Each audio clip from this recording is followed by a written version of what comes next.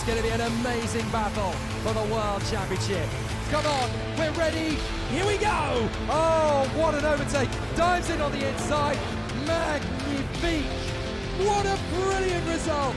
Absolutely majestic. It's a wonderful achievement. It's a brilliant result. The new world champion.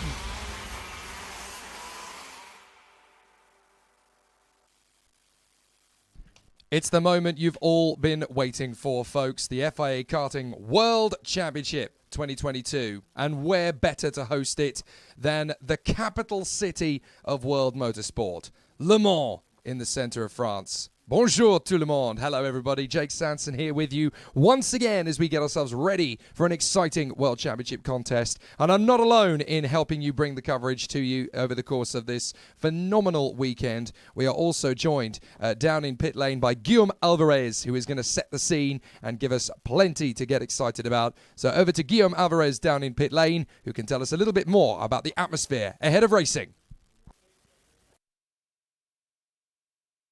Welcome everybody, bienvenue au Mans. Welcome to Le Mans everybody. This is live from behind the scenes. We are in the middle of what's going to be happening, the heart of the action here in Le Mans, the Parc Fermé. And as you can see around me, behind and in front of me, there's a lot of work going on, a lot of action. We'll be live throughout all the qualifying heats today, Saturday, as well as on Sunday to give you as much insight as possible. We're going to talk to a lot of drivers from all four categories of this World Championship in Le Mans to give you more insight of what's going to be happening and to give you drivers' perspective as much as we can. Let's start with the KZ2 and the first qualifying races coming up, as we will be grabbing the drivers and try to talk to them as much as we can as they come through the scale. The sun is shining. It's not been the case so far because we had a bit of ups and downs in terms of weather. It's going to be unpredictable, but now let's keep it that way, even though I think that everybody is going to go on the wet tires for now, the time for the racing line to dry out. But it has been quite an interesting morning so far,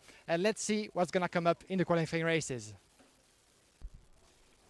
Well, thank you, Giggsy. Yes, indeed. It's been a very interesting day so far in terms of weather. There have been times when it's been wet. There have been times when it's been dry. So we've obviously had an awful lot of unpredictability over the course of the weekend thus far. And obviously the weekend itself hasn't even started yet. It's a very long schedule for the FIA Karting World Championship 2022 weekend. And as Giggsy might have pointed out there, it's not 3 categories as we normally have in the Gearbox weekend. It's 4, because for the first time we are having the KZ2 Masters come out onto the circuit. That is such an exciting battle for the over 35s.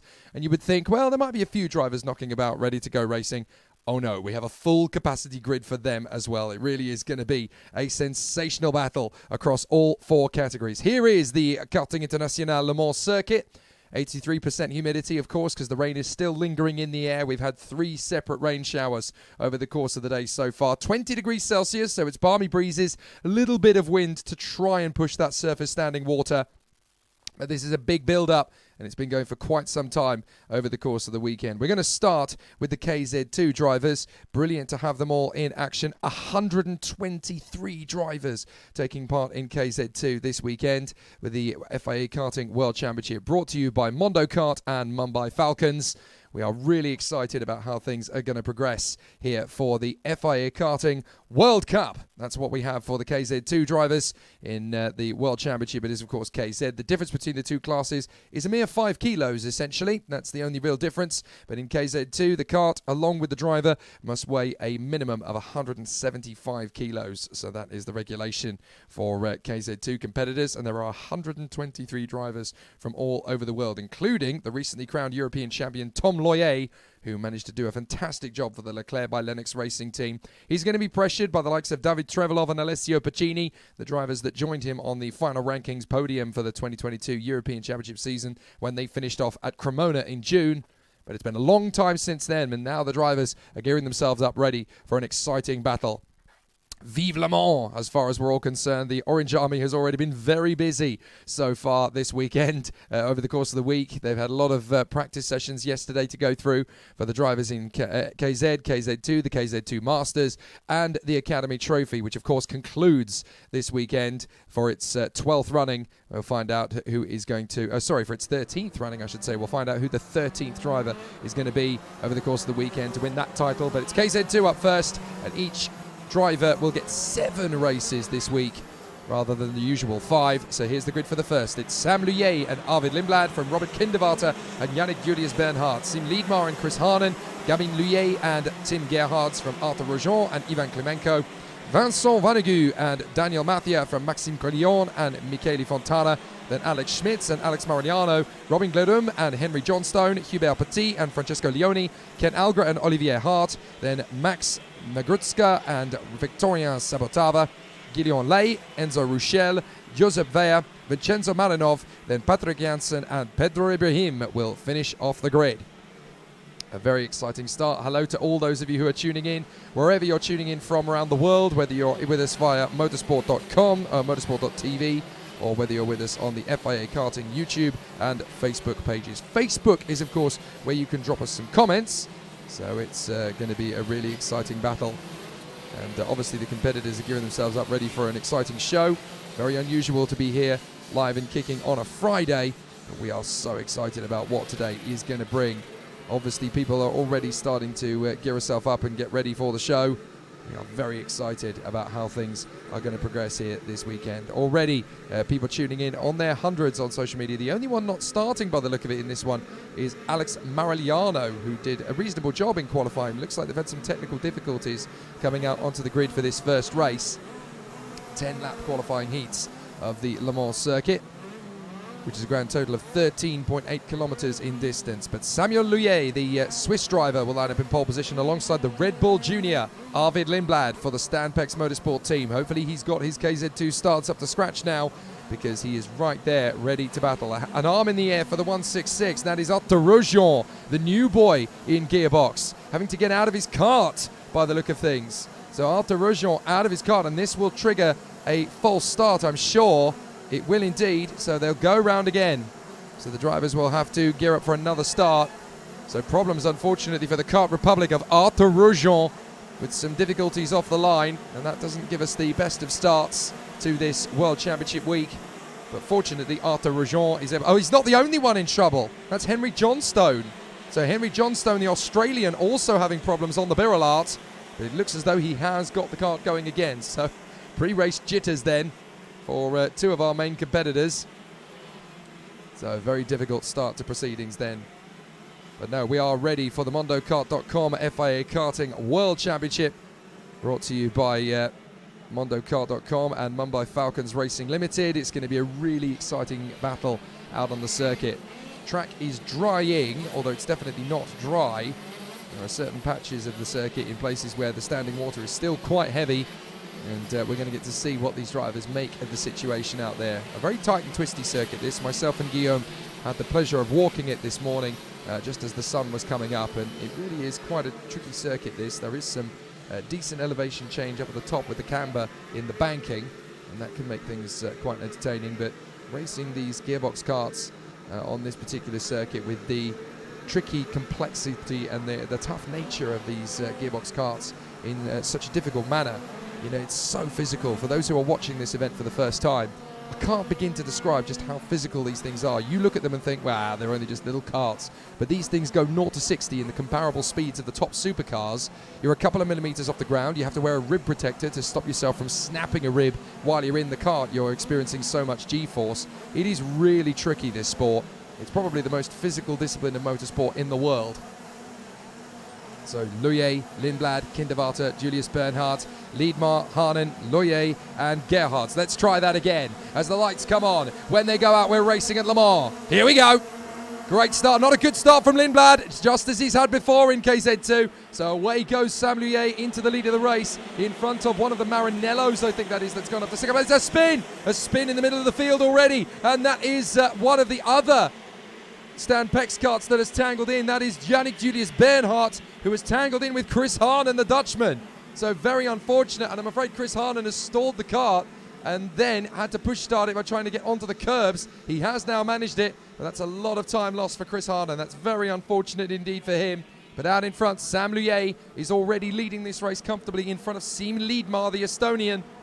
So Siim Liedmaar working his magic in the Ice Racing kart. There is the 172 of Gabin Luyet, who is the brother, of course, of Tom. 220 and 124. Just in behind, that is Vincent Wannegu and Tim Gerhards, who had reasonably good starts. And there's problems for one of the CRGs. That's the 198 in trouble. That is Josep Vella, the Spaniard. So already a difficult start to race proceedings here at Le Mans. They work their way through the end of the first lap, and it looks like Siim Liedmaar is going to battle with Sam Luyet. Plenty of qualifying races before we get to the finals on Sunday, which you can see live on Eurosport Player. It's going to be really exciting to have them on board this year. And Siim Liedmaar drifting a little bit wide through the hairpin up to the top spot. And you can see there the mechanics really enjoying that viewing gallery up on the top of turn one. Luyet, Liedmaar, Kinderwater and Gabin Luyet. Look how close Siim Liedmaar is able to get as they run through the middle sector. This is where things can get quite tricky. 124, Tim Gerhards almost comes to a complete standstill, battling away there with Gabin Luyet. So Gabin Luyet still holding on to fourth position for the moment. Looks like somebody's gone off there in the middle of the course because there's a lot of muck and dirt in the middle of that chicane apex. So that's going to cause a little bit of an issue here and there. But Sam Luyet in front of Siim Liedmaar as they come off the turn and back onto the back straight again. And those two will be dueling down to the braking zone. Can Siim Liedmaar throw this one up the inside? Well, it's well covered by the Swiss. Sam Luyet holding on to this at the moment. So Sam Luyet is holding on to this lead at the moment. Siim Liedmaar in the Ice Racing machine just behind, trying to stay with him. This is a good run so far from the young Estonian on the Tony Kart chassis. And there is the man in fourth, fifth position. That's Gerhards now in front of Luyet. And then behind, that's Vincent Wannegu. So Vincent Wannegu doing a very good job in the CBB Sports Sodi. One of the newer faces in the field. And Vincent Wannegu doing a very good job here as he runs in position. This is P6 for him at the moment. Ivan Klemenko going well in seventh place. And up to the lead. Oh, Siim Liedmaar has got through. We didn't see where he got the move, but Siim Liedmaar now leads the way here at Le Mans. Through the chicane in the middle sector, you can see just how hard Robert Kinderwater has been pushing.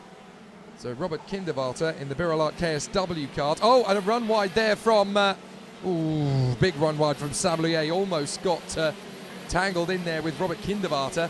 So Kinderwater trying to come back at Sam Luyet, the Tony Kart racer.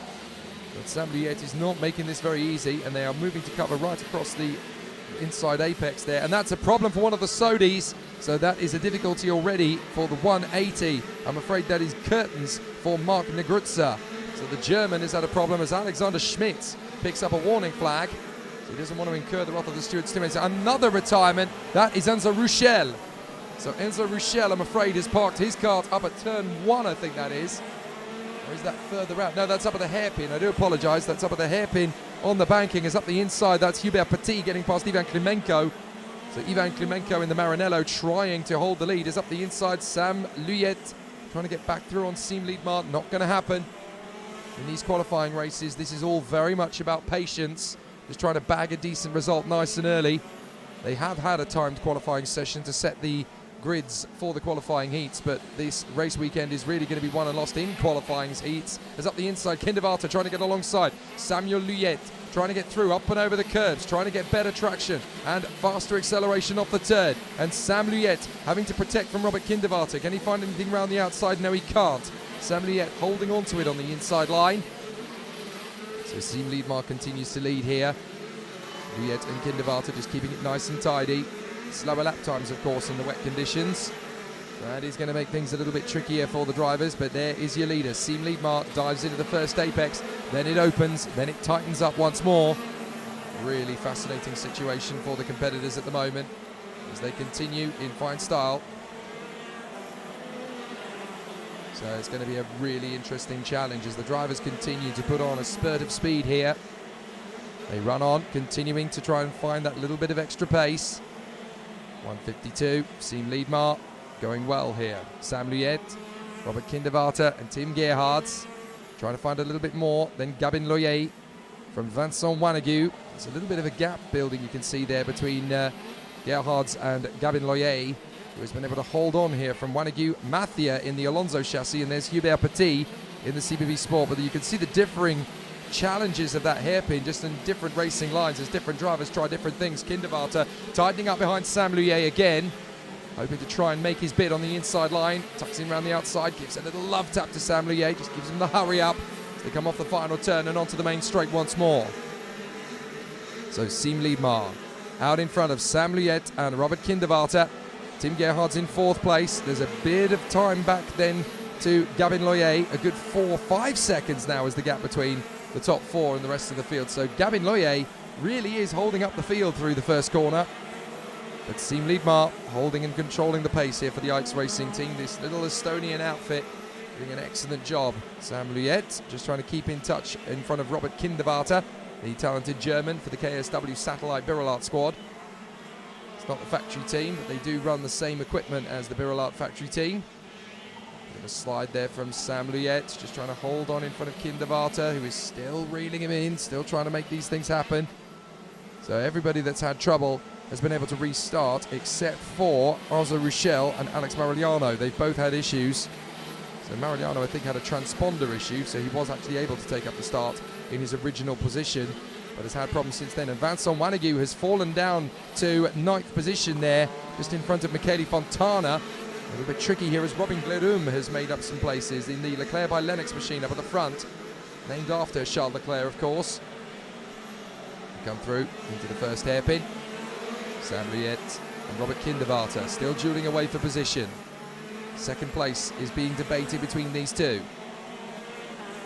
In this opening heat of the week, definitely giving us a bit of an indication as to who to watch out for in the wet conditions. Though things could change quite dramatically once the track does actually dry out, as I think I just saw Dan Mathia get his move on the inside of Gabin Loyer, and they might have been both jumped there by Vincent Wanegu. So Vincent Wanegu still having a very interesting race of it as he battles with the likes of Mathia and Loyer.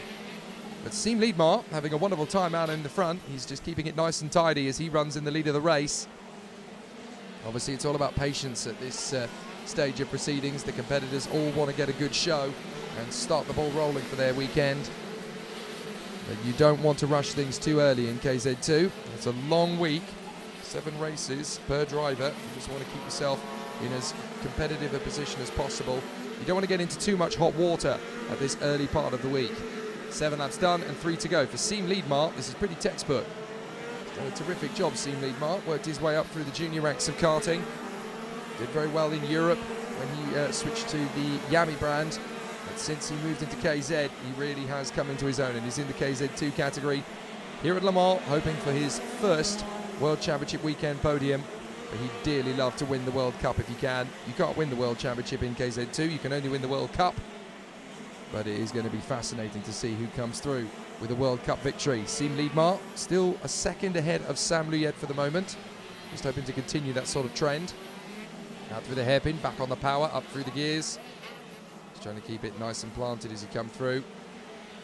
Just putting on a show, just looking behind. Obviously just keeping one eye on the kart behind him. Sam Luyet just doing his best to stay in touch with Siim Liedmar. He has managed to pull a second of his own out over Robert Kinderwarter, so not under too much pressure of losing his position at this time.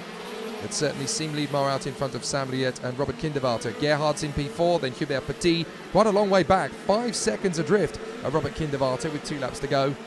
Petit has got about a second on Robin Glerum, who is in the Leclerc chassis, and then you've got Mathia, Wanegu, Loyer, and Gideon Lay has worked his way up into 10th position now in front of Michele Fontana. And then it is Ivan Klimenko from Alex Schmitz, Ken Algra, and Arvid Lindblad, who has fought his way back into contention, but is 15th position only after a terrible start. He really has got to try and work on that start to nail it. He's been working incredibly hard to make it happen, but we saw Andrea Kimi Antonelli have similar problems when he was in Gearbox last year. Just couldn't get off the line at the start of races. You can do as many practice starts as you want and they can go well, but if you can't nail the actual race start, then you're in all sorts of difficulty and all sorts of jeopardy. So very tricky from that moment onwards. So Siim Liedmar going well, and in front of Sam Luyet and Robert Kinderwarter. Gerhardt is still there or thereabouts, about 3 seconds adrift from Robert Kinderwarter, but still looking good for 4th position in this one, and it's about trying to minimise the damage. Damage limitation in qualifying heats, you want to stay as close to the top 10 as physically possible. And Siim Liedmaer looking good for the first win of the weekend at the moment. You obviously accumulate points based on where you finish in the qualifying heats, and where you finish is the amount of points you add to your score, except for the winner, who takes 0 points. So second takes 2, third takes 3, fourth takes 4, fifth takes 5, and so on. And then it's a bit like the world of golf. Whoever has the fewest points accumulated over the weekend is the one that will start the superheat from pole position. So Hubert Petit sets another fastest lap, a 107.2 for him, but for the moment at least, Siim Liedmaer is just keeping himself very calm and very composed on this opening lap. Down the back straight, just checks over his shoulder, just make sure that Sam Luyet is not too close, and he can just tick off these final 3 corners fairly easily. No pressure at all for the Estonian Siim Liedmaer. He's looked very comfortable from the outset. Once he got into the lead, it was just about securing his rhythm, metronomic pace for him. Across the line, Siim Liedmaer opens his account with a win here at Le Mans. Good start from the Estonian, and he becomes another of the great racing drivers who can say, I've won at Le Mans. Excellent work. It may only be a qualifying heat, but they all count, and certainly for the moment for Siim Liedmaer, at this moment in time, he is leading on accumulated points. So it's a really good start to the weekend for Siim Liedmaer, the Estonian, in front of Sam Luyet and Robert Kinderwarter. Good start, good pace, good execution. No major concerns there for the Ike's Racing Team driver Siim Liedmaer. He can be very happy with how that's been engineered. He was just so confident right from the start. He knew where the kart was going to be strong. I noticed he was actually on slick tyres for that race by the look of it, rather than on wets. I thought a lot of people would go for wet tyres. Oh no, my apologies. Those are wet tyres. I do apologise. It's still very wet in places, so you've got to be very careful which tyres you obviously go for at this early phase of the proceedings. But it's going to be about who decides to make the switch to slick tyres at the right point. That's where things are really going to come into their own. So into the pits, Siim Liedmaer taking the victory then from Sam Luyet and Robert Kinderwarter. Then Tim Gerhardt and Hubert Petit from Robin Glurem in 6th place. Daniel Mathia, Vincent Wanegu, Gabin Loyer and Guillaume Lay come home in the top 10. Then it is Alexander Schmitz in front of Michele Fontana and Arvid Lindblad, who fights back up to 13th. Then it is Ken Algra in the second of the Ike's Racing karts in the top 15, ahead of Patrick Janssen, Arthur Roujon, Ivan Klimenko and Olivier Hart in 18th position for the Falcon Racing team. Then it is Victoria Sabotava in front of Henry Johnstone, Francesco Maria Leone, and then Joseph Weyer from Yannick Julius Bernhardt after his first lap spin. Pedro Ibrahim in front of Vincenzo Malinov, Marc Negruzza and Maxime Grillon was a lap down. In fact, actually, Maxime Grillon retired on the final lap. Then Chris Harnan, Alex Marigliano and Enzo Rochelle did not complete the full race distance either. A tough race then at the start here at KZ2, but it's Siim Liedmaer that gets the job done. Over to Guillaume Alvarez down in pit lane, who can tell us a little bit more about the reactions from that race and the build-up to the second.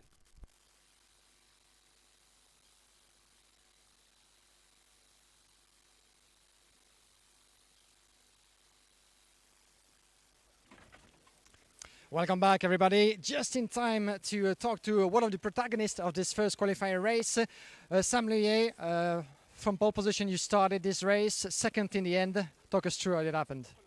It was a tough race.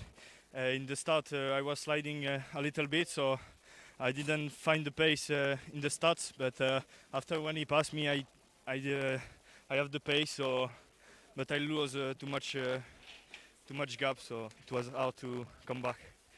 Hard to come back, but that's the first of a long list of races. You have 7 qualifying races in total in KZ2, so plenty of room for improvement. Can you talk us through the evolution of the weather? Because for those joining, seems like it's good weather, but it wasn't so much the case, wasn't it? Yeah, that's hard to change the chassis when the weather changes, but for me it's not. Don't worry if it's raining or if it's slick. I don't care. Okay, that's the spirit. Thank you, and good luck for the rest of the weekend. And straight on, ladies and gentlemen, I'm going to have the second name that we've seen battling on the front, Siim Liedmaer. Congratulations, first race and already the win. That's a good start to the World Championship, isn't it? Yeah, thank you. To be honest, it has been a dream start for the World Championship. The pace with wet conditions seems to be pretty good. We need to work on the dry conditions a bit more, but we will see. We'll see indeed. So the weather will be a big factor as well. And I've heard that the grip levels are quite higher than expected, as you've experienced in practice. Can you talk us through that?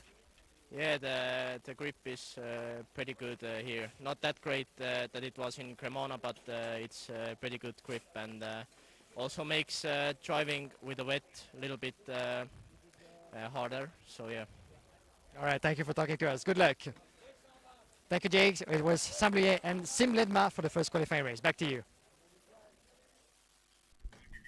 Well, thank you very much, Guillaume. Great to hear from our top two drivers, from Sim Liedmar and Sam Luyet, who did a fantastic job in their opening race and battled very hard indeed. Now we're gearing ourselves up for qualifying heat E versus F. Very little time between races when the circuit is damp. So Christian Bertucca and Arthur Carbonell take up their residence on the front row of the starting grid for this one. And it's going to be really interesting from the outset. 10 more laps. Christian Bertucca and Arthur Carbonell from Jorge Pescador and Matteo Spergel. Andrea Dallet and Thomas Imburg from Paavo Tonteri and Jean Luyet. Then Alessio Pacini and Marcus Kayak from Igor Nozov and Thomas Schipers. Ivan Kelchik and Giorgio Carrara. Then Alessandro Buran and Chelian Galassin. Enzo La Cruz and Linus Niggerstrom from Nathan Hedwin and Nathan Krang. Andrea Bossetto and Angelo Lombardo from Kevin Stahawa and Jeremy Potain. Clement Pierrat and Theo Blin. Michael Stevens and Florian Kunzmann. Then Spencer Schinner and Romain Kuedik. So an interesting battle amongst the drivers. They're obviously going to give us plenty more to talk about as the races wheeled on. So exciting battles to come. The first opening race though, and a really exciting charge forward as the contenders are gearing themselves up for an excellent display and a great show.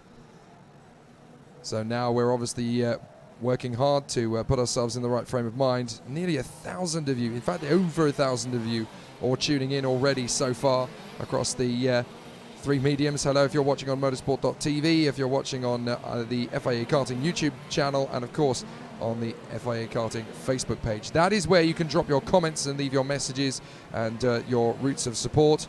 I know that OK Junior driver Lewis Werrell is watching along. He can't quite resist the last day of his school summer holidays tuning into the World Championship. I'd be exactly the same. Fair play to you, Lewis. Hope you're well, and we'll of course see you out in action 2 weeks from now at Sarno, just a few miles from the foot of Mount Vesuvius in Italy for the OK and OK Junior World Championship weekend. Very good stuff. Stéphane Roton has been watching along. Bravo to Sam. A good start to start. A good position to start the weekend, says Stéphane Rotin. Very happy to have his comments. And hello to all those of you who are watching. Whoever you're tuning in for and whoever you are keeping an eye on, do send your messages in via the Facebook stream if you are watching along and if you're able to. If not, just sit back and enjoy. It really is going to be a sensational battle and a fantastic run for all of the contenders that we have in front of us. So Christian Bertucca and Arthur Carbonell from Jorge Pescador and Matteo Spergel. Andrea Dallet and Thomas Imburg from Paavo Tonteri and Jean Luyet. Then Alessio Pacini and Marcus Kayak. The drivers are in position, ready for the red flag to be taken away from the front of the field. And the red lights come on. They move the carts slightly forward so they don't get bogged down on the start. Then the lights come on. And we're racing. Good start from Christian Bertucca. Not too much wheel spin either. He's going to be in a drag race to the first corner to try and stay in front. But it is going to be quite tricky as they go through the first corner. Is everybody going to get through? Just about this time. It's a much cleaner first corner than in the previous qualifying heat, but everybody trying to stay out of harm's way. Looked like a rapid start from Giorgio Carrara, the Argentine. As up on the inside, there goes Bertucca taking back the lead from Arthur Carbonell, and now trying to creep through up to the inside and get past both of them. Matteo Spergel is going to hold on. Beautifully done. Squeezes past both men, and also popping up is Andrea Dallet. So Andrea Dallet comes up to third position, the best, up to second even. So Andrea Dallet works his way through to P2. That's the best start to a week I've seen from Andrea Dallet for quite some considerable time. And it really is good to see him back in the flow. Look at the differences of line that drivers decided to take. Some of them carrying a lot of speed to go round the outside of the banking and hold on. You can be a little bit more flexible with the racing line as they run through on that part of the course. But it's certainly a very good start to things at the moment. Christian Bertucca running short in the first lap, but out into the lead has come the hard-charging Matteo Spergel, who is loving life on these wet tyres out in front. Andrea Dale coming into second position. Watch round the outside. Big lunge from the 106 of Arthur Carbonell. It was a little bit of a late braking manoeuvre, but he clearly felt the outside would give him a little bit more purchase. Now, this is where the tricky bit comes in. They've started the race on these wet tyres, but as the race continues to progress, the water is going to lessen and lessen and lessen, and then there's going to be a handful of drivers out there that are actually going to run out of wet tread. So they're going to have no grip at all towards the end of the race. If anybody's decided to go brave and put slicks on, they may find halfway through this race that they've suddenly got a little bit more grip, as Spencer Shinner has been given a warning flag. Not entirely sure what the British driver's done, but certainly Spencer Shinner's had a little bit of a moment there. But Paavo Tonteri, has had a problem on the opening lap, so he is out of this race. That is very unfortunate for the Finn. So Paavo Tonteri is already out of the first heat of his week. But Andrea Dale is under investigation. That's interesting. I wonder if he may have jumped the start, because if you've got an investigation on lap 2, then that is almost certainly what they're looking into. So the officials here are obviously going to be keeping a very close eye on what happened. Igor Nezov and Kevin Stahauer have had problems on this lap. Dropped all the way down the field by the look of things, so problems for Kevin Stahauer, potentially of an electronic nature. He's been placed back into the pack about 19th, so he's got transponder problems by the look of things. Spergel, Dale, Bertucca, Carbonell, Pescador and Imborg. That's the top 6 at the present moment. But certainly out in front, Andrea Dale looking very good indeed on the CRG, but was it a little bit too hasty for him off the start? The former European champion, of course, Andrea Dale, would dearly love to win the World Cup. And on the inside, nice move from Jorge Pescador. Manages to chop across. There's more problems for Christian Bertucca, really struggling to hold his rivals at bay. So Christian Bertucca struggling for traction at the moment, as that is Arthur Carbonell, who is running in third place now, up in front of Bertucca, who has now slipped behind Thomas Imborg. So problems there for Christian Bertucca, not having the best of laps there as he drops from what was third all the way down to P6 now. So real difficulties for Christian Bertucca, the Virolart driver. Problems again as Alessandro Buran and Igor Nazov have had problems. So they have dropped down the order a little bit, but Matteo Spergel holding on with a 104.6, just improving his lead for the moment, not really getting into too much difficulty. Andrea Dale is trying to close up, but this is going to be an interesting challenge for them as they continue to make good work of things. Now they're desperately trying to cool the tyres down a little bit. You can see a dry line has formed, and you kind of get the impression that there's going to be 1 or 2 drivers out there who'll try something a little bit creative. Didn't see if anybody out there decided to go for slick tyres at the start, but certainly everybody currently in the leading group are all on wets. We're going to have to see if somebody's going to make a dramatic difference in lap time, I suppose. That's when we'll know if somebody's decided to be a gambler. And it's obviously very tricky to make that judgment, and you can't really predict it in too strong a manner. Arthur Carbonell is there right up behind Andrea Dale now, trying to get past the Italian. But Arthur Carbonell, who's also on a CRG, trying to make his way past Andrea Dale in the hope they can even find his way through. To qualify for the finals by racing is very, very traditional in karting. You obviously have 1 time qualifying session per driver, and then you have a series of races to work your way through the weekend. And then after those races, whoever is the leading 36 group of drivers from the staggered rankings of the combination of heats and super heats on Sunday morning, those are the 36 that go through to the final. Jorge Pescador has set the pace. So 103.29, fastest lap of the race so far. Trying to close up on Arthur Carbonell as Giorgio Carrara has been given a warning flag. The Argentine for the Lenzo kart, not entirely sure how he has ended up with that one, but certainly some interesting pace off the bat.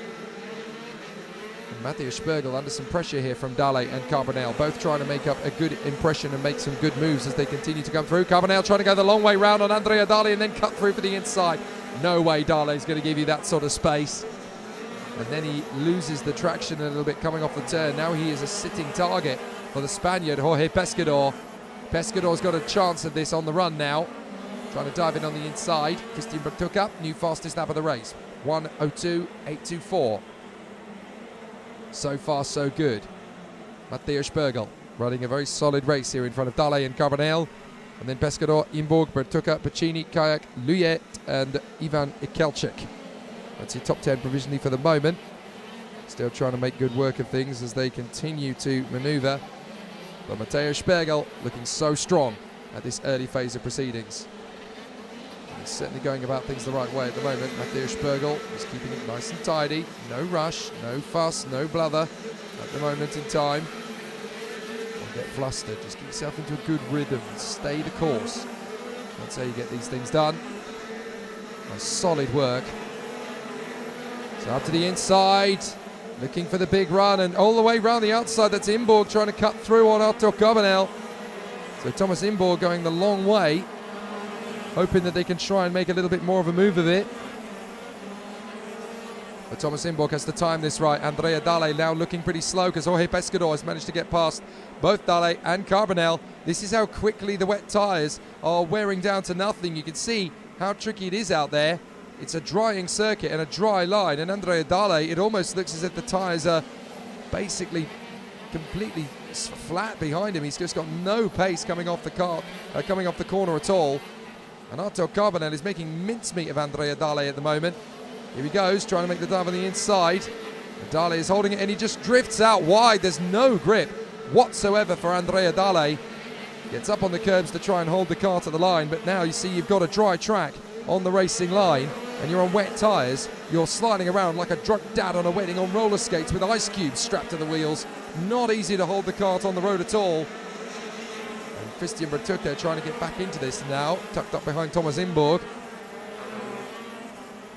And there is the 107 of Thomas Imborg all over the back of Dale. They come through again. Marcus Kayak, a 101.2.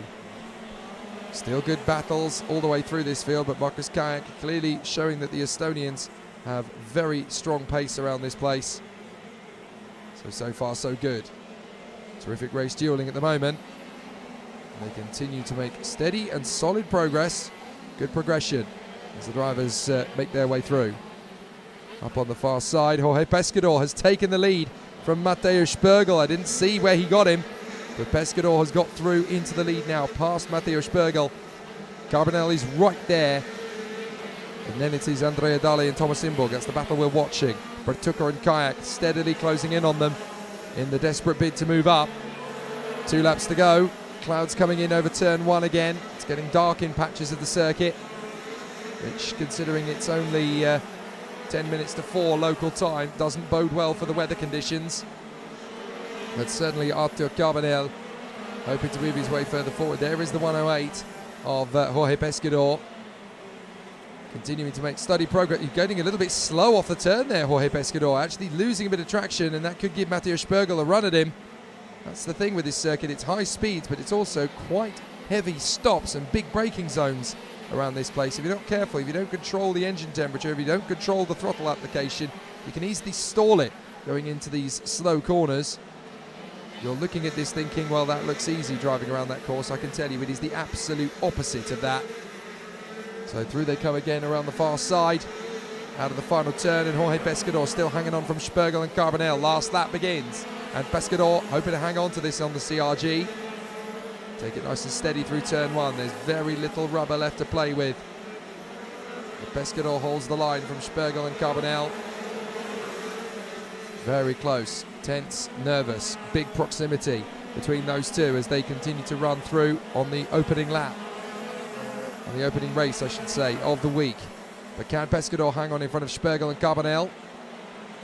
Work their way through the chicane again and up to the hairpin. You can see that Carbonell really started to slide.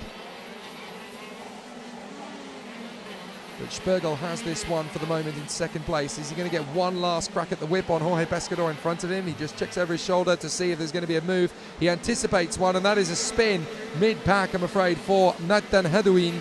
So Nathan Hedouin has had a bit of a spin there on the banking on the last lap, and that's going to be him out of it. It's an absolute stalemate between the top 3 as they come through. Pescador from Spergel and Carbonell. A good run from those 3 as they go into turn 1 in cruise mode. But I'm afraid for Nathan Hedouin, he ended up spinning off and into retirement on the very last lap. So game over for Nathan Hedouin. But certainly for Pescador, a good run and an excellent display as he continues to make solid progress in what is already turning into a very competitive week. Jorge Pescador started P3, dropped back a little bit, and has now managed to fight his way once more into the victory position in front of Matteo Spergel and Otto Carbonell, who started second. The pole man, Christian Bertucca, only able to come home in 6th place in the end, so that's 6 points accumulated. You want to get a 0 score, that's what you really want. You can only do that by winning the heat. 2 points for second, 3 for third, 4 for fourth, 5 for fifth, and so on. And then obviously it's the reverse points. So good to see everybody enjoying themselves there on the hill, having great fun here at Le Mans. The fans in the stands and enjoying their time. It's a very busy week here at Le Mans. You're going to get a lot of excitement and a lot of good display and good battles. So here they come, Jorge Pescador, Matteo Spergel, Arthur Carbonell, that's your top 3. Thomas Imborg and Marcus Kayak from Christian Bertucca, Andrea Dale and Alessio Piccini, then Ivan Kelchik and Jean Liet, Thomas Schipers and Cherian Galassin in front of Kevin Stahower and Andrea Bossetto, Angelo Lombardo and Linus Lagerstrom from Nathan Krang and Theo Blin, 19th from Enzo La Cruz and Alessandro Buran, then Clement Pierrat and Michael Stevens. Giorgio Carrara is in front of Egor Nozov, Roma Kuedik and Spencer Schinner, then Jeremy Potain, the last driver to come home. Sadly, retirements from Nathan Hidouin, Florian Kunzmann and Paavo Tonteri, who had a problem before the start of the race. A fascinating battle for all of the contenders. This is the race weekend where 9 years ago, Max Verstappen became champion of the world in the KZ category. Just 9 years later, he's mixing it up at Zandvoort, and we're here still battling away at Le Mans. But the Formula One flavour is very adamant here this weekend. Arvid Lindblad, young junior for the Red Bull team, was just out in the previous race. And of course, Jaime Alguersuari, the former Toro Rosso Formula One driver, is here this weekend in the KZ category, trying to become karting champion of the world. So there really is a brilliant vibe and flavour around here as everybody is trying to gear themselves up ready for an exciting battle. Hello to Kaylee, Kegas GR, who is watching on Instagram for the first time, FIA Karting. Hope you're going to enjoy the next 3 days. It really is the perfect time to tune in and get your first flavour of FIA Karting. Hope you're excited, because we are definitely in for some great shows. So as the drivers gear themselves up ready for KZ2 qualifying heat for groups C versus D, there's going to be some more great battles from them. Hopefully Guillaume is down there in the pits, and we'd love to know if he has been able to catch up with our race winner Jorge Pescador, so we will see if there is anything to come out of that fabulous race. Welcome back, everybody, as we're here with the winner, Jorge Pescador. Congratulations, bravo. First of all, good start for your World Championship, isn't it? Yes, it's good start in the first heats win, but for the moment the week is very long, yeah, but it's good feeling in the it's in the intermediate the track, and it's okay. I'm fine, and hard work for the final. So you kept in second position for most of the race, then you waited 2 laps from the flag to give the attack. It was the right moment, in the right corner. You saw that gap and you went for it. Yeah, in the first lap is calm, respect the spoiler, relax, and after in the middle of the race is push for the win the race. Push for the win, and hopefully you will keep pushing. Thank you very much, gracias, Jorge Pescador. If we have a bit of time, my dear Jake, let's try to have another word with some of the drivers around us. It has been a busy race. This is busy around us. Let's try to see if we can, Alessio Piccini, maybe if he's available. As you can see, he's quite busy as well at the scale. I'll try to grab him for you. Alessio, are you available for a quick word? All right, in just a second. To give us your impression of this race.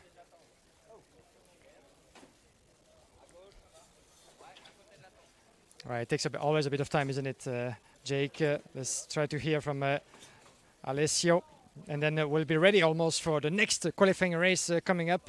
As you can see, the drivers always wait for the mechanic and the time for them to get the cart onto their little trolleys, and it takes sometimes 2 and especially 3 men to get the cart up.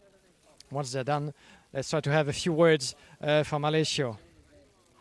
Ciao, Alessio, you can stand here. Camera is over there. Ciao. So, yeah, you're sweating a lot. It's hot outside and inside the cart, isn't it? Hot and humid. It's very difficult condition in this track with this weather, because it already rains one time this morning and then it get back dried, and then it rain and then now it's dry again. So also for us not easy to find a good setup. But yeah, it was already the first heat and was an hard race. Yeah. Talk us through your race. I was going to say how it went from a perspective.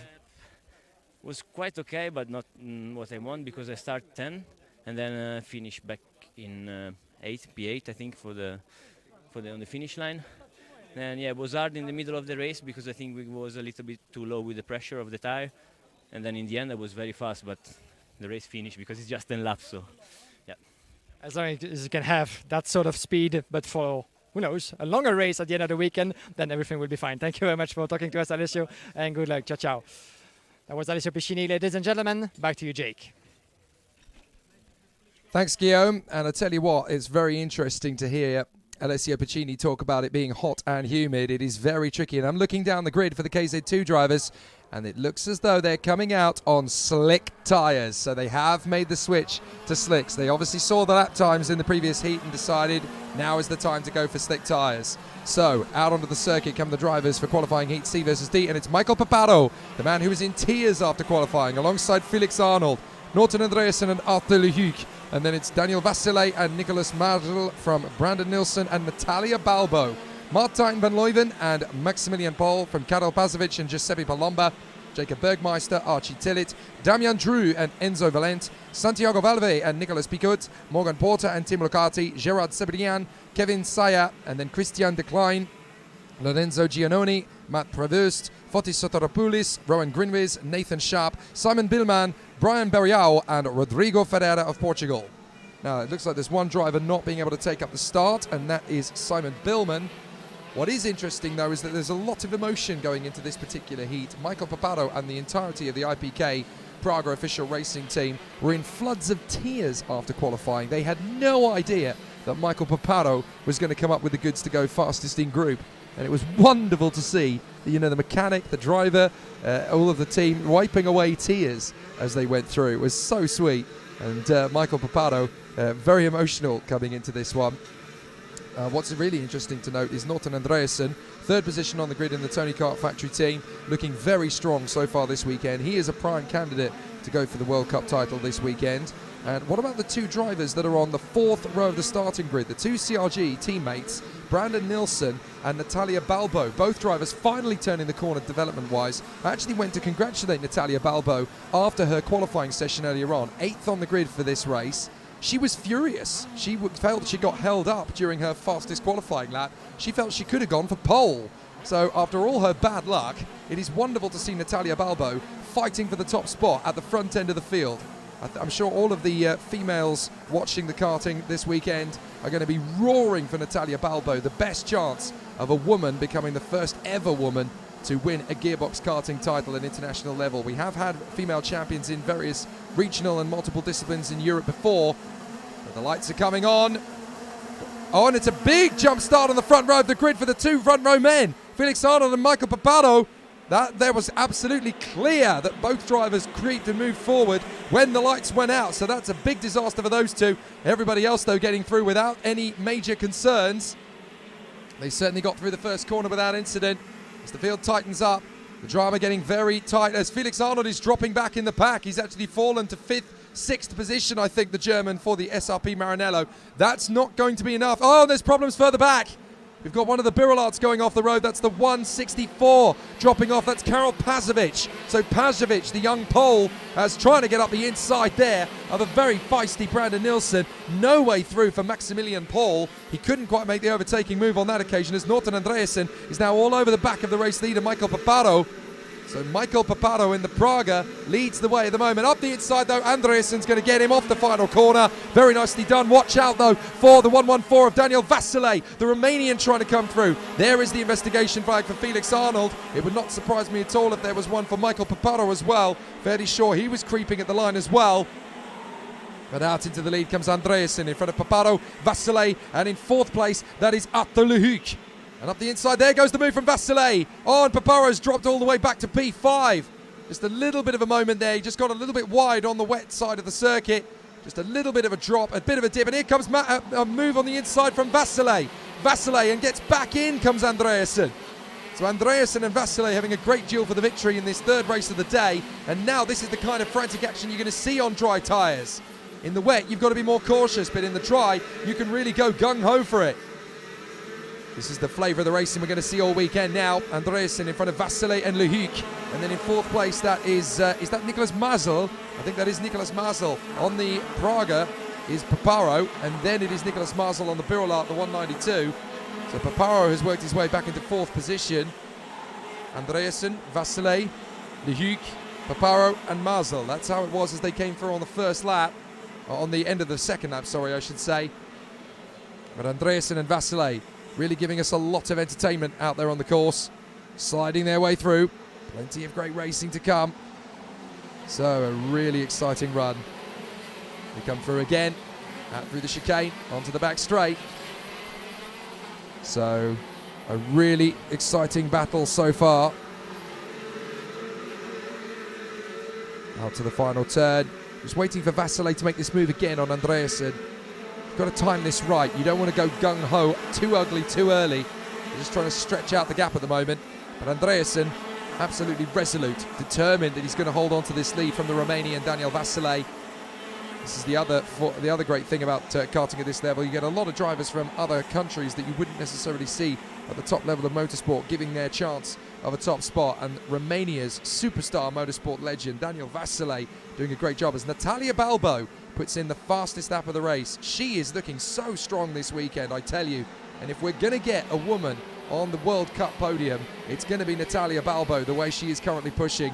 She's doing a great job. She felt so frustrated and angry after qualifying that she didn't get the fastest lap she could have got. Who knows what she could have come up with had she not been impeded on a couple of times on her qualifying lap.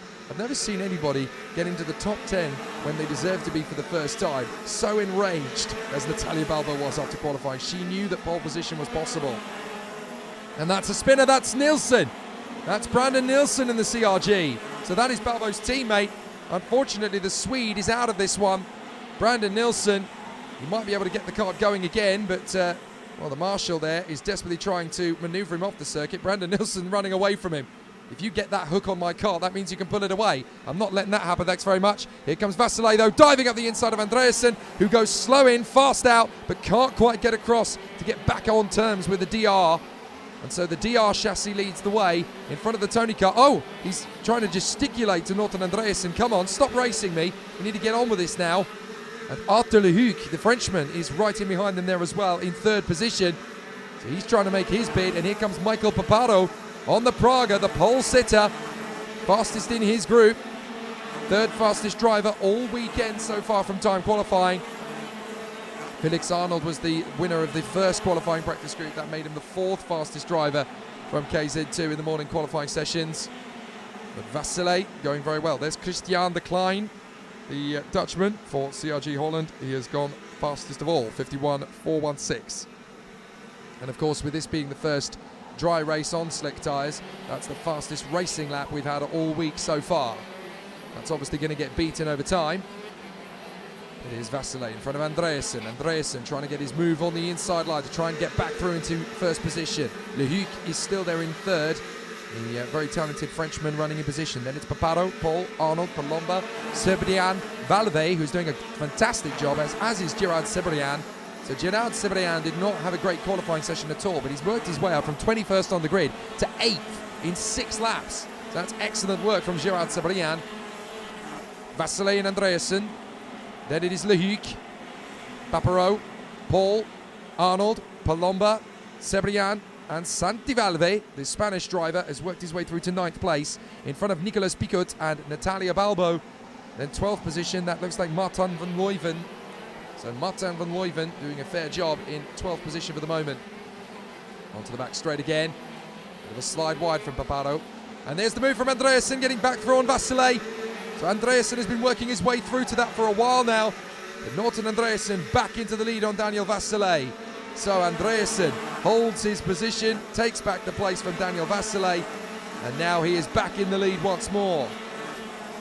So Arthur Lehuc holds third position from Paparo, Maxi Paul, and Felix Arnold.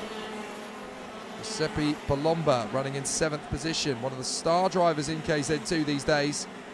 Working his way back up through the field after a tricky qualifying. Gerard Sabrian up to 8th. Up to 9th comes Nicolas Picut. Up to 10th comes Santi Valve from Balbo and Van Leuven.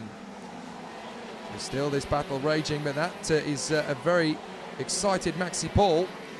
Having got his way in front of Felix Arnold, he now wants to move even further forward to join his teammate Daniel Vasile up in the top 3. So some good performances, some great work as they filter their way through. Fantastic run from our drivers so far, giving us plenty to get excited about with 2 laps to go. We've got to pace this, guys. I've got 54 races still to come before we even get to the finals. Careful. And it really is going beautifully well here at Le Mans. A great start to the week. Already some good race battles out there on the course. And we're having some exciting times. So Andreasen, Vasile, just working their way up to the banking on the top end of the circuit once again. So really exciting run.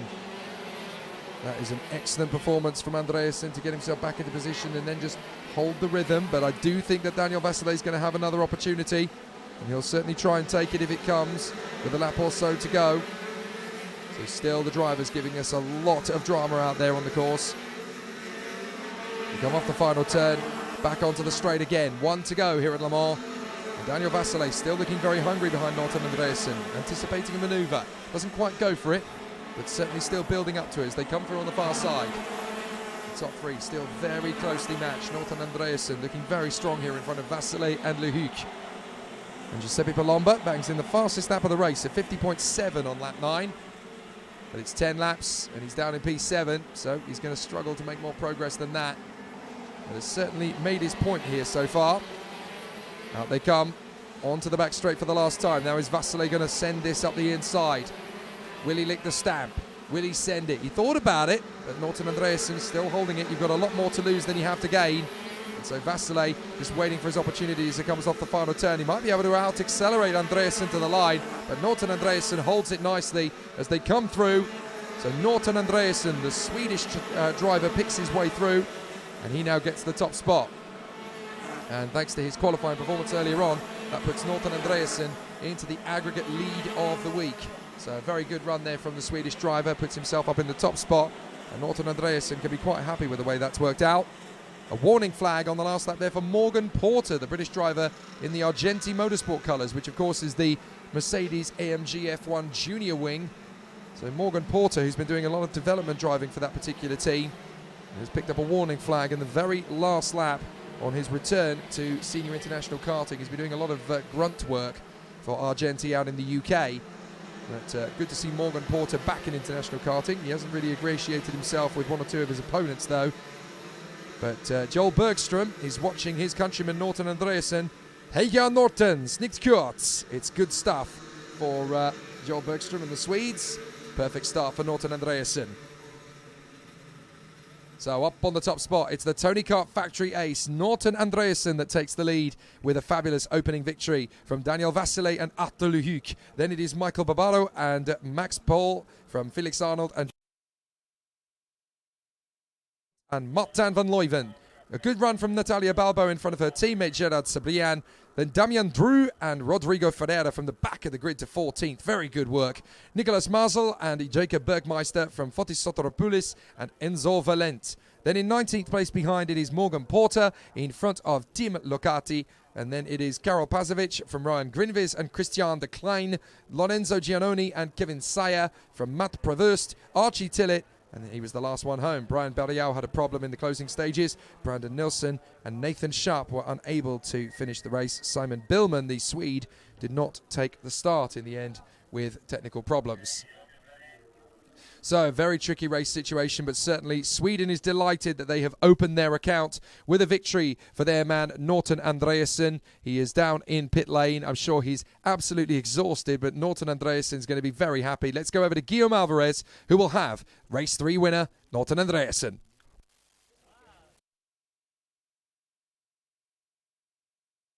Still very much crowded, still a lot of work going on. The man in charge, Norton Andreasen, you've been pulling some overtaking maneuvers in this race.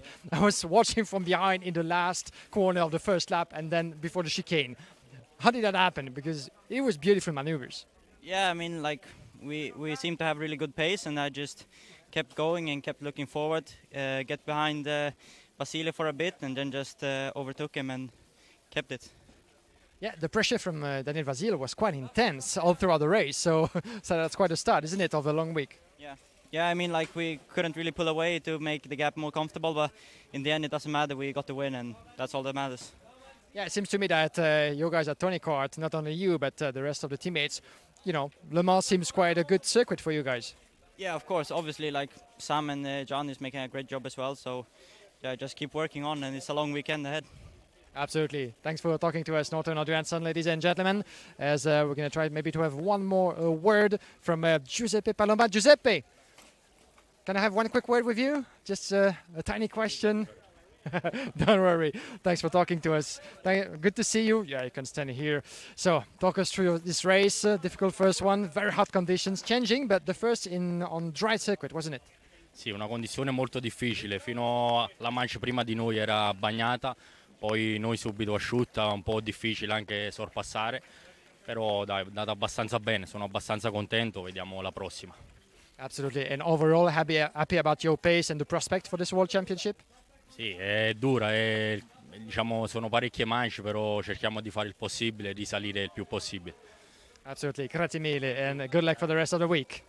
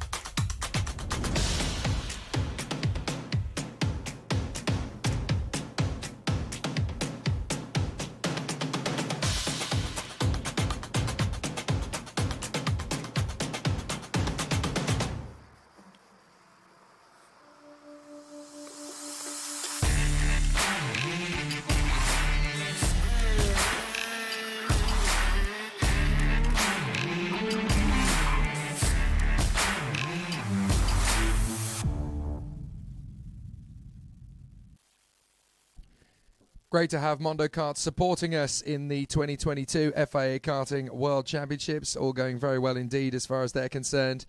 And great to see as well Giuseppe Palomba having a sensible start to his week. 7th place in the opening race. Trust him to throw Italian at us rather than English when we're live on air.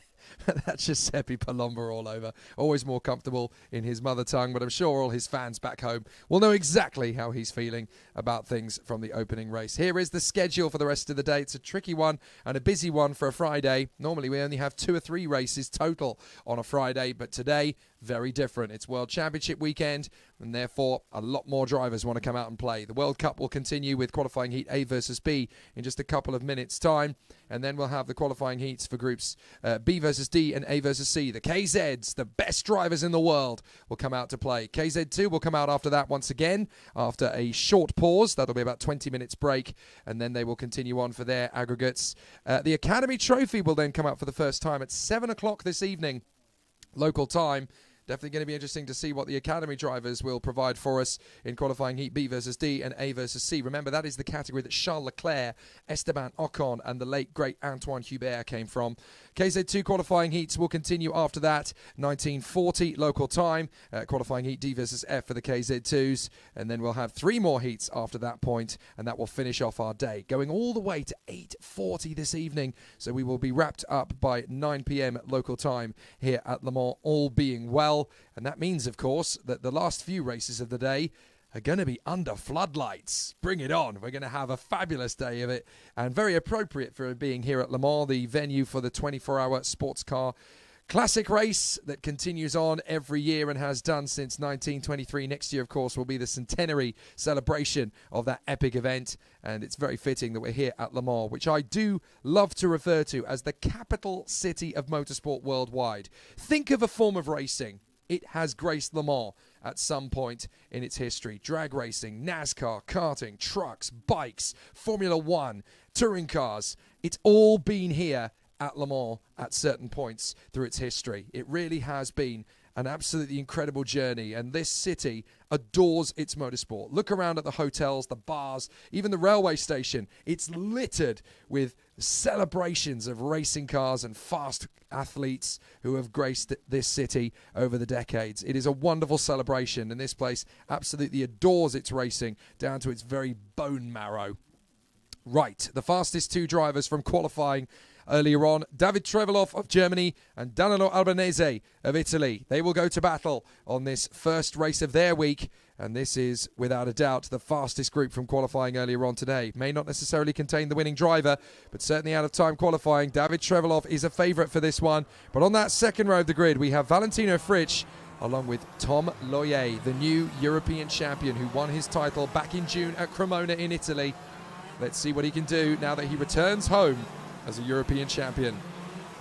So David Trevelov and Danilo Albanese from Valentino Fritsch and Tom Loyer. Then Carlos Martinez and Corentin Rousseau, Jenny Civico and Loic Vendis, Marco Torman and Oscar Target, Leonardo Marcellia and Matteo Zanchi, then Paul Lussier and Moritz Ebner, Oscar P and Cohen Dorn.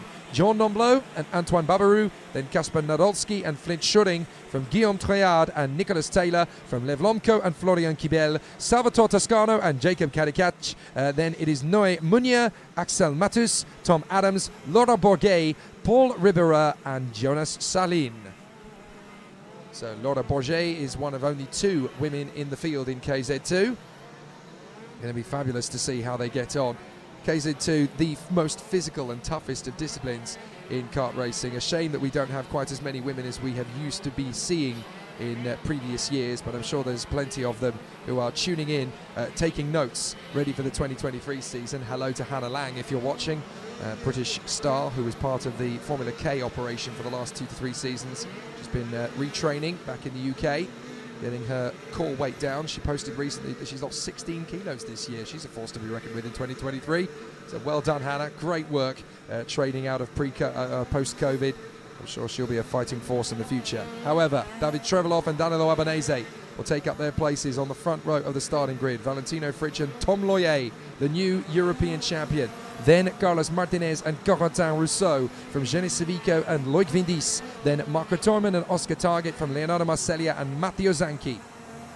So watch for the man, 4th position on the starting grid. He has dominated in KZ2 this year in Europe. This is the first time all season that Tom Loyer, on the left of your screen behind David Trevelov, has been off the pace. Now obviously pole position can be chosen by the driver on pole position, so the front row of the grid is actually in reverse compared to what it should be.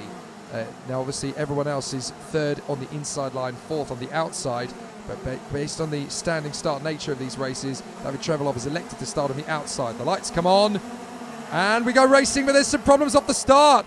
A couple of drivers deciding to jump a little early. Didn't quite see who it was that moved first, but certainly a couple of problems, and it looks as though Tom Loyer has lost a few places off the start. He's getting a little bit too eager on home soil. You don't want problems like that to creep in, but Danilo Albanese has got the better of David Trevelov off the line. So into the first corner goes Danilo Albanese in the lead, and it is David Trevelov as they work their way through the first sector. Who is that in 3rd position? That looks like Valentino Fritsch. It is indeed the German in the KSW Birolart that has held on to his 3rd place. As they run through to the banking for the first time. That track is pretty much bone dry now, so no issues at all in terms of changing tyres. It drains very quickly here at Le Mans on the Karting International circuit. So already a good battle as trying desperately to make the move over the inside. That is a very feisty David Trevelov trying to get the moves on Danilo Albanese. They come off the final turn. Albanese leads, Trevelov 2nd, 3rd place for Valentino Fritsch in front of Corentin Rousseau, Carlos Martinez, Tom Loyer, Jenny Civico, Oscar Target, Leonardo Marcellia and Matteo Zanchi. Great work so far from the Australian, Oscar Target running in 8th position, and Tom Loyer has an investigation flag, so it must have been him that made the little bit of an early jump off the line. It's come back to bite him though, because he's now down in P6, not where he wanted to be, and that, as far as I'm concerned, is the first mistake that Tom Loyer has made all season long. So that is a very dramatic way for this week to kick off, but a very tricky situation for the competitors. And a very difficult display continuing on as they run through in fine fashion out on the course. But it is not easy at the moment for Dano Albanese to hold on. Trevelov has actually nipped through. I looked down at the timing screen at exactly the wrong moment. Trevelov has got through into the lead, past Albanese, then it is Fritsch, Martinez I should say, then Tom Loyer. The huge French flag on the home straight supporting the fan favourites, the French, who are here in massive force. It's a wonderful display of patriotism from the competitors. A grand total of 7 French champions in the past. They would dearly love to crown an 8th. But the winning nation, of course, in karting is Italy. 14 champions of the world over the years. They would dearly love to add another. They added a European champion early this year for Paolo Ippolito. You do get the sense that they're here out in force once again as Valentino Fritsch holds off Carlos Martinez down the back straight. He had to think about trying to get through on the inside line there. Desperately tried to get the move done, but it's not going to happen. So, Dano Albanese trying to get back in on David Trevelov as we watch Les Talents de Demain, the stars of tomorrow. These guys continuing to battle their way through. Karting at this level, though, so physical. These drivers have been known in the gearbox categories to break ribs without even having an accident. That's how physical this sport really is. You're a couple of millimeters off the ground. The acceleration is anywhere between 0 to 60 kilometers an hour. You're talking about a couple of tenths of a second slower than a supercar. So these things are ridiculously fast. There's Martinez trying to shake off Loyer. So Tom Loyer trying to get himself back into the action in 5th position and having to bail out of a move. So that got very spicy there. Bit of a tricky one as they continue to make good progress. But as they come off the turn again, some very exciting battles to come, and still they race on. Tough racing manoeuvres. It was always going to be very close here at Le Mans. It's certainly going that way at the moment. David Trevelov trying to hang on to things at the moment. Still very easy to make mistakes, and David Trevelov, having been the fastest in qualifying, has come so close so many times. Don't forget he was 2nd in the World Cup last year to Lorenzo Travasanuto. He would dearly love to go one better. He was actually 3rd, my apologies, behind Lorenzo Travasanuto and Senat van Waalstein. Both of those men have now moved up into the world of KZ. I kind of half expected David Trevelov to go the same way. That's somebody walking away. I think that's Loic Vindis. So Loic Vindis has walked away. So problems there. And that is a retirement then from one of the GP drivers. And I'm afraid that is game over for Loic Vindis. So Dano Albanese trying to get the move on David Trevelov to get back into the lead. 5 laps done and 5 to go. So everybody else is continuing on through. And that's the 194 kart being retrieved. So Loic Vindis obviously there at the end of the course. Yellow flags. He's come off at turn 3 and has now had to watch the rest of the race from the marshal post. Oscar Target, the Australian who runs under an Italian licence, doing a fantastic job at the moment. 8th place for the man down under. And I'm sure all his fans have stayed up very late. It's gone midnight in Australia, but they are passionate. They want to see their boy do a fantastic job, and they will continue to support him all the way to the last. They'll have to watch him in the final over their breakfast on Monday morning, the way this is currently going. But hello to everybody in Australia who are cheering on Oscar Target, hoping their boy is going to make it through to the final. He says he's quite confident of it, and he's really grateful for all of the fans back home. They keep him pushing on. So great to have the support. And obviously the drivers come from all 4 corners of the globe. But you have to say Oscar Target, who has had to base himself in Italy this season so that he can be competitive for this World Championship. A big lunge on the inside there. It was up the inside. That was Genis Civico diving through, and that was enough for a bit of a lunge through as well from Carlos Martinez. So Civico in the Modena, charging his way through. He has really taken on the captaincy of that outfit since Simone Cunati retired from racing after his Vice European Championship accolade to focus on his sim racing business in Italy. But certainly Genis Civico, the Spaniard, has really picked up the mantle for the Modena brand. Dano Albanese, still 3 laps to go, and all over the back of David Trevelov, hoping to make his move on the inside line. Very tricky. You've got to bide your time. You've got to pay your penance at the front end of this field. Always very tricky to know who is going to get the move up on the inside line. Always great battles in this epic field of driving. Are we going to see Albanese make his way through? Back on the inside of David Trevelov. Trevelov trying to make his move through. This is it. An opportunity knocking again. Everybody is watching far and wide.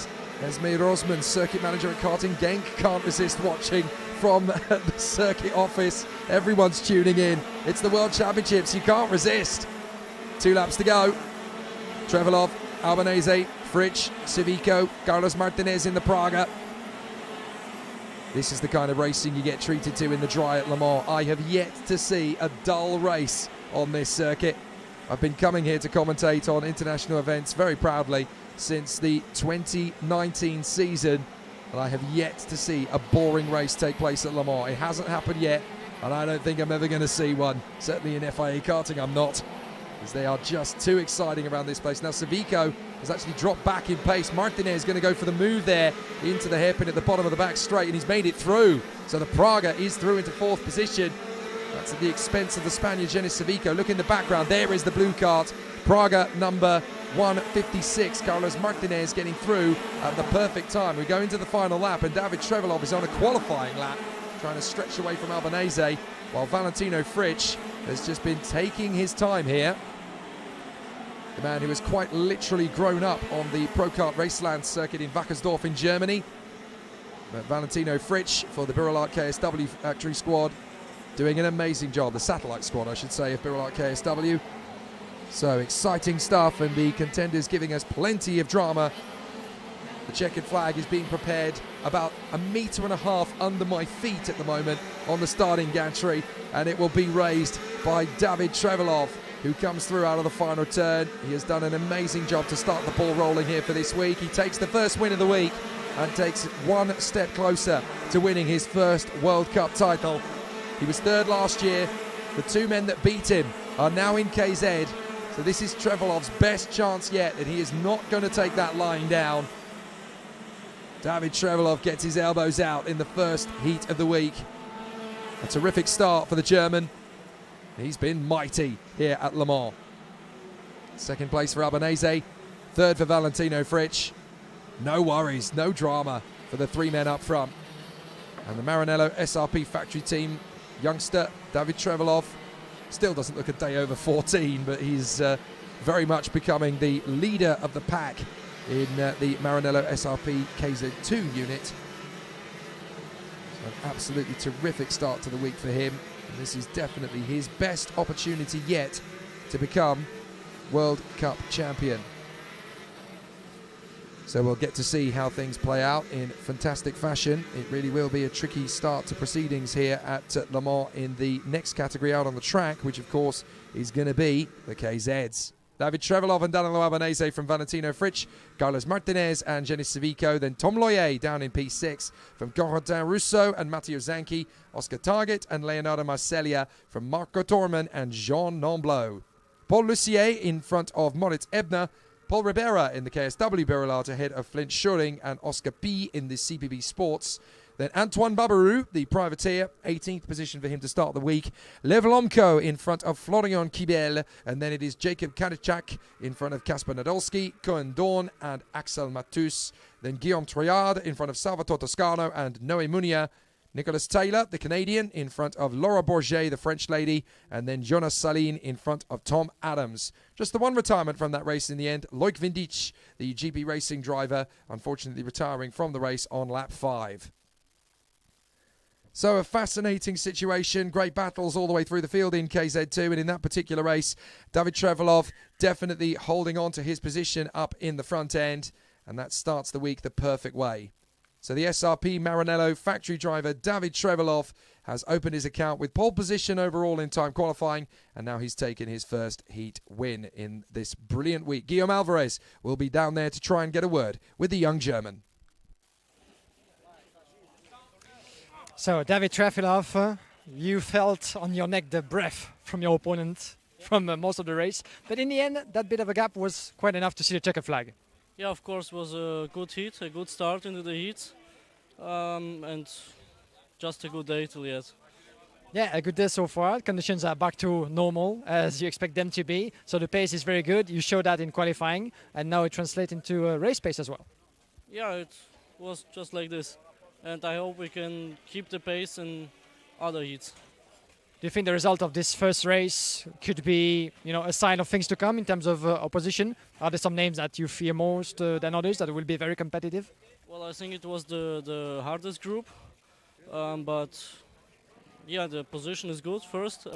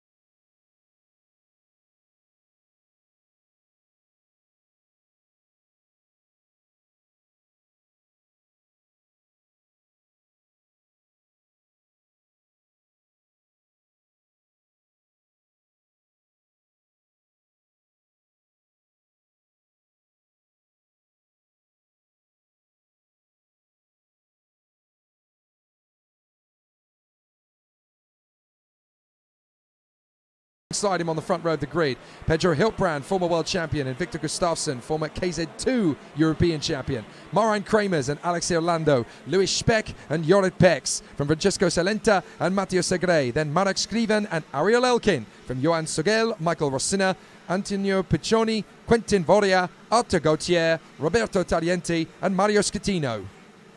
Some big names in KZ this year, some really exciting talents. But the man on pole position, Simo Pohaka, has one objective and one objective alone. He announced earlier this week that he's going to retire from driving at the end of the 2022 season, and that means that this is his last ever attempt at the FIA Karting World Championship. He's come close several times. There he is, green 42. Simo Pohaka, the young Finn. He's been absolutely amazing. I'll call him young so he feels it. But what an absolutely sensational battle it is going to be for Simo Pohaka. He's been one of the superstars of our sport. He's come so close to winning European and world titles. He actually won the Champions of the Future Winter Cup at the beginning of the year to prove to everybody that he is still the superstar. And he has chosen the inside line from the grid, so the pole sitter is allowed to choose which side of the grid they start from. Everybody else has to go into their mandatory positions as they are allocated. But Riccardo Longhi, European champion in 2021, and the man who is going to be continuing on his journey as Birolart team manager as well as race driver. But Riccardo Longhi lines up alongside Simo Pohaka, the man in third on the grid. Pedro Hiltbrand won the world title in 2016 in the OK category, but has yet to win in gearbox. Here we go! Great start from Victor Gustafsson. Barely any start at all in the midfield. One of the TB's struggling to get away there. That was the 55 struggling. That's Louis Speck, the young teenager, really struggling off the grid there. But up into third comes Victor Gustafsson off the grid. Pedro Hiltbrand diving back on the inside though, and the Spaniard is into third position. Great start from Hiltbrand. So Pedro Hiltbrand has won almost every karting title there is to win except the gearbox. He won the Super Cup and the OK World Championship title in the same year, 2016, and has been working so hard to get back up to the top spot ever since. But here he's got a great chance. He's going wheel to wheel as he's gone through in a second past his teammate Riccardo Longhi. So Longhi is down to third, and a big dive at the inside as now charging through comes Alexei Orlando. Orlando on the 44 CRG, and he's side by side with Marijn Kramers. It's great to see the number 3 Marijn Kramers in the Birolart red and white card in 5th position, back at the front where he so richly deserves to be.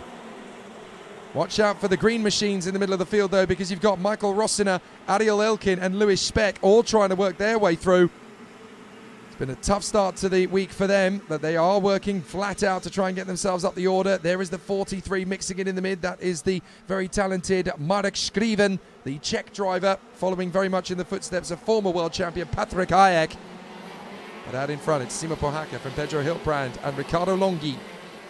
Gustafsson, Kramers, Jorrit Pex, the man who's been world and European champion in the past. He won the European Championship as recently as 2019.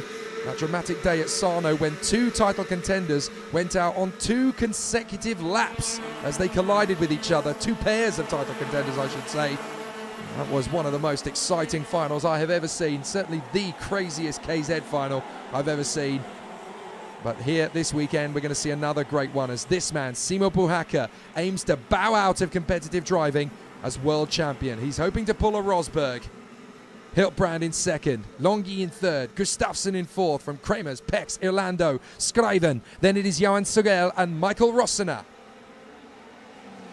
So they continue to battle away. Longhi all over the back of Hiltbrand. No team orders in karting, of course. Once you're out on that circuit, they do say in karting, after the gates, you've got no mates. So you race each other. Now you can work tactically as a team. Towards the end of the race, though, it's every driver for themselves. Out of the final turn and onto the home straight. Now there is the 55, that's Louis Speck in the green machine, running in front of Antonio Piccioni. Oh, and that's into the barriers. A big problem there. That's one of the Italian teams racing karts. I'm afraid that is Roberto Taglienti. So Roberto Taglienti, I'm afraid, of the TK Driver Academy, out of this race. So big problems there for Taglienti. No further part in this one. Jorrit Pex sets the fastest lap up to P6. So he's made steady progress so far. And Riccardo Longhi still hustling his teammate Pedro Hiltbrand. Riccardo Longhi in kart number 4 is not only a European champion last year, not only is he one of the top drivers in this category, not only is he diving through on his teammate Pedro Hiltbrand to get into second place, but he is also the Birolart team manager. So he's out there leading the captain, he is the captain of the team, and he's actually leading the squad round at the moment. But he's very selfishly trying to win his own World Championship title in the same way. But he masterminds and looks after the OK operation in both the OK and OK Junior categories. And that, of course, their World Championship event is taking place 2 weeks from now, just a few miles from the foot of Mount Vesuvius in Napoli, in Italy, on the Circuito Internazionale Napoli in Sarno, in Italy. So Victor Gustafsson sets the fastest lap of the race. We're watching him in the CRG orange and black machine number 45. Victor Gustafsson closing in on Pedro Hiltbrand as they come onto the back straight. This circuit running parallel to the straight that leads up to the Ford chicanes on the Circuit de la South, where the classic 24-hour sports car race is run. So this is right a stone's throw away from the famous Le Mans 24-hour circuit, just round the back of it. In fact, the section of the actual race circuit, the Circuit de la South, has now been renamed karting because it goes past this very circuit. So Puhacker, Longhi, Hiltbrand, Gustafsson, Pex and Orlando. The top 6 going well. Puhacker, fastest lap of the race, stretching out the advantage a little. You don't want to go too crazy too early in the event. There's a long way still to go this week. The finals taking place on Sunday, which of course you can watch right here, how you're watching now, whether that's via motorsport.tv or whether it's via the FIA Karting YouTube and Facebook pages. Facebook, by the way, is how you can send us messages and ask questions, whatever it is that you might like. Or if you want to do it personally, you can do so via my social media, at Jake Sanson Official or at Jake Sanson if it's on Twitter. And of course on Sunday, we're going to be live on Eurosport Player for all 4 finals. It's going to be an amazing day of racing at the capital city of motorsport worldwide. Where else? It's Le Mans. 5 laps to go. Puhacker, Longhi, Hiltbrand, Gustafsson, Pex and Orlando. Still they duel away, and these 3 are still very close together. Longhi, Hiltbrand and Gustafsson. Marek Skriven has set the fastest lap of the race on his Praga. So Marek Skriven still pushing very hard to try and get onto the same sort of pace as the 6 drivers in front of him. Alex Orlando, the man in the CRG number 44. Look at him in the background. There he is, just tucked up behind the 69 of Jorit Pex in the Stan Pex motorsport team run by his brother, who is going to be out in the next heat. It's a family affair in karting, but this is a very tight-knit community.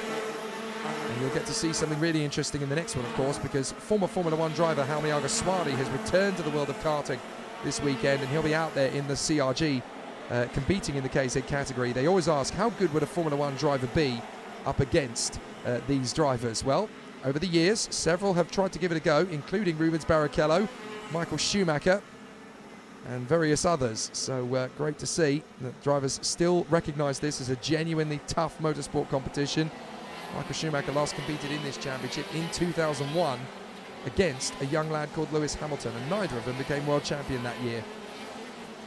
Simo Puhacker in front of Riccardo Longhi, Pedro Hiltbrand and Victor Gustafsson. Here comes the move from Hiltbrand, dives in, Gustafsson finds the gap as well. Beautifully done.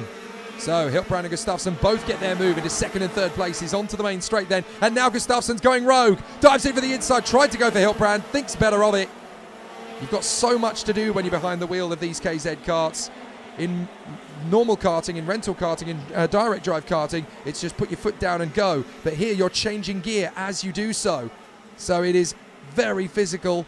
You're accelerating up through the gears and changing gear and trying to make sure that you do so very quickly. And you go out through the gearbox unbelievably quickly in these machines. But I do say to every kart racer worth their stone, no matter what discipline you are, no matter where in the world you are, you really want to be in gearbox racing, you will learn everything you need to know about the sport. Jorit Pex trying to get through on the inside of Longhi. They bang wheels, and that's enough for Orlando to get through. And also trying to get through there to Marek Skriven. Marek Skriven gets the move, but Longhi tries to get back through on the Praga. And that has caused a real headache for Riccardo Longhi. Jorit Pex in the Stan Pex motorsport machine gets through. Number 69 then up into P5 in behind Alessandro Orlando. So Orlando making the move. And it's Tony Kart, Birolart, CRG up at the front end of the field. Great racing so far. A terrific start to proceedings. Some great work, some great racing. So exciting stuff. Still they continue. And now they continue to give us more great driving. So let's see how it all continues for Hiltbrand in front of Gustafsson, Irlando and Jorid Pex. Still great racing between those four, as Simo Pohaka way out in front has clearly got a point to prove here. 1.5 seconds clear of the rest. Really enjoying his form and loving his racing at this moment in time. Still they continue, still good battles, still excitement and intensity. Up on the far side. And now Simo Pohaka holding on to things at the moment. Looks like Gustafsson has got through now on Hiltbrand. Indeed he has, and he's not the only one. Irlando's got through as well now that we're on the final lap. There you go, the two CRGs are second and third. And Pedro Hiltbrand is trying to hang on now in front of Jorid Pex. You look behind him, Jorid Pex is going to dive for it in the banking. That'll do. Oh, the Birilarts were second and third. They're now in fifth and sixth. So it didn't go well for Birilart at all. But for Simo Pohaka out in front, he has got himself the chance to make this final race weekend a World Championship winning weekend. He comes off the final turn. Checkered flag is in the air for the first heat of the week for Simo Pohaka. He wants to bow out of this sport as the king of the world. And what a way to do so. He opens his account in fantastic style. Victor Gustafsson and Alex Irlando bring the CRGs to second and third in front of the lightning bolt that is Jorid Pex in fourth position. Such a shame that fading away in the closing stages there, the Birilart boys ending up down in fifth and sixth. Doesn't really tell you the whole story about how strong they were through this race. But certainly a very good start to proceedings and a rapid move. And Simo Pohaka gets himself up into the fast fray very quickly. So an epic start to proceedings and a really strong battle. But out in front, Victor Gustafsson got himself in a second place in front of his teammate Alessandro Irlando. But Simo Pohaka starts his week in dominant fashion. That's an important victory to start the ball rolling. He really wanted to be at the sharp end of things, and he's going well. So Simo Pohaka of Finland comes through for the victory in the first heat of the week in KZ. Victor Gustafsson and Alex Irlando are right there in the top three.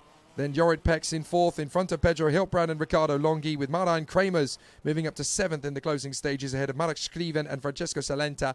Antonio Piccioni ahead of Luis Speck, then Matteo Segre and Ariel Elkin from Quentin Voria and Johan Sogel from Michael Rossiner, Arthur Gautier and Mario Scatino. The one retirement from the race in the middle of the race was the TK Driver Academy driver Roberto Talienti. He retired from the race on only lap 2. So some big drama then here in KZ to start the ball rolling at Le Mans. Qualifying Heat B versus D has kicked off in fantastic style, and there's going to be more exciting process where that came from. But we are now in a very exciting mode, and it's going to be really interesting to see who comes through. But certainly for the moment, Simo Pohaka looking good in fantastic fashion to bow out of the sport as the world champion. So we'll see if we can hear from the Flying Finn, Simo Pohaka, who is aiming to become world champion in his final FIA karting event. And Guillaume Alvarez should be down there with him. Yes, indeed. Simo Pohaka, good to see you under the sun of Le Mans. Congratulations, first race, first win. So quite a good start for you. You dominated your subject today. Yeah, was good. Good day today. It's still a long way to go, but when you start in the front, it's easier to manage all the situation, let's say like this. Absolutely. Manage the situation from the front, you said, and then you were able to pull the gap despite the pressure, and there's going to be a lot of pressure because you only have 2 races after this one, so it's going to be short. You have to maximize everything at each race. Yeah, this for sure, and I try to save a little bit the tires, maybe come advance for tomorrow when I race against my teammates, because at least what I see myself, we have all drivers, we have very good pace, so I think tomorrow is not so rest day like maybe today. Yeah, absolutely. One last word. This is quite an emotional event for you because you've announced recently that after this World Championship you've decided to hang on the helmet. What does this mean to you to finish here in this prestigious place of Le Mans? No, it's one race like other races, but of course if we can make a good result, it's always a bonus. And maybe a result on top of the podium, who knows? Fingers crossed. Thank you very much, Simo Pohaka, and good luck. Simo Puhaka, winner of this first qualifying race of the weekend in the KZ class. Let's try to see if we can have a few more words. I see someone coming up, and maybe if he has a minute, that's going to be interesting to hear as well, because this young man that you're going to hear in a minute, this is his first race in KZ. He's from Israel, and his name is Ariel Elkin. In just a moment, yes, he's available. Yeah, you can see, can come on my side, Ariel. We're live around the world. You're sweating. This has been a good effort for you. First race, first qualifying race in the KZ World at the World Championship. So what's the first impression, just out of the kart? The KZ1 category is an incredible category. I had a great race, great fun. The level is very high. You have the best drivers in the world coming to race here. It was a great experience. It adds a lot to my experience as a racing driver, moving from the tag categories like X30. And I'm having a lot of fun, and thank you for that. Yeah, having a lot of fun. The weekend is only getting started, but already you feel the need for speed in that category? Yes, of course, we found quite a good pace, so now it's about moving forward. It's a bit difficult with the starts. I moved back, but then did a little bit of a comeback.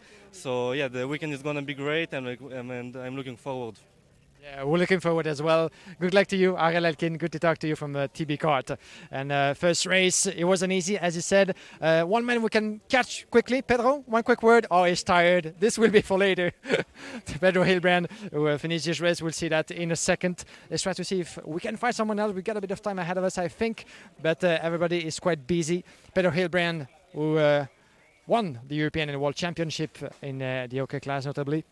And I was trying to catch, maybe we had Yori Pex in this race. Yori Pex, who did a good race as well, P4 in the end, if I'm not mistaken. He was the world champion 7 years ago in 2015. Yori Pex, he won on this very soul his world championship. So we'll try to see if we can have a good talk to Yori maybe later today. Everybody is busy, you know.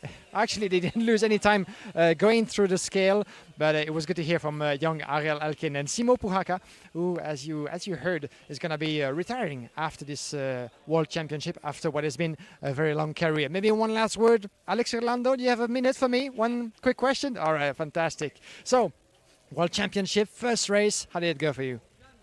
The quali was, let's say, quite okay. We struggled a bit. But now we done the first match, finished third. So let's say that we managed to recover a bit. We still have some work to do with the whole team, but I hope and I think that we can continue in this way and to trying to get closer to the top drivers and hoping for a good final. Yes, indeed, hoping for the good final. This was the first race, but it was already quite eventful, you know. Everyone is going for it, while this is only the first, so you're going to have to really give everything.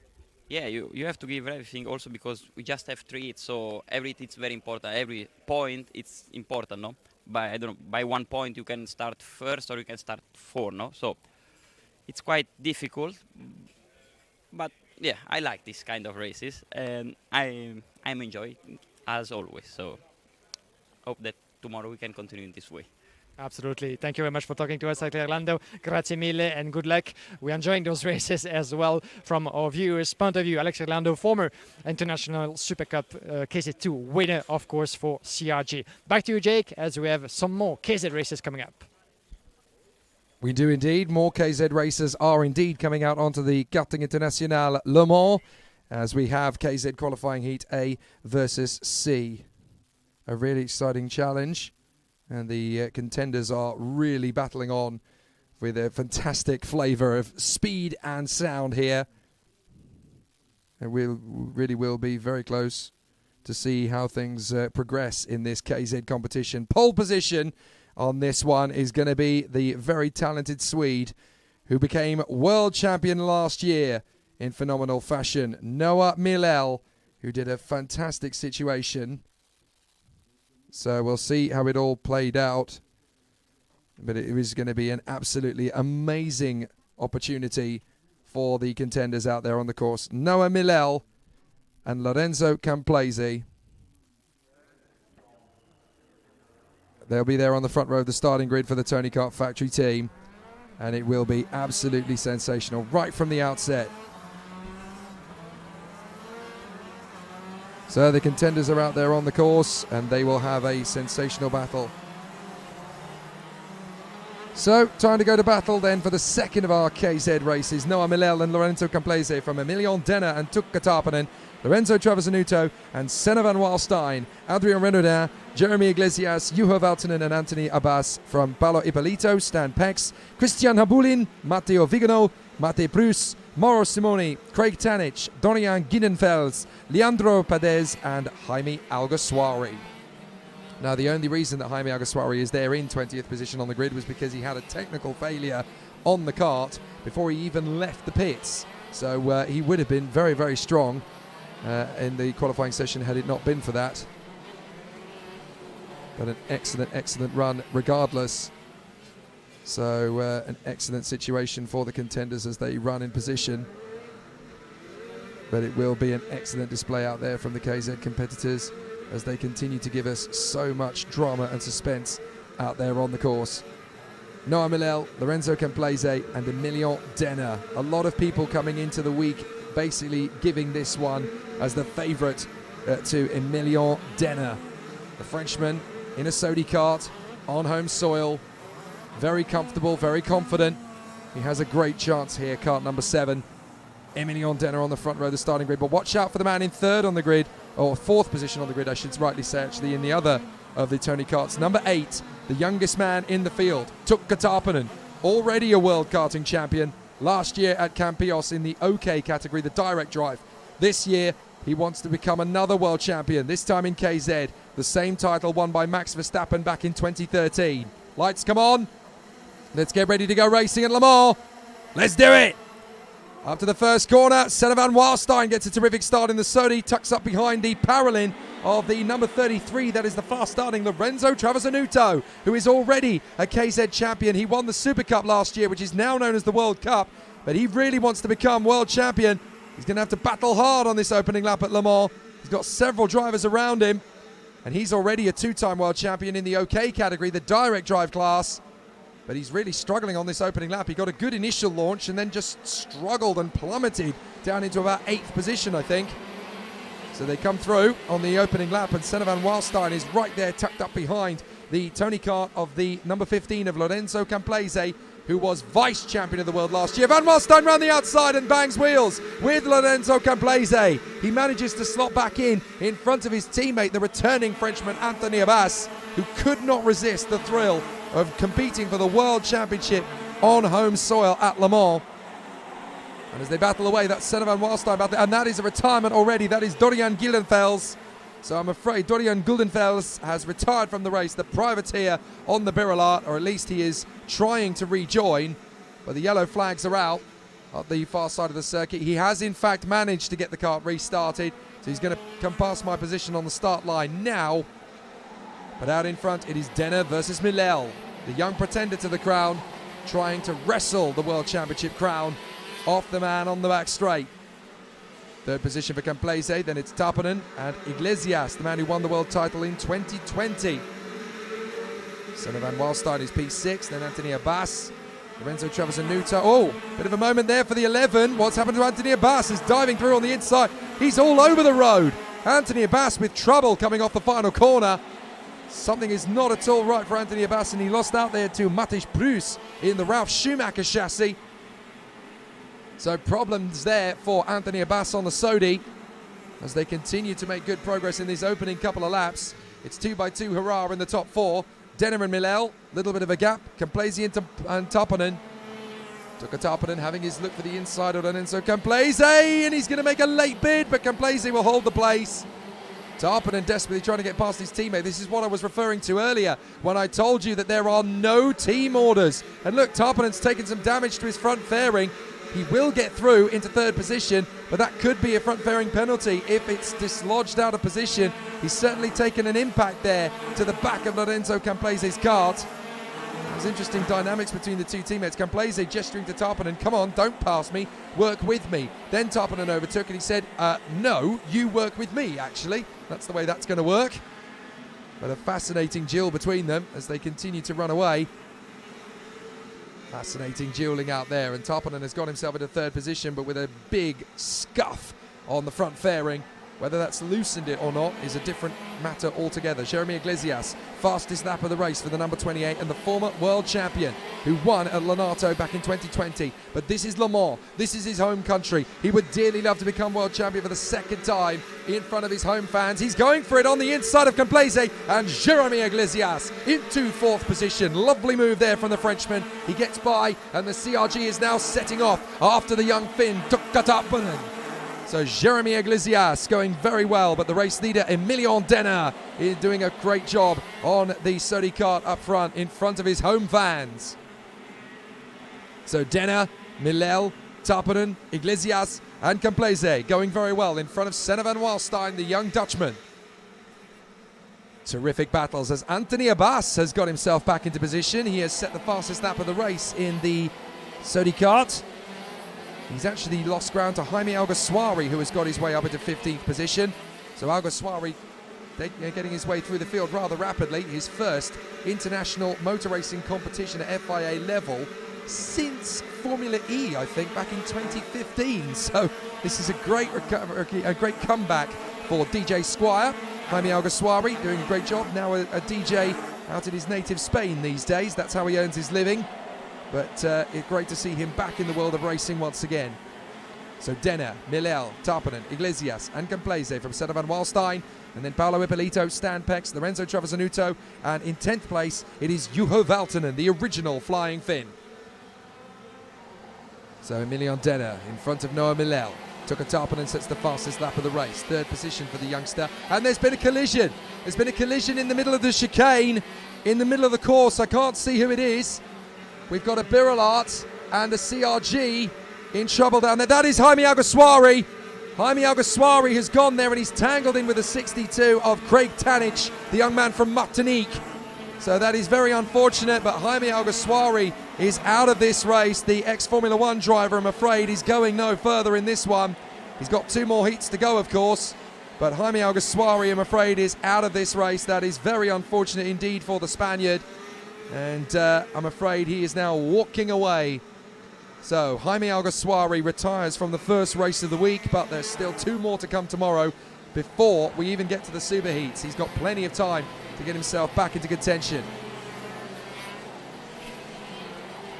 So Denner, Millel, Tappenen, Iglesias and Complaise. Senna van Waalstein, Paolo Ippolito. And then it is Stan Pex, Lorenzo Travasanuto and Juho Valtonen. They complete lap 7. And Emilion Denner coming through in the lead of the race. 4 laps to go for him. Looking very strong. Noah Millel, Tukkatapanen. So a very interesting challenge. Denner, Millel, Tappenen, Iglesias and Complaise in front of Senna van Waalstein and Paolo Ippolito from Pex, Travasanuto and Valtonen. Adrien Renaudin in 11th place in front of Christian Abulin. And then Matteo Vigano, who's having a terrible weekend so far. The Italian who came so close to being world champion last year. Oh, as I'm speaking about him, his ears were clearly ringing. Dives in on the inside of Christian Abulin, gets the overtaking move. Sorry, Matteo, I wasn't trying to put you down, but he certainly wanted the attention back on him. So boom, bang, tidy, gets the move on Christian Abulin in the TB car. 3 laps to go. Denner, Millel, Tappenen, Iglesias and Complaise. A solid run so far as they come through. But so far so good for Emilion Denner in the Sodi kart, looking very strong as he leads the way here from Noah Millel and Tukkatapanen. Jeremy Iglesias, 4th position, ahead of Lorenzo Complaise from Senna van Waalstein and Paolo Ippolito. Then Stan Pex, Lorenzo Travasanuto and Juho Valtonen from Renaudin, Vigano, Abulin, Abbas and Brennus. So a very interesting one. Only Maurice Simoni, Craig Tanich and Dorian Gildenfels are still going. Leandro Perez and Jaime Alguersuari are the 2 retirements from this one so far. There's still some good battles out there. Only 36 spaces available in the final and only 39 drivers are competing in it. So they continue on their way. But Denner and in front of Millel, Tappenen, Iglesias, Complaise, Van Waalstein. That's the top 6. So on to the back straight. Emilion Denner, Noah Millel, Tukkatapanen and Jeremy Iglesias as they continue to battle away around the course. Noah Milel going very well in second position at the moment, the young Swede who was the absolute hero at Kristianstad last year as the Swedish boy wonder won the World Championship on home soil at a canter in the final last year. Would dearly love to take it off this man who is kind of hoping to do exactly the same thing. Emilion Denner of the Sodi Kart factory team. The whole of Sodi are here this weekend. They really want to see Emilion Denner become a home world champion in very much the same way that Noah Milel managed to do last year. As we go into the last lap of this first heat of the week for the KZ drivers in groups groups A versus C, I should say. So the battles are still raging, but Emilion Denner has started his week in perfect fashion. It is obviously going to be a very tough situation for the contenders out there. They obviously know how tricky it is to win at this level. You don't come into this with anything but eyes wide open. And obviously it was always going to be very, very tricky to see how things were going to go. The competitors doing as much as humanly possible, and I know his father Eric is going to be very, very proud to see how this all continues to play out for his boy. The checkered flag comes in, and it's a great, great job. Not bad at all, not bad at all. An excellent display then for the contenders as they have continued to give us plenty of excitement and drama throughout. So we will see more exceptional battles and more terrific racing from our contenders as they continue. But certainly for Emilion Denner, he opens his account this week with a thrilling victory. No problem at all, no concerns, no issue, and that'll do wonderfully. So an opening account of dreams there for Emilion Denner. Was kind of hoping it would continue to go this way. But certainly the battles are very, very strong, and a terrific run for our drivers up in the sharp end of the dais. So the contenders will obviously be now eyeing up Emilion Denner and hoping that this is the start of all of the excitement to continue. But let's see how it all continues. So a terrific run for all of the competitors in that KZ race, but it is going to be tricky, that's for sure. Emilion Denner in front of Noah Milel and Tuka Tarpanen from Jeremy Iglesias and Lorenzo Camplese. Then Senna van Walstein, Paolo Ippolito, Stan Pex, Lorenzo Travasanuto and Juho Valtonen in the top 10. Adrien Renaudin in 11th place from Matteo Vigano and Anthony Abbas. Christian Abulin and Matej Prus from Gildefels. Unfortunately, there were two retirements in that one, namely Jaime Alguersuari, the CRG driver and former Formula 1 ace, and Leandro Perez, the privateer, who ended up off the road on lap 2. So a very challenging opening pair of races then in KZ. Victories for Simo Puhaka and Emilion Denner. It will be very interesting to see how this plays out and continues to play out. But certainly the battle lines are drawn. Puhaka wants to bow out as the world champion. Emilion Denner wants to get the job done on home soil. So we'll hopefully hear from the Sodi Kart man who has danced his way to the first victory. Guillaume Alvarez, I'm sure, will be talking to a very happy and grinning from ear to ear Emilion Denner. Yes, indeed, Jake, with Emilion Denner. Emilion, first race and a dominant win, to say the least. It feels like Genk all over again. You at the front and the others far behind. Even though 3 tenths on Noah Milel, that's quite a tiny gap, so more to come certainly. Yeah, no, it was a good race. I had a good start first of all, and yeah, in the beginning I was a bit quicker so I could pass Noah, and yeah, I just made my job, kept the focus towards the front, and never looked behind. On the last lap I saw he was there, but a bit too far to make a move. So now car felt great. So we see tomorrow what's gonna go. Yeah, there's many of you in both KZ and KZ2 wearing the orange colors of Sodi Kart with CPB Sport, of course. So many of you out there against strong opposition. So you feel like Le Mans could be yours this week? Yeah, I mean we've been fast from the start of the weekend already Wednesday. So yeah, we keep on working because the conditions going to change as well with the weather. We don't know what's going to happen. So yeah, but I think we got our chance.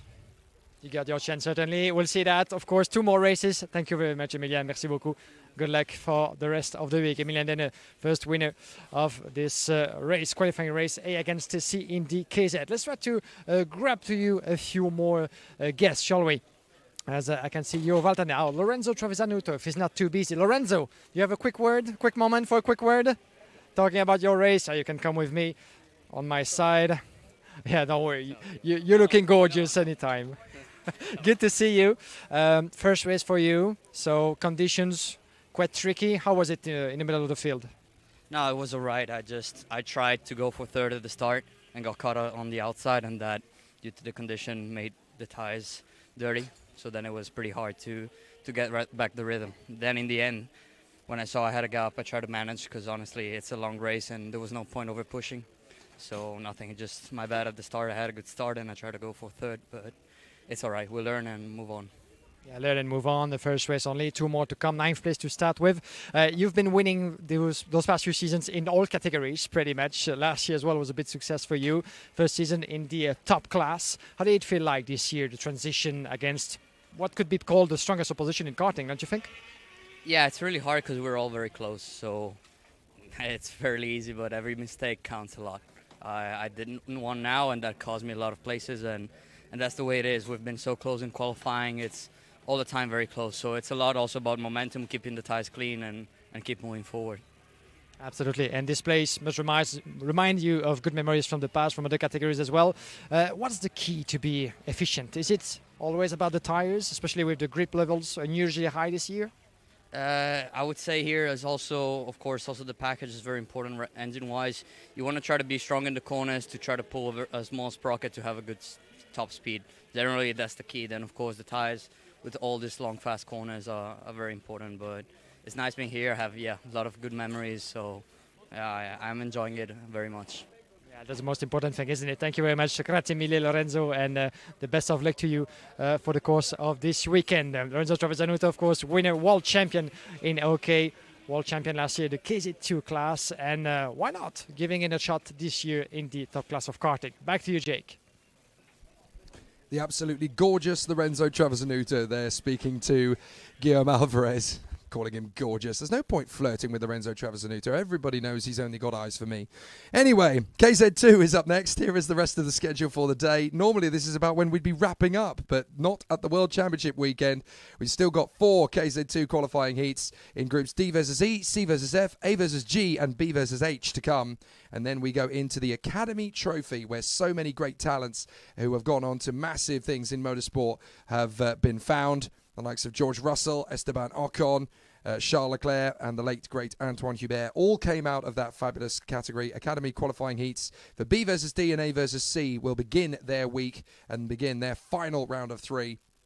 And then there are 4 more races after that. The KZ2 qualifying heats will continue for groups D versus F, C versus G, B versus E, and A versus H. It's going to be a fabulous week of racing. And then, of course, tomorrow we'll get the first appearance of the KZ2 Masters. They're going to be coming out very soon indeed as well. However, there is going to be a short break before we return the drivers back out onto the circuit. You can see there from the schedule that there is a short pause in proceedings. So we will be back at the very, very rapidity of time. We'll be back at 17:35 local time when we will get ourselves ready for the race to kick off. See you in 20 minutes.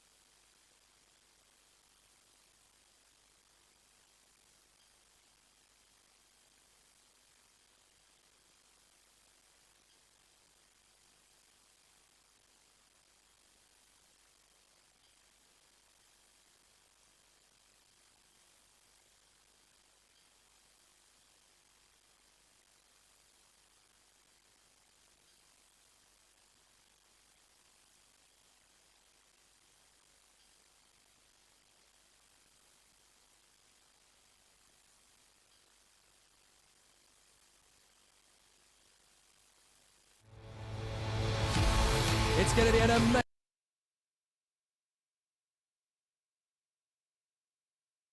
Oh, what an overtake. Dives in on the inside. Magnifique. What a brilliant result. Absolutely majestic. It's a wonderful achievement. It's a brilliant result. The new world champion.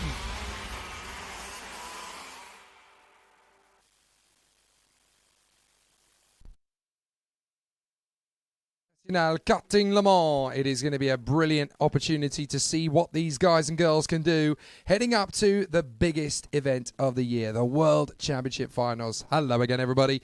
Jake Sanson with my colleague Guillaume Alvarez down in the pits to bring you all the action as it happens from these phenomenal events. The Le Mans Karting International is one of the toughest circuits in the category. It's actually an anti-clockwise circuit, this one. A very different challenge compared to some of the others on the bill. 1.384 kilometers in length. And with this one being slightly different in dynamic, it does present a new and unique challenge for the drivers. It's got a lot hotter than it was at the start of the days. Broadcast 25 degrees Celsius now, the air temperature. It's heating up pretty quickly. The humidity has dropped, but nowhere near significantly enough for the drivers to ease up a little bit. The marshals are certainly enjoying themselves and enjoying the sunshine out there on the circuit. I think they've earned a 15 minutes break. They've certainly worked incredibly hard over the course of the week so far. A massive merci beaucoup to all of the army of marshals around the circuit, the boys and girls in orange who have been keeping us safe all the way through the week so far. Without them, you can't race at all, and we are incredibly indebted and very grateful to our marshals. They are the real heroes of the hour. But as you can see, KZ2 drivers are gearing up for a second go, a second nibble at the cherry, and they want to see just how quick they're going to go. 3 heats today for the KZ2 drivers and 4 heats tomorrow. That's each, by the way. And just off to the right of your picture, we are very pleased and proud to welcome our president, the FIA Karting President, Mr. Akbar Ibrahim, has joined us this weekend. It's great to see him back in the paddock once again, the man who has taken over from Felipe Massa. There is the assistant race director, Pasquale Lupoli, who of course is also race director for the Academy Trophy, coming out a little bit later. But the man on top of the gantry for this one is Nigel Edwards, our race director of the gearbox categories. So it'll be fascinating to see how the competitors gear up, ready for the drama and suspense to continue here at Le Mans. This place really is the capital city of the run. It'll be really exciting to see how it all continues. So now let's see who is going to come out onto the first starting grid once again. We've got just 10 races to go. Just 10, he says. Races to go over the course of the remainder of the broadcast today. And then, of course, you get treated tomorrow. A grand total of 36 races over the course of tomorrow. Cancel your plans because you're going to be spoiled rotten over the course of the day tomorrow, with our broadcast kicking off tomorrow at 9:35 local time. And then it will go all the way through till about 9 p.m. You can have a full 12 hours with us over the course of tomorrow, so it's going to be really exciting and exceptional race battles. Hello to everybody watching, wherever you're watching, all around the world, whether it's on motorsport.tv or whether it is on the FIA Karting YouTube or Facebook pages. Facebook is, of course, where you can keep up to date with us and send us your messages and your cheers of support for the various drivers that you are following. We've already had quite a few elect to do so. So it's great to see how everybody has been keeping up with and supporting their heroes. Michele Pizzamenti has been watching Michael Paparo and saying bravo. He's been doing a very good job. And also Giovanni Cicere has been supporting David Trevelov. Great to see them all in fantastic fashion. And they've been so strong over the course of the weekend. And great to see the partisan fans continuing. And a big hello to Shanna Mountcastle, who is watching all the way in Dallas in the United States of America. Quite early in the morning for her. So pretty good to see them all gearing themselves up and ready. There is the president on the right of your screen in the white shirt, Mr. Akbar Ibrahim, alongside Alban Martinet, a very talented racing driver in his own right back in the day. Was second in the FFSA Academy many years ago, but has taken over as the media organisation manager of the FIA Karting fraternity. It's great to have him on the team, and his expertise as a former driver really does count dividends in the way things have played out. Satu Sari has been cheering on Tuukka Tarpanen, as has Arnaud Deligny for Lorenzo Travasanuto, and Sylvie Schluchter says bravo Emilien after his brilliant opening race gambit. Back to KZ2 then, qualifying heat D versus E, and it's going to be the German versus the Italian on the front row of the starting grid in KZ2. Bring it on. Felix Arnold and Christian Bertucca on the front row. Then it is going to be Arthur Luke and Jorge Pescador from Nicolas Mazel and Andrea Dalle, from Natalia Balbo and Paavo Tonteri, then Maxi Paul and Alessio Pacini, Giuseppe Palomba and Igor Nozov, Archie Tellet and Ivan Akelchik from Enzo Valent and Alessandro Buran, then Nicolas Picot and Enzo La Cruz from Team Locati and Nathan Hedwin, Kevin Saya and Andrea Bossetto from Lorenzo Giannoni and Kevin Stehauer, Fotis Soteropoulos and Clement Pierrat from Nathan Schaap, Michael Stevens, Brian Berriot and Spencer Schinner. So the drivers gearing up and getting ready. So it will be a really interesting situation. So a fascinating run for the drivers in the opening heat earlier on in the day. If you're only just tuning in, or if you want a bit of a refresher as to how the races have gone on so far, you can of course follow the progress of the activities via the FIA Karting website, which is very conveniently enough, fiakarting.com. So the KZ2 races that have taken place so far over the course of the day have been very busy and very exciting. We had our qualifying sessions, which saw Felix Arnold top the group, and then Michael Papado got his job done in the second. Danilo Albanese went slightly quicker in the third, and then the overall pole position went the way of David Trevelov in the fourth qualifying practice series. Then, of course, we had our first heat. Siim Liedmar of Estonia opening the gambit, along with Sam Luyet and Robert Kinderwarter in the top five, and then Tim Gerhardt and Hubert Petit just behind them. Then in qualifying heat E versus F, it was Jorge Pescador, the Spaniard, who came through for CRG in front of Matteo Spergel, Arthur Carbonell, Thomas Imborg and Marcus Kayak.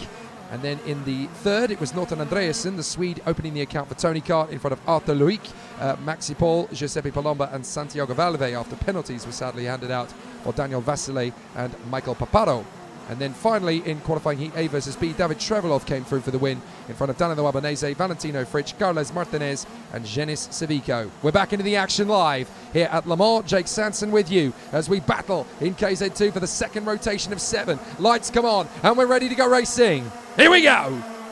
Great start from the 105. Christian Bertucca actually beats Felix Arnold fractionally off the line, but Arnold has the inside line. He'll get through, and up to second place will come Jorge Pescador, the Spaniard. So Jorge Pescador into second position.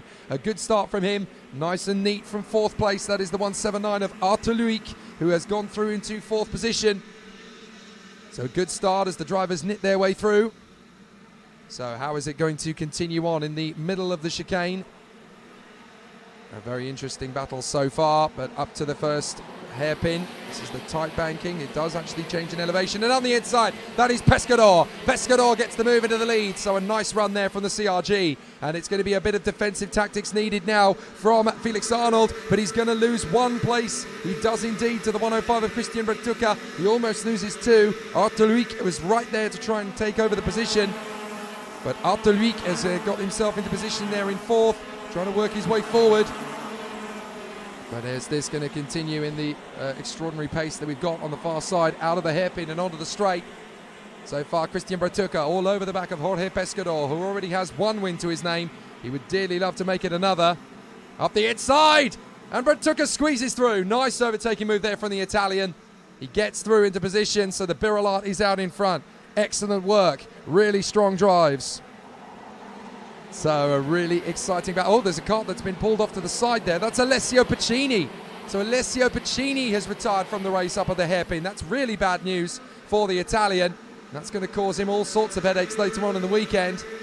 Felix Arnold trying to shake off the attentions of Arthur Luik as he comes through on the final corner. Some good battles. Oh, there's 2 or 3 karts off the road at the final corners of the lap. And we've got a Birolart walking away from the scene there. That is the 126. I do believe that is Giuseppe Palomba. So 2 big names have fallen in this race. That is Alessio Pacini, third in the European Championship, and Giuseppe Palomba out of the race as well. And there is problems for Pico. Pico's got big damage. So Pico is basically driving around in the circuit with 3 wheels on his wagon. Such is the damage to his right rear wheel. So that is big problems for Pico, as now side by side that is Pescador trying to shake off the attentions of Felix Arnold as Arthur Luik is trying to get through into third position. Here he comes, diving down the inside. Lovely move. Into P3 he goes. So it's game over for Pico, who is going to try and bring his kart back to the pits, no doubt. But he's actually parked the kart on the middle sector, so he's not going to break it back. Bertucca leads Pescador. Then Luik, who has gone through into third place in front of Arnold. And then it is Tonteri, who finds himself in fifth place, needing a good result after retiring from his earlier heat. So then it is Andrea Dale in front of Nicolas Mazel and the very talented lady racer Natalia Balbo. So good battles and good pressure all the way through, although it looks like Igor Nozov and Maxi Paul have both managed to overtake her on this run, but she's still in the top 10, is up the inside. Andrea Dale tries to get through past his teammate Paavo Tonteri. He's not going to get through on that particular occasion, so he had to really wait for his moment. He had to pick it to try and get through there on the far side. And he has to let Paavo Tonteri run through in formation. There's another retirement. That is one of the Tony karts. Oh, and that's Natalia Balbo!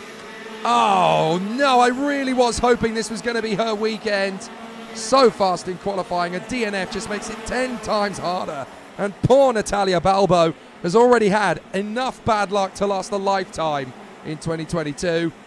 And now she's out of it. That is devastating. She's going to push start the kart, and hopefully she'll rejoin, which she does. But that is just not what you need at all at this early stage of the week. I was really rooting for her, and it just hasn't worked out again. Bitter disappointment. So that we've now lost Nicolas Picut, Alessio Pacini, and we've lost Giuseppe Palomba.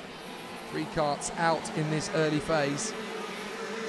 But out in front there is Natalia Balbo getting going again, but that's bitter disappointment for her. She deserved a lot more than that.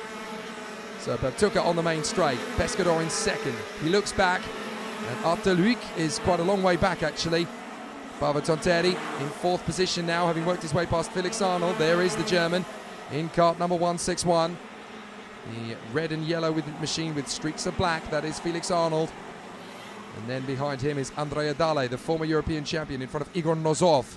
Then it is Maxi Paul, Nicolas Mazel, and the British driver Archie Tillett, who is running a very strong P10 at the moment. Good work from the British driver, working his way through the field. But nobody's made more progress than the Dutchman Kevin Stehauer, who now finds himself in 12th place from 24th on the grid. Good work from the Dutchman so far, as he continues to charge his way through the field, rather akin to the missile in Mario Kart, just storming his way through the pack. So Bertucca and Pescador out of the final turn and on the home straight. There is Arteluhuk in third place with the yellow helmet.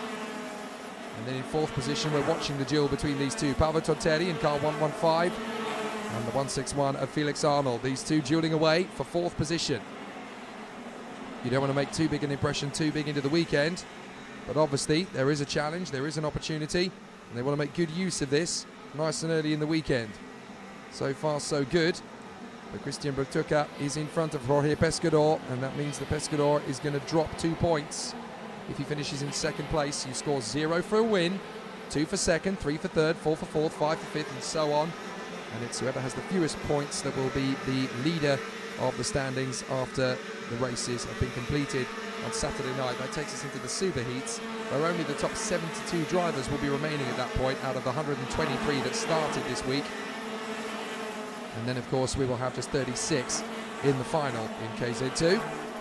All of the contenders in the Academy Trophy and in KZ and in KZ2 Masters that start tomorrow actually, the over 35s class, they will actually be all able to get through to the super heats tomorrow based on the number of entries they have, but it's KZ2 that is the most brutal. You cannot afford a DNF once over the week, and so falling down to the back of the field is an absolute no-go. So Natalia Balbo has brought the kart back into the pits to retire, and she'll be absolutely fuming. Very unfortunate for her. So the 115 of Paavo Tonteri in front of Felix Arnold, and Andrea Dale in the top 6. Out of the final bend, onto the home straight, and Christian Bertucca with Jorge Pescador and the third place man Arteluhuk, who is actually now losing his time to Paavo Tonteri. But Felix Arnold is no longer in front of well, he's still in front, I do apologise, of Andrea Dale. So Paavo Tonteri still running in a very solid fourth place. There he is, the 115 of the Finn. Paavo Tonteri really needs a top 5 finish after retiring from the previous heat. The only consolation he's got essentially is that there are 7 races rather than the usual 5 for each driver, so he's got a little bit more of an opportunity to make up the ground. but there's more opportunities for drivers to get into hot water, so getting into the top 72 is going to be even harder than usual for the 123 drivers that are competing here this week for the FIA World Cup. Here's the move on the inside. Felix Arnold will dive through into the final lap and takes 4th place. So a good run from Felix Arnold. Dives in on Tonteri. Tonteri still holding on in front of Andrea Dale. So just trying to keep it all together. Not getting himself too flustered, not getting himself too excited. Just got to get it nice and easy. Just roll off these laps one by one in the qualifying heats. But this man, Christian Bertucca, one of the youngest in the field, really has bounced back in style here. Excellent work and a great performance thus far. He can be very proud of the way things are going. It's definitely in fine style at the moment. But there's obviously a really interesting challenge for the competitors. They want to work their magic. They want to be in a strong position. And out of the final turn, Christian Bertucca got himself in a perfect position out in front, looking strong. So a really exciting battle. And a very exciting run. So we are going to have a really exciting battle for it. We're going to have a really sensational battle out on the course. And there is Christian Bertucca having a solid run with Jorge Pescador and Arthur Lehuc, along with Felix Arnold.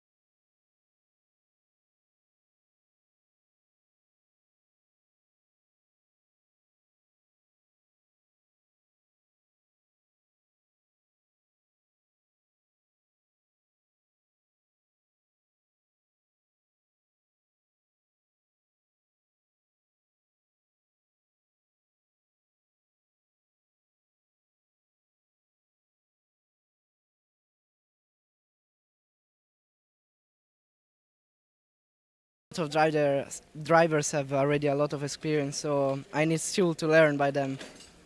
Absolutely. Good talking to you and good luck. Grazie. Christian Bertucca, first win for him, one win each with Jorge Pescador, who was second on the road here in Le Mans. Let's try to grab you a few more. Natalia Balbo. Natalia, do you have a moment? Quick word? Natalia unfortunately had to retire. Would like to know more about what happened. Unfortunately, if you could join us, that's very kind of you for a quick word. We saw you coming into the pits. It didn't go as planned. Can you tell us what happened on track? Nothing. We crashed with a guy, and then my race is over. Nothing more. Nothing more to say. Okay, thank you for talking to us. Good luck for the next one. And this happens, of course. Natalia Balbo was very strong in a qualifying practice group, seventh best in a group. So the pace is there, but the luck wasn't so much in our last race. But there's still a lot to come. So some ground open to recover. So let's see if we can have another reaction maybe from some of the guys just behind. Same procedure as always, guys, as we're going to have a couple of more KZ2 races coming our way. Still a long schedule ahead of us until 9 o'clock today, so stay with us on FIAKarting.com. In the meantime, let's try to see if we can have one of the Frenchmen, Clément Pierrat. I don't know if you have one moment, Clément. Est-ce qu'on peut avoir un petit mot, peut-être une réaction après cette manche qualificative? Let's talk a bit in French. Let's see if Clément is willing to speak to us in English, or otherwise we'll do that in French and translate afterwards. But it's always good to talk to local drivers, isn't it? Once he's done with his business. Clément, est-ce qu'on peut avoir un petit mot, peut-être, une petite réaction à chaud de cette manche qualificative? Hello, hello, voilà, tu peux te tenir avec moi. Voilà, juste ici, devant moi. La caméra est juste là. Voilà. Clément, alors cette course ici à chaud, première réaction. Alors tu es l'un des nombreux pilotes français engagés au Mans, on évolue à la maison, ça fait quoi? Ça fait plaisir de rouler en France sur des courses avec beaucoup de niveaux. Après, on fait du mieux qu'on peut pour espérer d'être en finale dimanche. Absolument. Et comment ça se passe depuis l'entame du week-end? On sait que les conditions n'ont pas toujours été réunies, particulièrement en essai, ça évolue, mais on voit que l'état des pneus, quand je regarde, ça souffre. Hein? Oui, sur les conditions secs, c'est un peu plus compliqué que pour nous, pour les conditions aux pluies. Mais on évolue et on verra bien ce que ça donne pour la suite. Voilà, merci beaucoup de nous avoir adressé un petit mot. Et bonne chance pour la suite. Good luck, Clément. One of the local French drivers talking to us, and he actually said that for them the conditions in slippery track in the wet were more to their advantage than in the dry. They're suffering a little bit, and it wasn't maybe the best race so far for him, but he's hoping to recover and keep improving throughout the rest of the day and the weekend. Still a long road to go, as we said. Maybe one more reaction, but I think we'll go back to you, Jake, for the next race, and we'll come back just after this one.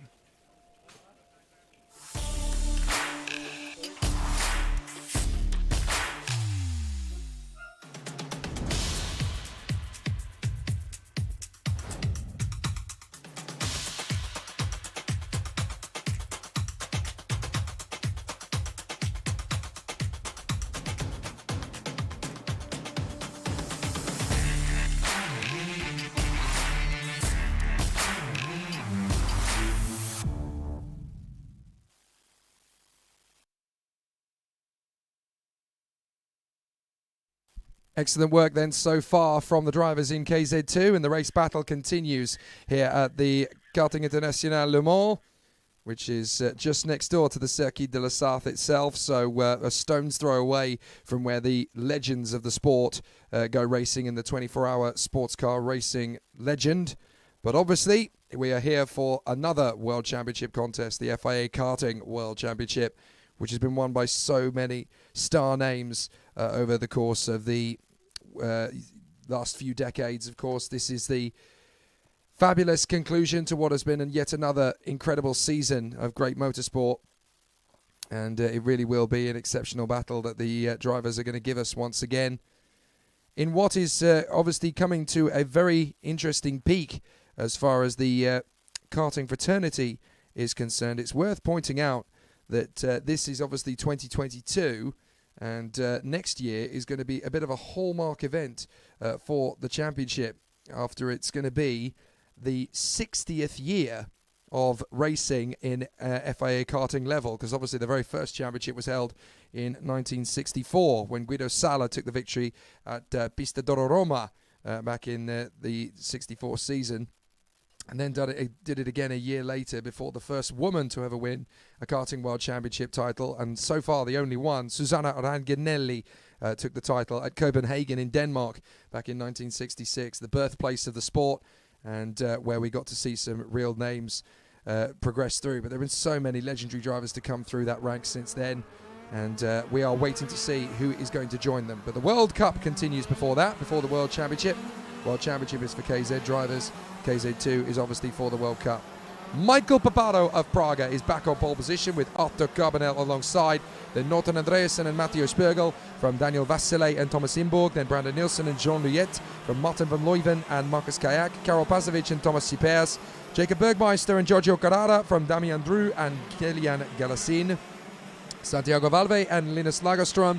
Morgan Porter and Nathan Krang from Gerard Sebrian and Angelo Lombardo. Christian Decline and Jeremy Potain from Matt Provost and Theo Brien. Roman Grinviz and Florian Kunzmann from Simon Billman. Roman Kuedik and Rodrigo Ferreira. So a terrific challenge creeping up for the competitors as they continue to put on an excellent display and a very strong challenge. So they will continue in fine style, and a really exciting tour is expected from the competitors in KZ2, qualifying heat C versus F. So the drivers will give themselves plenty more excitement out on the course. 10 laps of the course once again, of course. Naturally, around this Le Mans circuit, they're going to be tested to the absolute height. But this is a fascinating point in the week, because this is about the sort of time that we would be saying farewell to the drivers until tomorrow morning. But no, they're going to continue on through to 9 o'clock local time.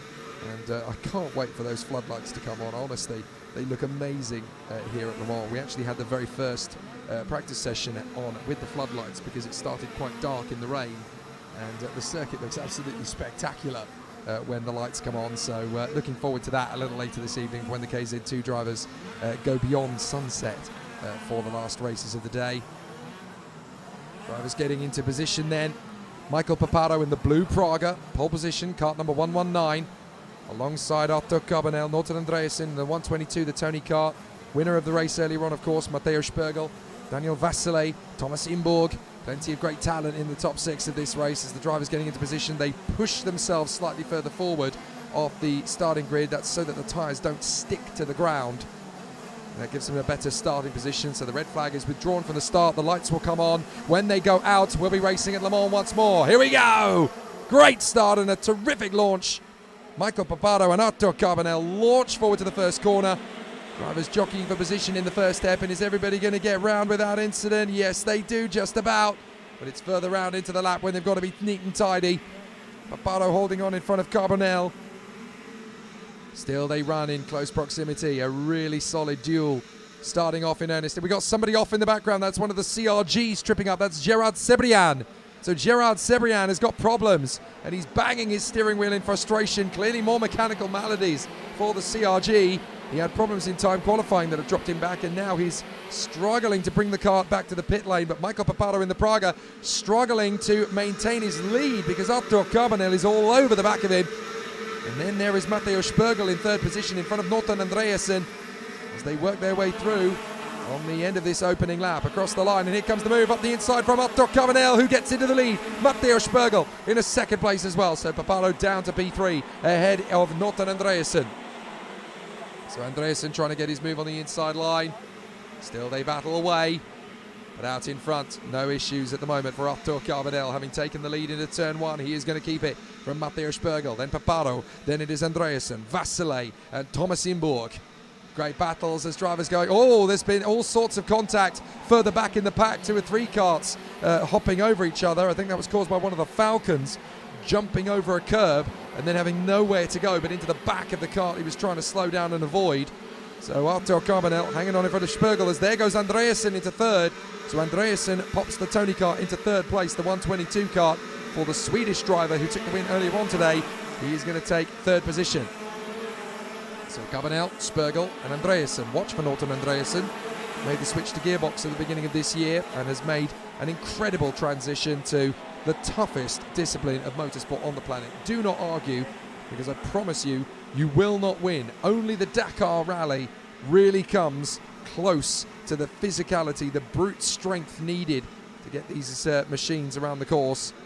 But this is, without a doubt, the roughest, toughest, most ruthless, toothless discipline of racing ever. And now up the inside, Vasile tried to get the move there on Paparo. He outbraked himself and ended up skating over the limit there. And that has unfortunately dropped him back into 5th place once more. But Vasile trying again to get one over on Michael Paparo. Very tricky in this opening phase of racing. So Carbonell, Spergel Andreessen's lost a bit of ground in third place. He's still there or thereabouts, trying to gain momentum. And there's a retirement. That's one of the Birolots at the end of the straight. That is the 171 in trouble, I'm afraid. That is Linus Lagerstrom. And Brandon Nilsson isn't going any further around either. Nilsson seems to have dropped to the back of the grid.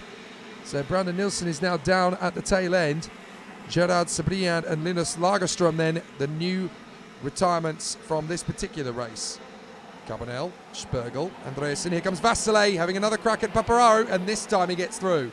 So Daniel Vasile, the Romanian, into fourth place, past Michael Paparo. On to the back straight. A little bit of ducking and weaving there as Jean Luyet, the brother of Samuel, who we saw earlier on, trying his best to hold on as he comes through the final section of the course. And Jean Luyet holds on in front of the 107 of Thomas Imburg. Imburg now trying to make his bid on the inside. No, you don't, says Jean Luyet, the Tony Kart racing driver, hanging on to himself at the moment. As Markus Kayak, the Estonian, who finds himself in 8th place at this present moment, is just trying to creep up behind the two of them. Diving for his move. Imburg just nudging Jean Luyet. Come on, get on with it. We're losing time to the leaders. Move over, or I'm coming past. Thomas Imburg threatening as Theo Blin has got a investigation flag. Quite early on, so I would expect that that's something to do with a start or an incident in the opening couple of laps. One of the two. We won't find out about that one until later on. So Jean Luyet holding on as he dives across Imburg, and now Markus Kayak trying to commit to the move on the inside. Can't get there, so has to bail off the throttle and then come back at him. But slow in, fast out might just bring Markus Kayak up the inside of Thomas Imburg into turn one. He's not quite close enough to make that happen, so he has to yield for the moment. A really exciting run as the contenders still pushing on, still marching forward for a really exciting tussle at the moment. So let's see how it continues. Oh, that's a retirement there. That looks like Roman Kuidik, who's had a bit of a moment, so I'm afraid it's game over for him. Wow, that is a very tricky situation. But yeah, very difficult, and it's all quite problematic as far as they're concerned, so tricky situation, but fortunately it looks as though he's perfectly okay, just very unhappy as Roman Kudik becomes the latest driver to retire here at Le Mans. So Carbonell, Spergel, Andreessen and Vasile. Then Michael Paparo in front of Jean Luyet, Thomas Imburg and Markus Kayak from Thomas Schippers, and then 10th position is Martin van Leuven, the Dutchman. So still they duel, having a great battle at the moment. And the really exciting tussle continues to grow and develop at this point in proceedings. So really exciting match being made at the moment. Really tall order and a strong challenge. So they continue onto the back straight. Andreessen and Vasile. Then Paparo, Imburg, Luyet, Kayak, Schippers and Van Leuven. 11th position, that looks like Cillian Galassin. Oh, there's a technical flag going out. A technical flag is going out on the main straight. That is for Rohan Grinviz. So Rohan Grinviz, unfortunately, appears to be out of the race. I'll try and pick up what it is that's wrong with his kart to see how obvious it's likely to be as he comes through this time by. He's got pretty bad damage. Trying to figure out what it is with Rohan Grinviz's kart, but Norton Andreessen is trying to shake off Daniel Vasile at the moment.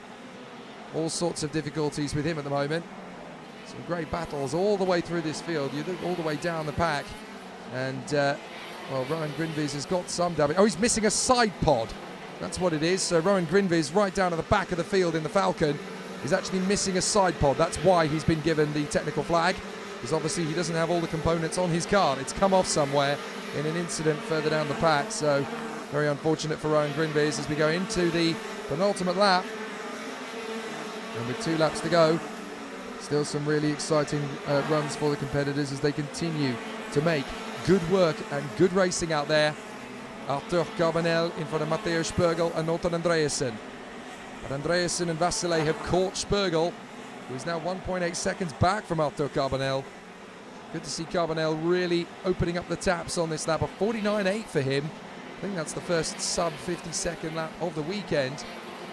So excellent work from Arthur Carbonell. And it's certainly right up there. Nobody else has got into the 49s so far in this heat.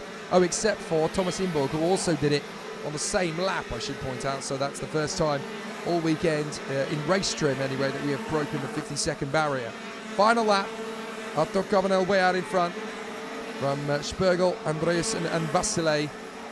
Interestingly, Rowan Grinviz has seen the mechanical flag for a second time and has not pitted. So he's carried on.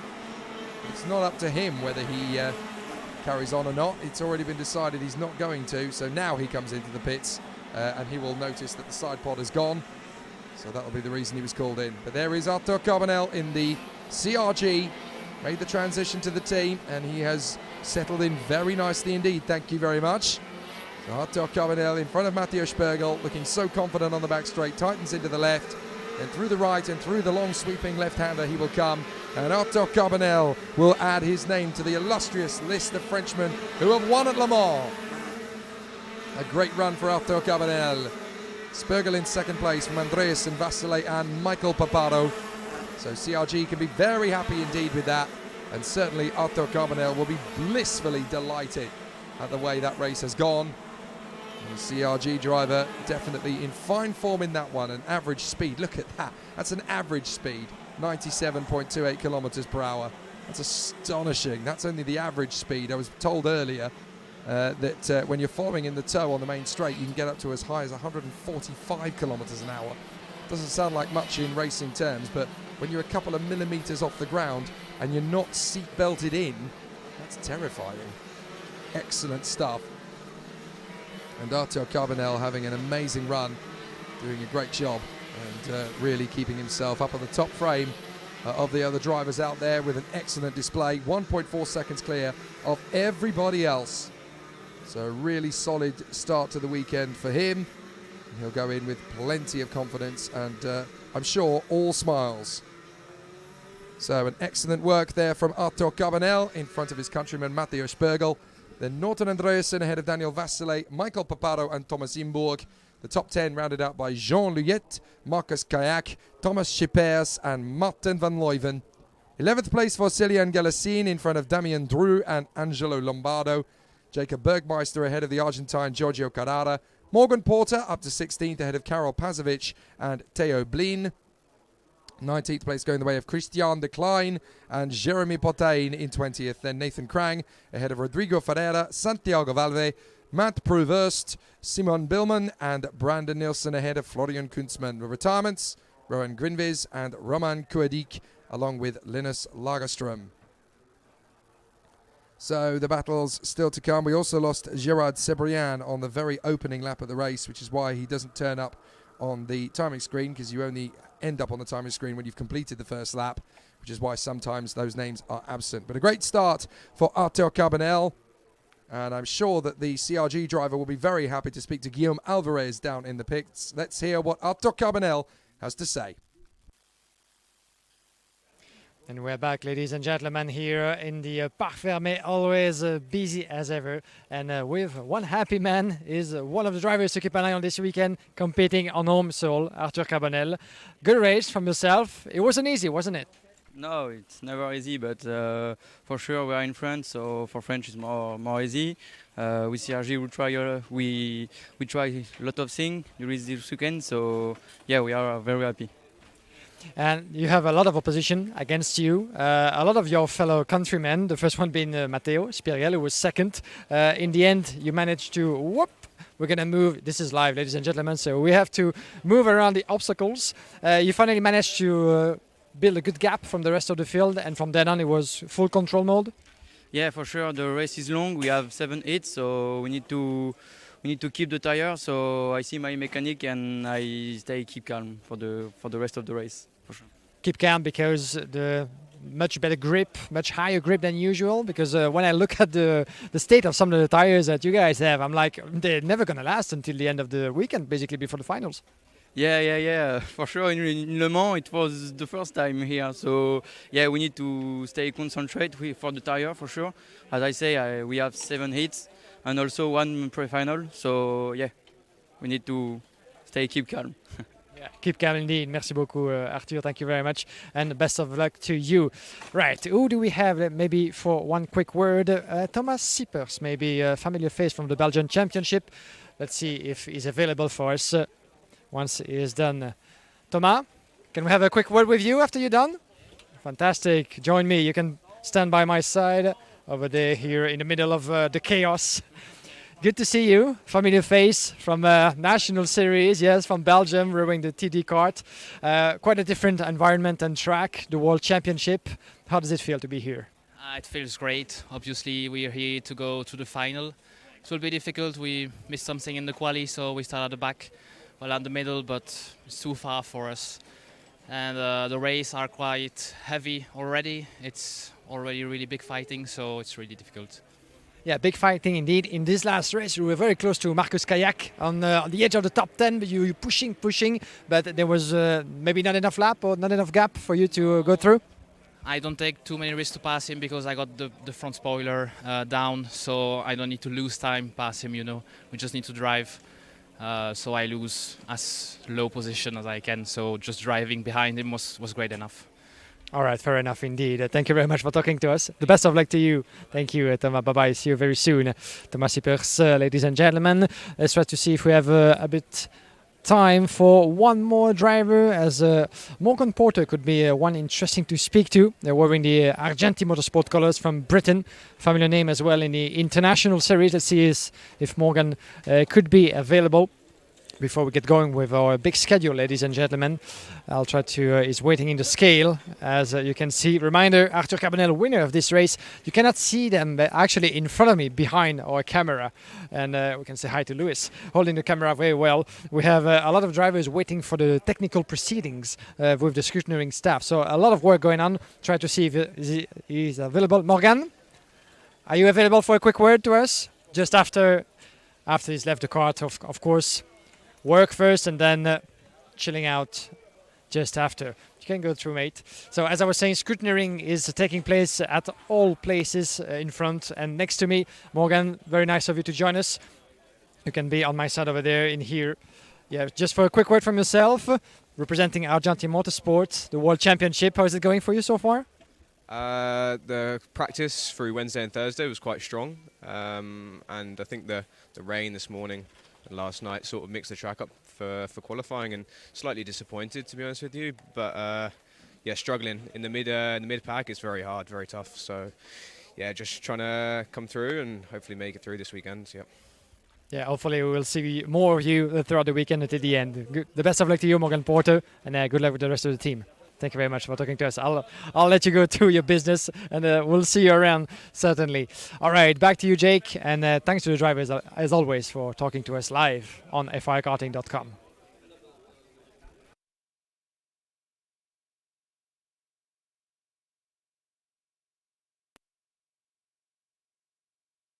It's very gracious of them to talk to us at all when they're in the middle of their busiest week of the year. A lot of the drivers have actually come out of retirement to come racing here at Le Mans. Quite a lot of them have gone and competed in the various regional gearbox disciplines in Italy, in France, in Spain and in Germany, as well as in the United Kingdom, just to get themselves up to speed and ready for the action here at Le Mans. But it has been wonderful to see all of these drivers from all around the world gear themselves up and get back into the action once again. You can't knock a great race driver. When World Championship week comes along, there are so many of them who just think, oh, I've just got to, haven't I? You never know. It might just go my way. It's like the world's biggest gamble. And the drivers obviously want to throw all of their weight and energy into it. So they're going to be pushing hard. Every year, the World Championships deliver in fantastic style. And of course, next year, it's going to be exactly the same. We're already getting ourselves geared up and ready for a very exciting campaign in the 2023 FIA Karting calendar, because we already know that the location for the World Championships next year is going to be on the Pro Kart Raceland circuit at Wackersdorf in Germany. That, of course, will take place on the second weekend of September. Very excited about seeing what happens there. We're going to be really in for a special time of racing in the World Championship next year. When we go to Germany, we cannot wait to return to one of our favourite circuits in the FIA karting community. But here at Le Mans, this is the capital city of motorsport worldwide. And for David Treveloff and Samuel Luyet, it's time for them to go to battle once again. Out onto the circuit. And Trefeloff and Luyet on the front row from Valentino Fritsch and Robert Kinderwarter, the two Birolart KSW satellite teammates. So Trefeloff and Luyet, Fritsch and Kinderwarter, then it's Carlos Martinez and Sim Liedmar from Jenny Civico and Gavin Luyet, and then it is Marco Torman and Arthur Roujon, Leonardo Marcellia and Vincent Montagu, Paul Lucier and Maxime Grillon, then Oscar P and Alexander Schmitz, Jean Lamblot and Robin Lerum from Kasper Nadolski and Hubert Petit, Guillaume Troyard and Ken Alger from Lev Lomco, and Mark Negruzza, Salvatore Toscano, Gillian Ley, then No Mounier, Joseph Vea, Tom Adams, Patrick Janssen and Paul Ribeiro. 31 drivers gearing themselves up ready for another exciting battle and a great joust out on the Le Mans circuit. What a terrific run this is going to be, and yet more sensational battles.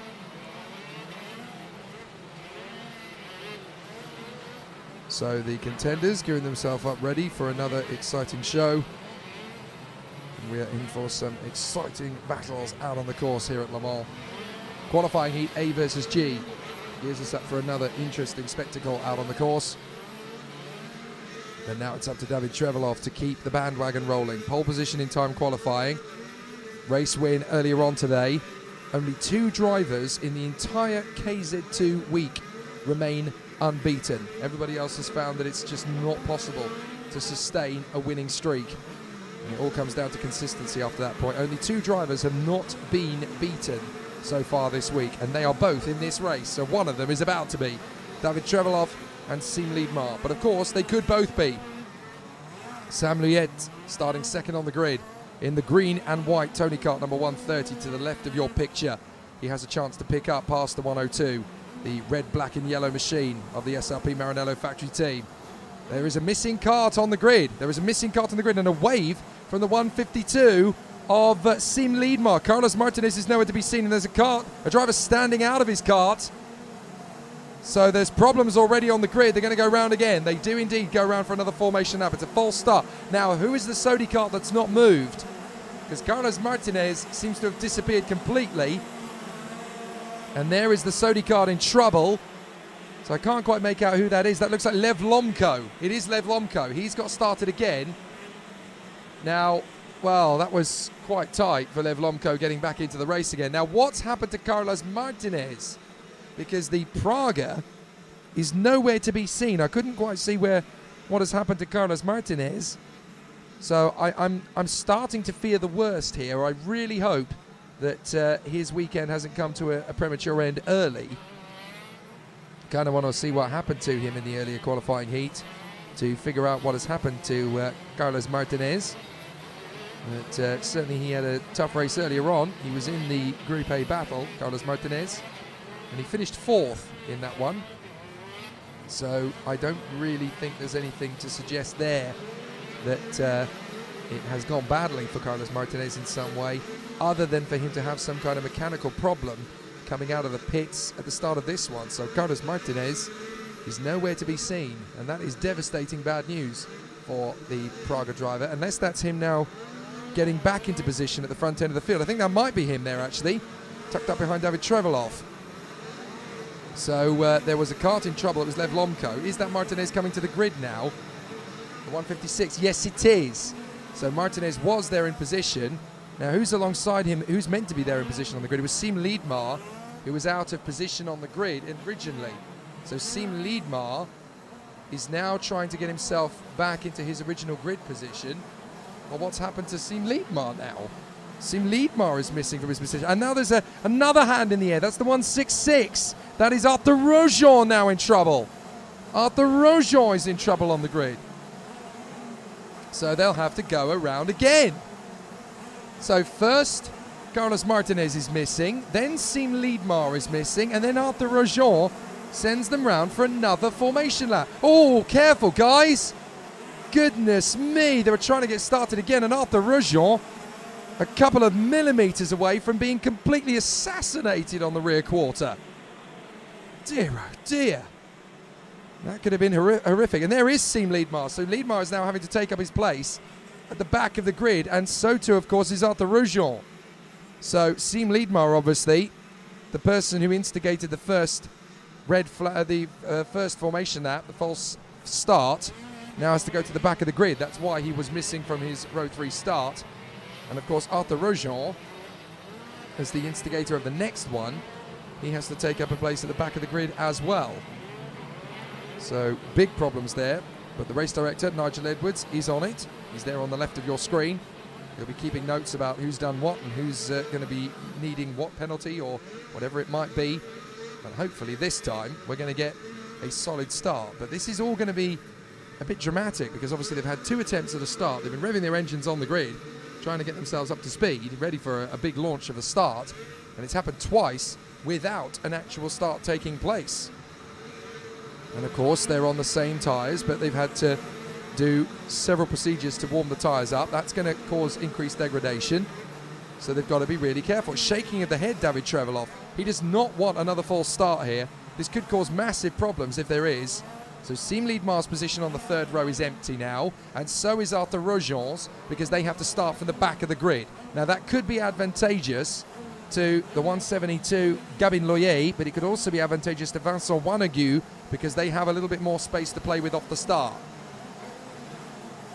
So the green flag will fly at the back of the grid this time, will it? Is anybody in trouble? No, this time I think we're okay. So we are going to go racing when the lights go out. Ready, 4 lights on, and out! A bit of a hesitant start from Sam Lier. Pulls right across does David Trevelov to cut across the nose of the Tony car and through into the first hairpin. No problems, no aggravations. David Trevelov into the lead. So Team Liedmar, the man who won the earlier heat, is now down to the back of the grid after a false start. So he's definitely going to get beaten in this one. Unfortunately, I don't see him really making that much of ground up. He can make his way into the top 10, but I certainly don't see him getting into the first position again. But David Trevelov is leading the way comfortably here in front of Sam Luyet. And then you've got Valentino Fritsch and Robert Kinderwarter following in suit ahead of Carlos Martinez. So some interesting challenges off the start then, as several drivers obviously already very severely impeded off the line. Arthur Rojon and Arthur Rojon and Team Liedmar found themselves right down at the back of the queue off the grid. So here comes David Trevelov onto the main straight once more. 2nd for Sam Luyet, 3rd for Valentino Fritsch. Oh, Martinez almost takes off Robert Kinderwarter in the first corner. Oh, that was so close between the two of them. Martinez realizing at the very last minute that he had to bail out of the throttle and correct the steering. Now Lev Lomko has been given an investigation flag, so that must be something to do with the start. So that is unfortunate for Lev Lomko. But certainly Trevelov leading the way here from Sam Luyet, and he doesn't have to push too hard at this point because Valentino Fritsch is going to do a lot of work for David Trevelov here. He's going to try and get under the skin of the Tony car. Down to the back straight, up to the braking zone for the hairpin. Very tight left-hand corner, not quite a 90-degree square left, but very tight on the way through. So over the straight once again and into turn 1. No problems at all for David Trevelov as he passes the podium, which is up at the first corner. It's going to be a lovely podium after each race later. So obviously each class will have to run from the main straight to go to the podium and have a lot of fun under the spray on the podium on that Sunday evening. But David Trevelov having a great time out in the lead of this race. He'll be quite happy with the way it's going. Down to the braking zone, slides in. Oh, Sam Lier, and then locks wheels with Fritsch. That is heaven sent for David Trevelov, because that has slowed Sam Lier up completely. Look at that. And the gap opens up, and now it's 3 wide down to the left-hander. Carlos Martinez gets the move on the inside there of Robert Kinderwarter, and that puts him up at the 4th position. That's the chain reaction of 2 drivers banging wheels and slowing each other up. I tell you what, David Trevelov is having a wonderful time in the lead now, but Sam Luyet is going to be angry at being held up there. He got basically nerfed aside. David Trevelov would not let him have the space, and they ended up squeezing each other. That's a very interesting situation between those two. So it could be fascinating. Really interesting to see how it all plays out. And now they will continue in fine style.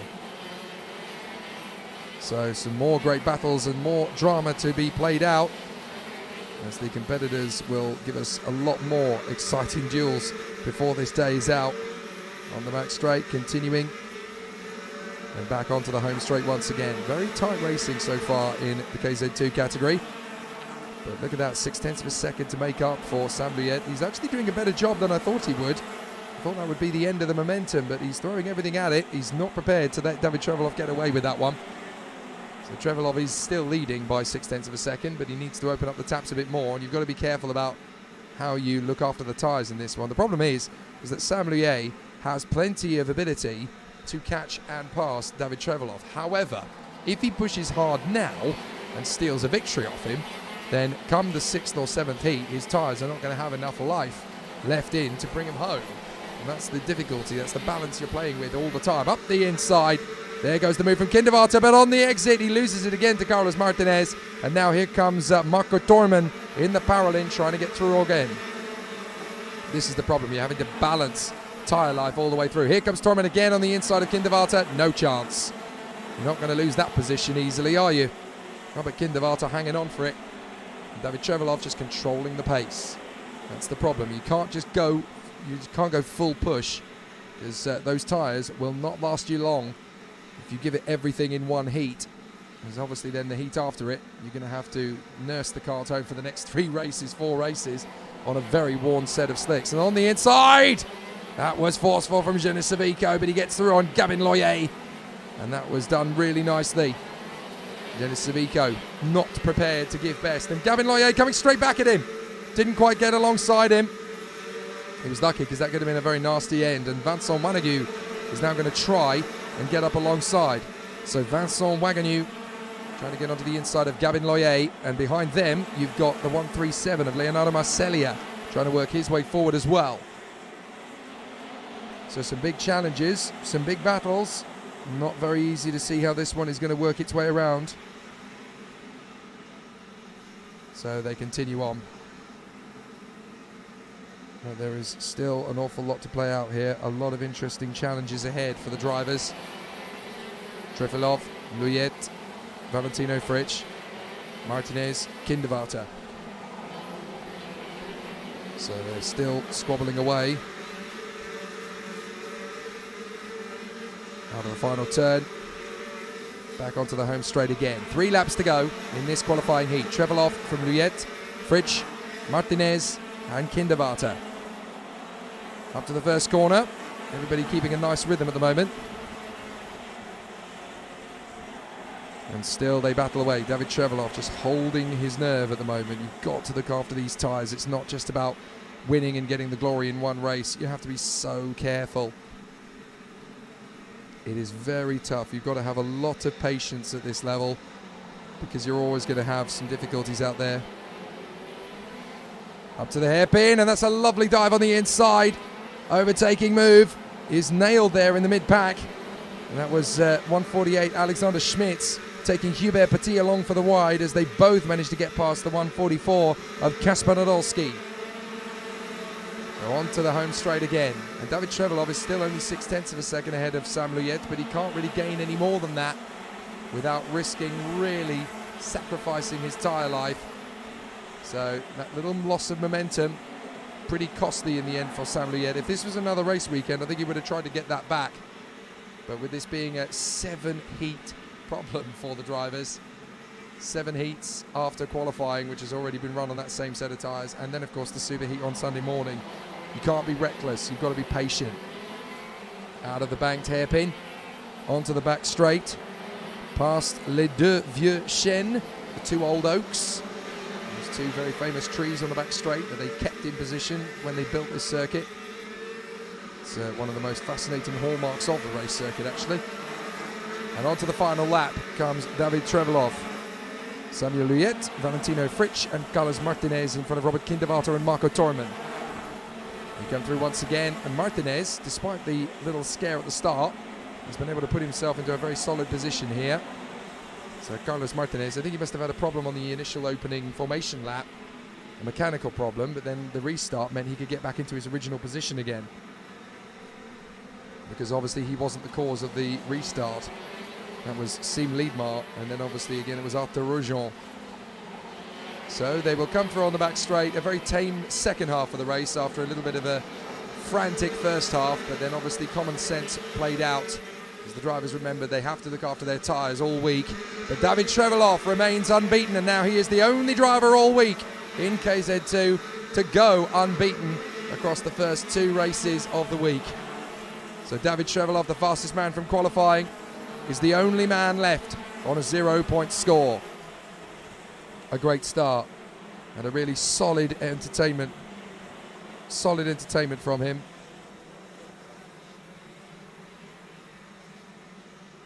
So the contenders battling and the drivers still watching on in fine style. David Trevelov, Sam Luyet and Valentino Fritsch. A solid opener for those 3 again, but for David Trevelov, he remains the only KZ2 driver now who has not been beaten over their first 2 races. So certainly the SRP Maranello youngster from Germany opening his account here at Le Mans in perfect style. Sensational. Great stuff.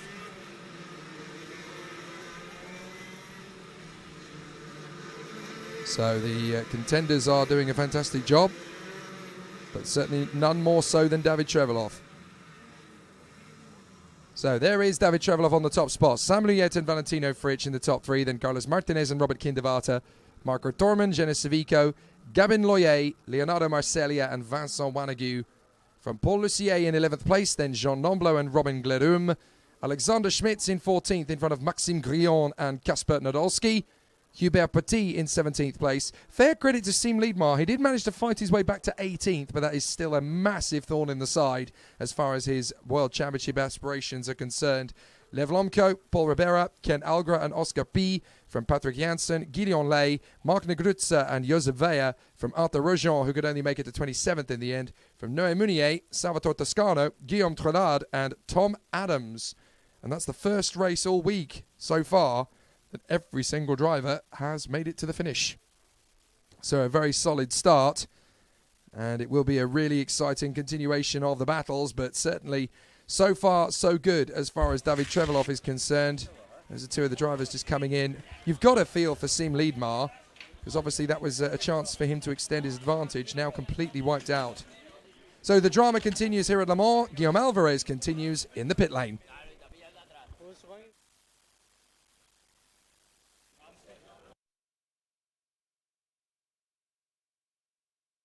David Trevelov, congratulations. Was this one harder than the first, or the other way around? It was similar, I think.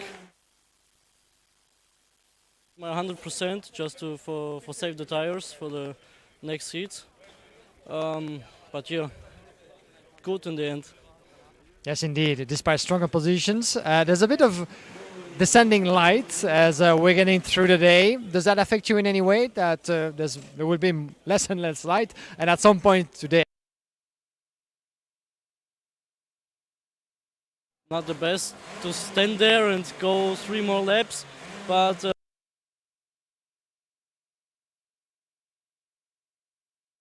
fantastic. You can adapt to anything. Yeah, brilliant. Thank you very much, and best of luck for the rest. 2 victories already for David Trevelov with the Maranello SP Racing Team. A strong force, as we said, in the KZ2 class. Let's see if we have anyone else that we can talk to. There's Leonardo Marceglia just with us right now. It was 9. Leonardo, you have a moment for a quick question? All right, come with me. Gonna stay here, yes, by my side. Good to see you. Leonardo, P9 of this race. How did it go according to plan? Or you could have done better, or there was a gap missing? Yeah, we for sure always hope for better, but we have to be fine, right? So it's okay. Was not too bad, yeah. Are you happy about the material? Because there's a lot of you guys from the Pirelat factory, the Red Army, as we call it. So the ambience between drivers, and you help each other quite well. During qualifying, we were not so fast, my side. But in the race, I think the pace is quite good. So let's go for the next 5 hits. Yes, indeed. This is a long road. The best of luck to you. Thank you. Grazie. Back to you, Jake. Thank you. So the tension continuing to mount, but certainly the pressure off a little bit now for David Trevelov after 2 wins out of 2. You can see the Academy drivers just off to the right of your screen watching on. They're about to get ready for their first race of the week. And that's a critical one for them as they come close to wrapping up their 3-round campaign, having started at Genk in Belgium, moved on to Cremona in Italy, and now here we are for the 4th race of their rotation. Danilo Albanese and Arvid Lindblad on the front row of the grid from Tom Loyer and Yannick Julius Bernhardt. Then it is Corentin Rousseau and Chris Harnen from Loic Vindic and Tim Gerhards.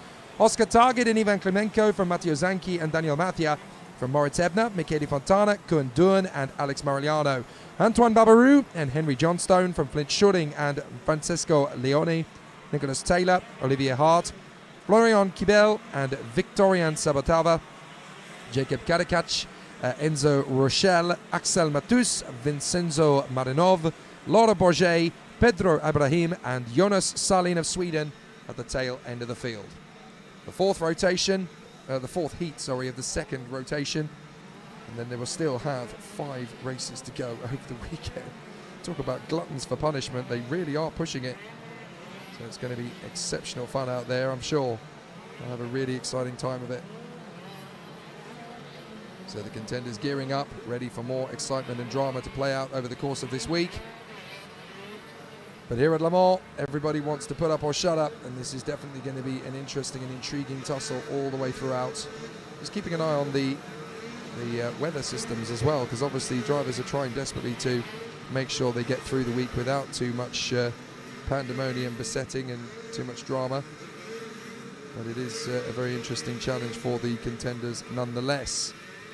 Now, I am actually being told that there is a potential for some more rain to come before the end of the day is out. So that is a potential problem for all those that were hoping for a potentially dry night. But then I think there's going to be quite a few people who are actually going to have some difficulties trying to, they would have had some difficulties, but if it does rain, then obviously they'll get a race on wet tyres, which will save their dries another race duration. So there's probably quite a few crews out there after the opening couple of races that would quite like another wet race, because then obviously they'll have one less race to do on their slick tyres. So the contenders lining up in position again. But what can Danilo Albanese and Arvid Lindblad on the front row of this starting grid do? Going to be fascinating from here on out. The lights come on and we're ready to go racing. Let's see how it goes off the grid, and this time Lindblad gets a flyer, tucks in behind Albanese. He's going to lose 1 place through turn 1 behind the fast starting German Yannick Julius Bernhardt, who manages to get into 2nd position, but that's damage limitation, and up the inside comes Tom Loyer, who dives through and takes 3rd place away from Lindblad. Lindblad quickly gets back to the inside line to exacerbate the damage. He almost lost out to his teammate Chris Harnen, but manages to get through. Everybody else knitting their way through the opening lap without too much drama. But certainly up in the top end of the field, it's all crazy kicking off at the moment. The top 5 have got well clear. 6th position, that looks to me like Tim Gerhards in the Sodi kart that has worked his way forward. And then Oscar Target is right up there. And you've got Matteo Zanchi battling away with a treble 2. The Alonso chassis there, that has got to be Daniel Mathia. It is indeed. So they are battling away for position and onto the main straight. No problems for Albanese at the moment from Julius Bernhardt, Loyer, Lindblad, Harnen, Gerhards, Target, Corentin Rousseau in front of Michele Fontana, then Matteo Zanchi, Loic Vindic and Daniel Mathia in front of Koen Duren, Florian Kibel and the fast starting Jacob Kadachak, who has managed to move his way forward 10 places in the opening lap. That is extraordinary. So Danilo Albanese leading the way comfortably here. Yannick Julius Bernhardt 2nd position, 3rd place for Tom Loyer, who is looking much stronger in race 2 than he was in race 1 earlier. So Tom Loyer getting himself into a much stronger position now, trying to get away from the British driver Arvid Lindblad, who is part of the Red Bull F1 Junior program. Let's see how they continue on the far side. Really good run from Arvid Lindblad as he comes through on the far side, gets back onto the acceleration as they come through onto the main straight. Danilo Albanese, then Yannick Julius Bernhardt, Tom Loyer in front of Lindblad and Chris Harnen there in 5th position as they run through the first chicane again. Run through the first hairpin, onto the next straight, up towards turn 2. No problems at all for Danilo Albanese at the moment. Yannick Julius Bernhardt has really got himself into a strong position as they go through the chicane, up through 6 and 7, up to 8, and then through the hairpin at 9. This is a fabulous bit of the course, this, where the banking kicks in. And on the inside, that's Chris Harnan. The Dutchman works his way past the British driver, Arvid Lindblad. A good start compared to last time, but still just a little bit tentative off the line, and that really does throw you off your rhythm a little bit. So you've got to be so careful. So Lindblad running in 5th position, hoping for a little bit more. There's still a long way to go in this category of racing. KZ2 is always a very rough weekend. A lot of drivers bidding to be in the final 72, and then 36 who go home empty-handed before they even get to the final. Danilo Albanese out in front. Yannick Julius Bernhard in second. Third, Tom Loyer. And there's the move up the inside from Zanchi, who tried to get the move there on the inside of Fontana. And Michele Fontana not letting that move happen at all. So a really tough race battle as they continue to make solid progress up to the hairpin. And Yannick Julius Bernhard having a great race. And there comes Chris Harnan. Harnan gets the move on Tom Loyer. There's a feather in the cap. The Dutchman has just got past the European champion. Well, that's a brilliant move from the Dutchman. That takes Chris Harnan one step closer to World Cup winning contention as far as I'm concerned. Once you pass the European champion and sustain it, you know you've got good speed and pace. So that is a very good run. They continue on in fine style. So a really solid battle. Through to the middle section of the course. And still putting on a good display. Yannick Julius Bernhard has caught right back up to Danilo Albanese on the Kart Republic. So the Maranello chassis driver still looking very strong here. An excellent run, some good work. Albanese and Julius Bernhard out in front. Then it is Harnan, Loyer and Lindblad. Good run from these three. Not further back is Tim Gerhards on the Sodi, still trying to stay with them. Here comes Loyer, dives through, gets back on Harnan, and Lindblad is trying to get through on that gap as well, but he can't make it, so he doesn't quite get the pass. So Tom Loyer has gone through into 3rd position once again. And now it looks like Yannick Julius Bernhard is going to try his move. Chris Harnan trying to come back at Tom Loyer. Loyer is adamant, you're not getting back through. Tom Loyer holds the field up a little bit there, and that's brought Tim Gerhards into the mix. So those four having a great tussle for 3rd position, but Yannick Julius Bernhard in the Maranello is right in behind Danilo Albanese now. He's got that 0.6 of a second gap down to just 1/10. There is the fastest lap of the race from Yannick Julius Bernhard in the SRP Maranello, really trying to close up on Danilo Albanese as they go past the Deux Vieux Chiens, the 2 old oaks. This could be when he tries to make his overtaking move happen. So the Deux Vieux Chiens, and then onto the main straight they'll come again. Onto the home straight they are. Albanese still in front of Yannick Julius Bernhard for the moment. And Tom Loyer still adamant that Chris Harnan is not making the overtaking move. Arvid Lindblad is right in the mix there as well. 6th place for Tim Gerhards. 7th position for Matteo Zanchi in front of Corentin Rousseau, Michele Fontana and Oscar Targa in the top 10. Good run so far. Through the chicane, left, right, hop over the curbs, keep the kart nice and straight. Lindblad looks like he's dialing in a move here on Chris Harnan potentially up to the hairpin. He's not quite going to get close enough. But at the end of the back straight past the Deux Vieux Chiens, he might get his opportunity. So past the 2 old oaks. Here comes the move from Lindblad. Thinks better of it. Doesn't want to take too big a gamble. Got to be so careful. You don't want to throw away a race. Not when you're in 5th position. This is a good run from Lindblad this time. And 5th position is a very precious position to be in if you want to reach the final podium. Especially when a lot of drivers are going to go through a lot of pain over the course of this weekend. He wants to be in as strong and as prominent a position as possible. This is not a mean place to be at all. So Albanese and Julius Bernhard now duck under 50 seconds for the lap. 49.9s from both of them. Albanese fractionally quicker. And that is a spin from Mathia. Daniel Mathia has spun. So problems there for Daniel Mathia. He gets going again, but that's dropped him right to the back of the field, I'm afraid. So Daniel Mathia not really enjoying this heat, and Lindblad tries again on Chris Harnan from too far back. You're never going to make an overtaking move there. So still the pressure is going to be bubbling over. It'll be a really tough one as far as he's concerned. So Albanese and Julius Bernhard are still nose to tail. Julius Bernhard considering the move on this, the penultimate lap. But up to 3rd has come Tom Loyer. We saw the move earlier. Chris Harnan and Arvid Lindblad still dueling over 4th and 5th. Tim Gerhards has actually dropped back a little bit in 6th place, perhaps reserving his tyres for later in the week. So Albanese in front of Yannick Julius Bernhardt. The fight for third position continues from Tom Loyer, Chris Harnon and Arvid Lindblad. Lindblad not quite close enough to Chris Harnon to make the overtaking move into the banking, but if he can get a good run off the turn and then along the back straight, the De Vieux Chêne goes past the two Old Oaks again up to the corner. Is he going to get there? No, there's no point even diving in this time. He knows it's not going to happen. He can look after his tyres from P5. That'll be the best he can hope for in this one, and it will give him a decent result. Albanese in front of Yannick Julius Bernhardt. Last lap. How precious is Albanese going to be about a victory, knowing that he only has 2 points so far?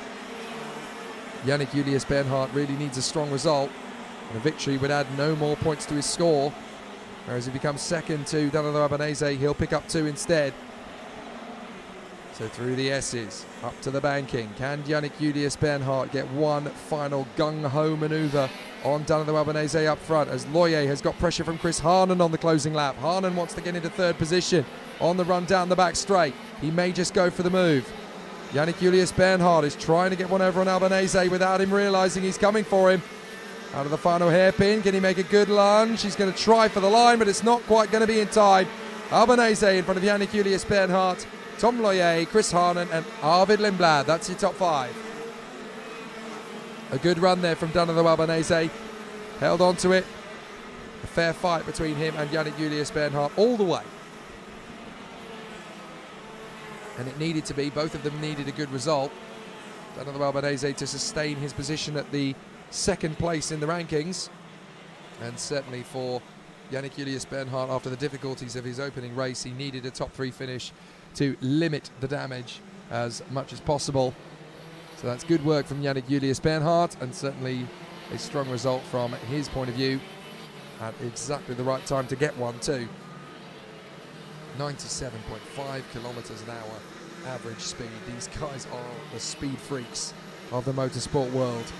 It's not the fastest top speed you're ever going to get, but the drivers, you talk to them and they say this is like Formula One without the money. The intensity, the physicality, the brutal nature of this sport.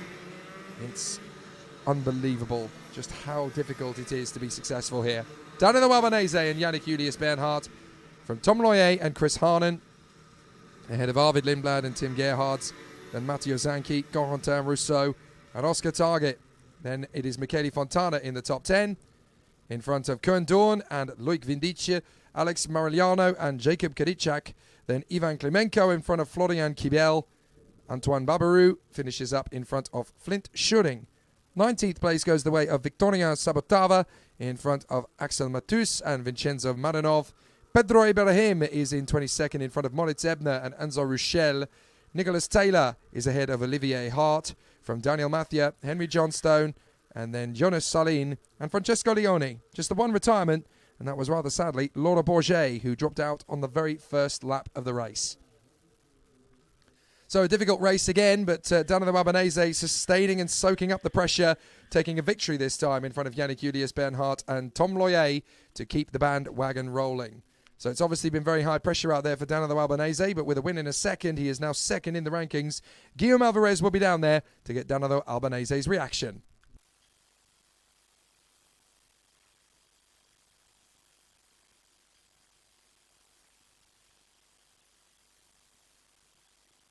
Well, just before we get that reaction from Danilo Albanese, just time to tell you, of course, that we're going to be live in action again over the course of tomorrow. Really exciting battles. The Academy drivers you can see coming out on the course as well. And obviously it'll be really exciting. We get 36 races in the Wicks tomorrow, but we're joined by the fans of Eurosport Player on Sunday afternoon, as they will join us for the finals as well. And don't forget, you can follow the action in the weekend as it all takes place on FIAKarting.com. Right, I do believe that Danilo Albanese is now out of the kart. I think he was just taking a little bit more time to get himself prepared and ready. So now Danilo Albanese should be with Guillaume. Danilo Albanese, congratulations for his victory after what has been a tricky race all the way to the checkered flag. Very, very tight in gaps, high speed for everybody. So was it like the way it felt behind the wheel?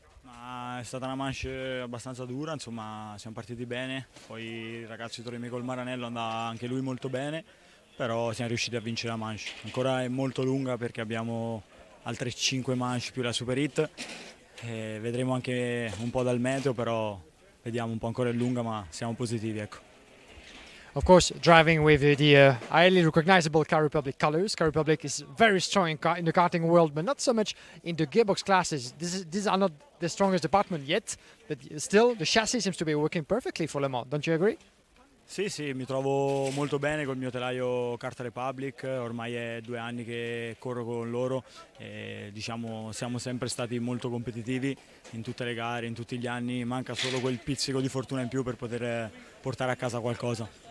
Fantastic, grazie mille. Thank you, Danilo Albanese, winner of this qualifying race. Let's try to see if we can grab. I see that Tom Leyer is not far behind. We can see if we can have one quick word with the freshly crowned European champion of KZ2 class.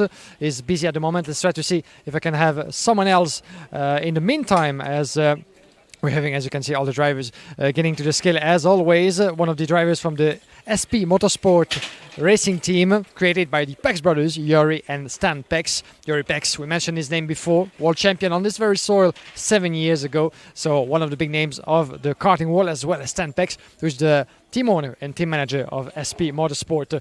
I was hoping maybe to have a quick word with Chris Hannon and Arvid Lindblad, teammate of SP Motorsport, but they actually run away in the meantime. So we'll try to get close to them. Arvid Lindblad, of course, his first season in the gearbox class after having competed at the highest level in direct drive classes, and one of the promises to a bright future in single-seater. But in the meantime, everybody is of course always keen to go back as quickly as possible to the tent to start the debrief and give the feedback to the mechanics and the engineers.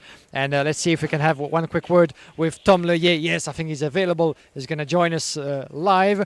Tom, maybe a quick word with you. Yeah, you can come by my side. Good to see you again. We had a pleasure to talk to you yesterday. So from yesterday to today, how has been the progression, the evolution, track performance? It's a little bit difficult. We have the quali. I missed a little bit the quali, and after I have one hit difficult, and the last one we miss a little bit some speed. We need to find a good setup. Let's see what happens.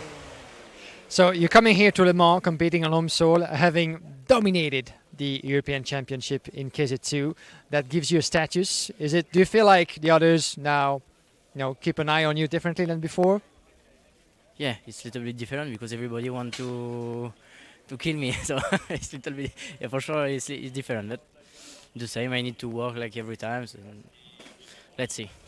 Let's see, indeed. Thank you very much. Merci beaucoup, Tom Leyer, KZ2 European Champion 2022, one of the favorites of the class. That remains to be seen. His race wasn't so easy after all. He had a penalty in one of his previous qualifying heats. So at the end, we'll make the calculations and to see who comes ahead of the others. So maybe Chris Hannon, can we have one quick word, Chris? Sorry, before we let you go. Chris, first race wasn't so easy. How did that go this time around? This time around was not so bad. I finished in P4. Just missed 1/10 to the fastest, but yeah, it's not too bad. The first race it was wet, and I thought that the wet would be really good because in the warm-up I was first.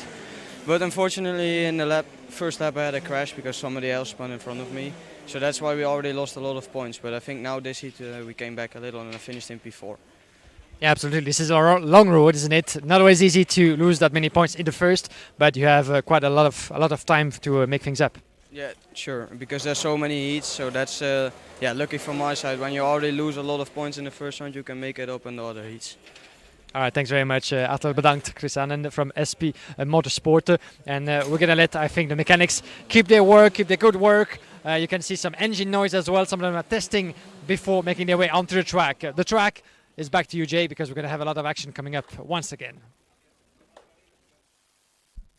We certainly are. It doesn't stop here at Le Mans. Great races, great driving, and some fantastic spectacles still to come out on the course. We have had the second rotation of KZ2 now, and David Trevelov is the provisional leader. 0 points scored, 2 wins out of 2. Danilo Albanese has 2 points to Jorge Pescador, who has the same. Arthur Carbonell and Norton Andresen both have 3. Sam Luyet and Mateusz Bergel both have 4. And Arthur Lehouk has got 5. So a fascinating situation now for the contenders as they gear up ready for an exciting continuation of the battles to come. Now it's time for the Academy Trophy. The youngsters who are in identical Expert chassis with Vortex engines and LeConte tyres. And these are a non-team control formula. Everybody's got exactly the same equipment. And it's going to be amazing to see what these young drivers who have been selected by their various automotive sporting nations around the world. They've been selected by each of their nations to represent their country on the world stage in a very sort of Olympic style event. They are all in the same karts, as you can see. It comes down to driving talent. Nicolas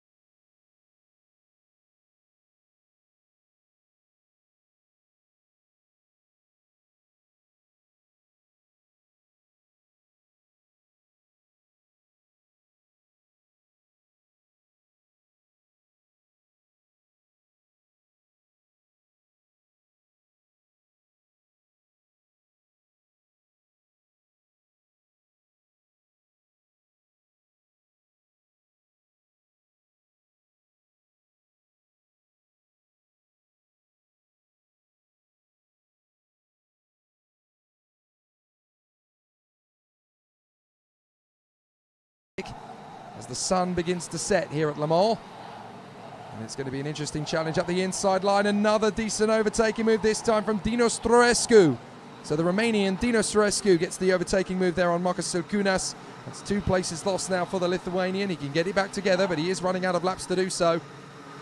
1.1 seconds is now the gap between Roos and Buzar.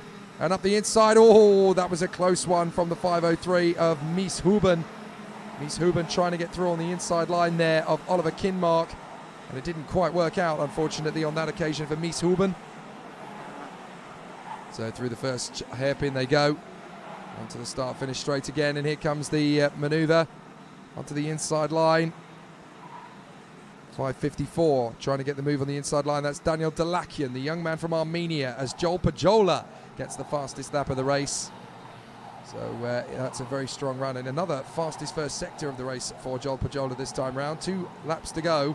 And I don't think Buzar is going to make up the 0.8 of a second deficit he's got to Nicolas Roos very easily on the last lap and a half, but not for the want of trying. He's going to keep pushing all the way. So into the left-hander after De Vieux Chen. The 2 old oaks is into the last lap goes Nicolas Roos, 0.9 of a second ahead of Guillaume Buzar. And there is the battle further back. This is the 2 great talents battling away. That's Luca Horton and Dino Storescu having a good little tussle. But there is your leader, Nicolas Roos, right from the start. He has controlled the pace, and it's been wonderful to see him in such a prominent position. He's been very strong indeed, and great to see him continue in such a phenomenal fashion. But great work here from Nicolas Roos. He's been very confident, very solid, and not really getting himself into too much hot water.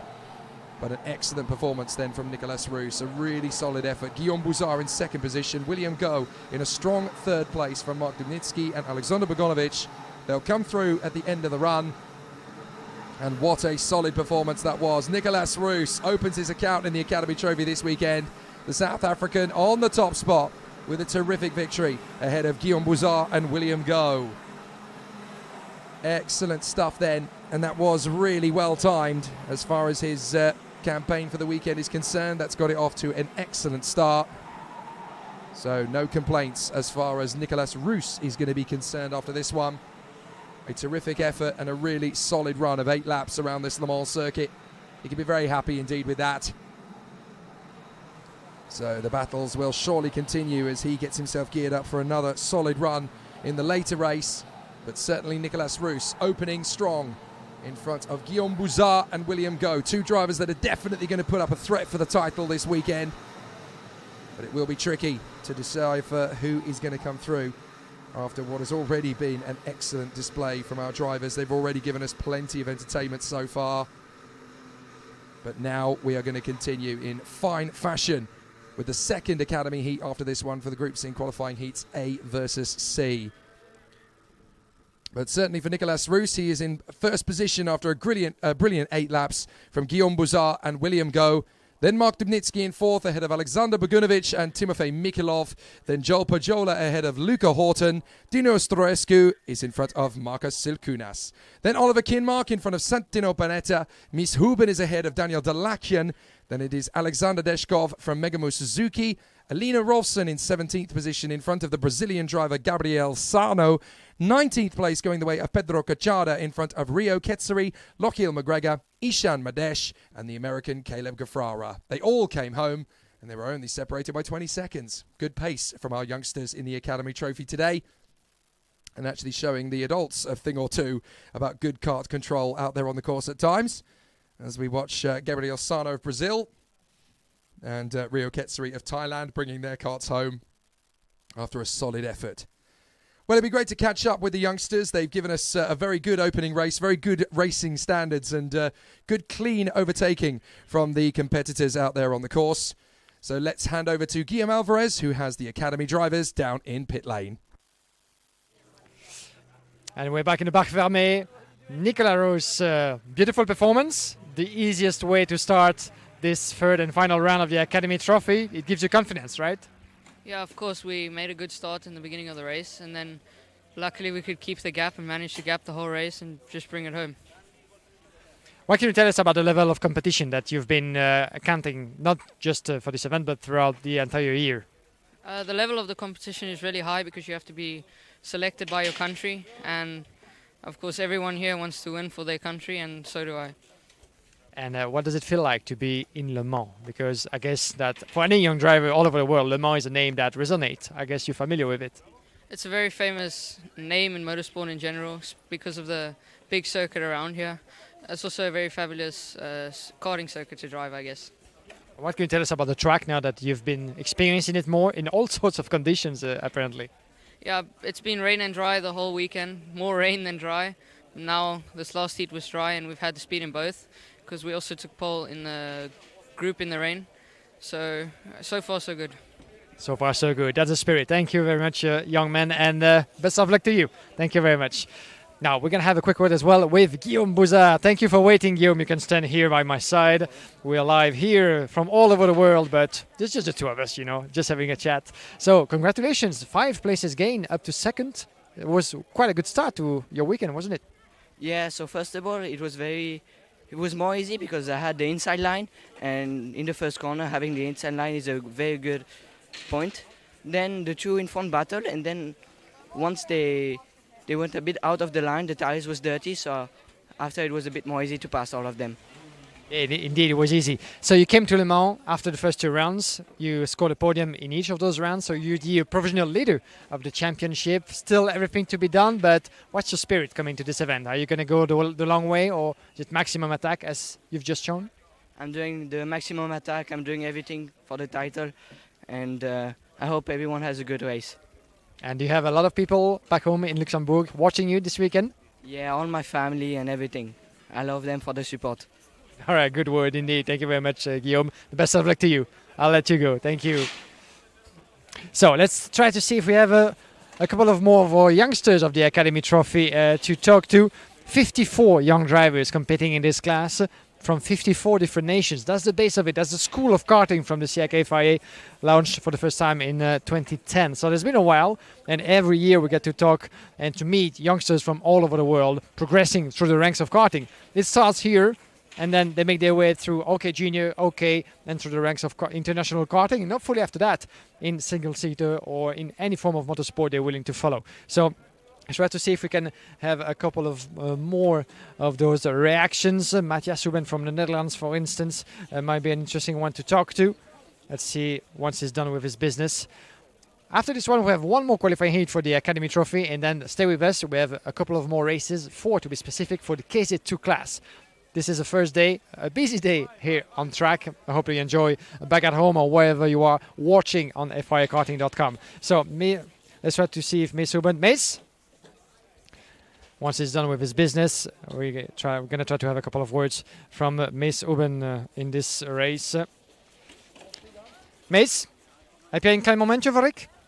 Een vraag misschien? In het Nederlands of in het Engels als je wilt. Yeah? Let's see if he's going to join us. Of course, those youngsters, quite different to what we've had before, the KZ and the KZ2. These are the most professional drivers in the karting world. And now you have the youngsters from the School of Karting, pretty much. So they still have a lot to learn. They still have to improve their craft as young racing drivers. But that's what this sort of event is all about, isn't it? So Mace Ruben, yes, just give us the sign. We're going to have him in a minute. And this will be our last reaction before we go back to you, Jake. If he's not too busy. Actually, he's walking away from us. So I don't think we're going to have time for Mace Ruben this time around. Yeah, he's speaking to his family and members. So I think we'll go back to you, Jake, and we'll try to talk to Mace Ruben some of the time, as well as to some of the youngsters of the Academy Trophy. Back to you, Jake.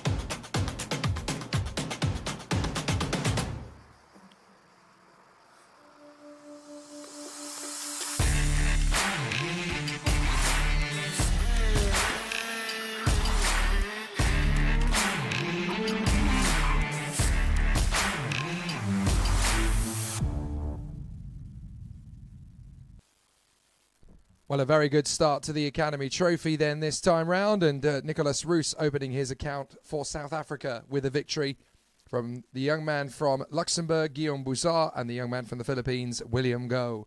Perfectly good start for the racing. Good to pick up on the performances of Dino Storescu and Santino Panetta, who both made up 9 places from their original grid positions. Luca Horton also managed to make up 8 places from 16th on the grid to finish up in P8. And then Megumi Suzuki, the young Japanese driver, went from dead last, the back of the grid, 23rd up to 16th. So good progress and good performances there from our youngsters in the Academy Trophy in qualifying heat B versus D.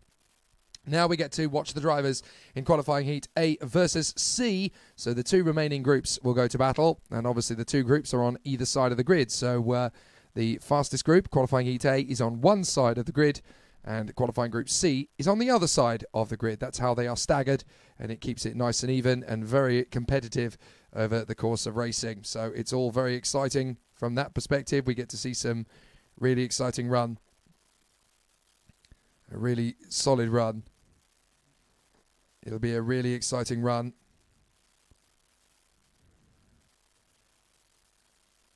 So let's see how it all plays out for the competitors. It's definitely going to be a very tight run from the start. We'll have some really exciting competitions going through the Mea. But next race is the Academy qualifying heat for groups A versus C. And it puts the superstar Frenchman... Oh, there's problems off the grid for Tiziano Cugnini, I think. Is it the 539? I think it is. Tiziano Cugnini, who has only just managed to get that kart started. Forget about it, move on.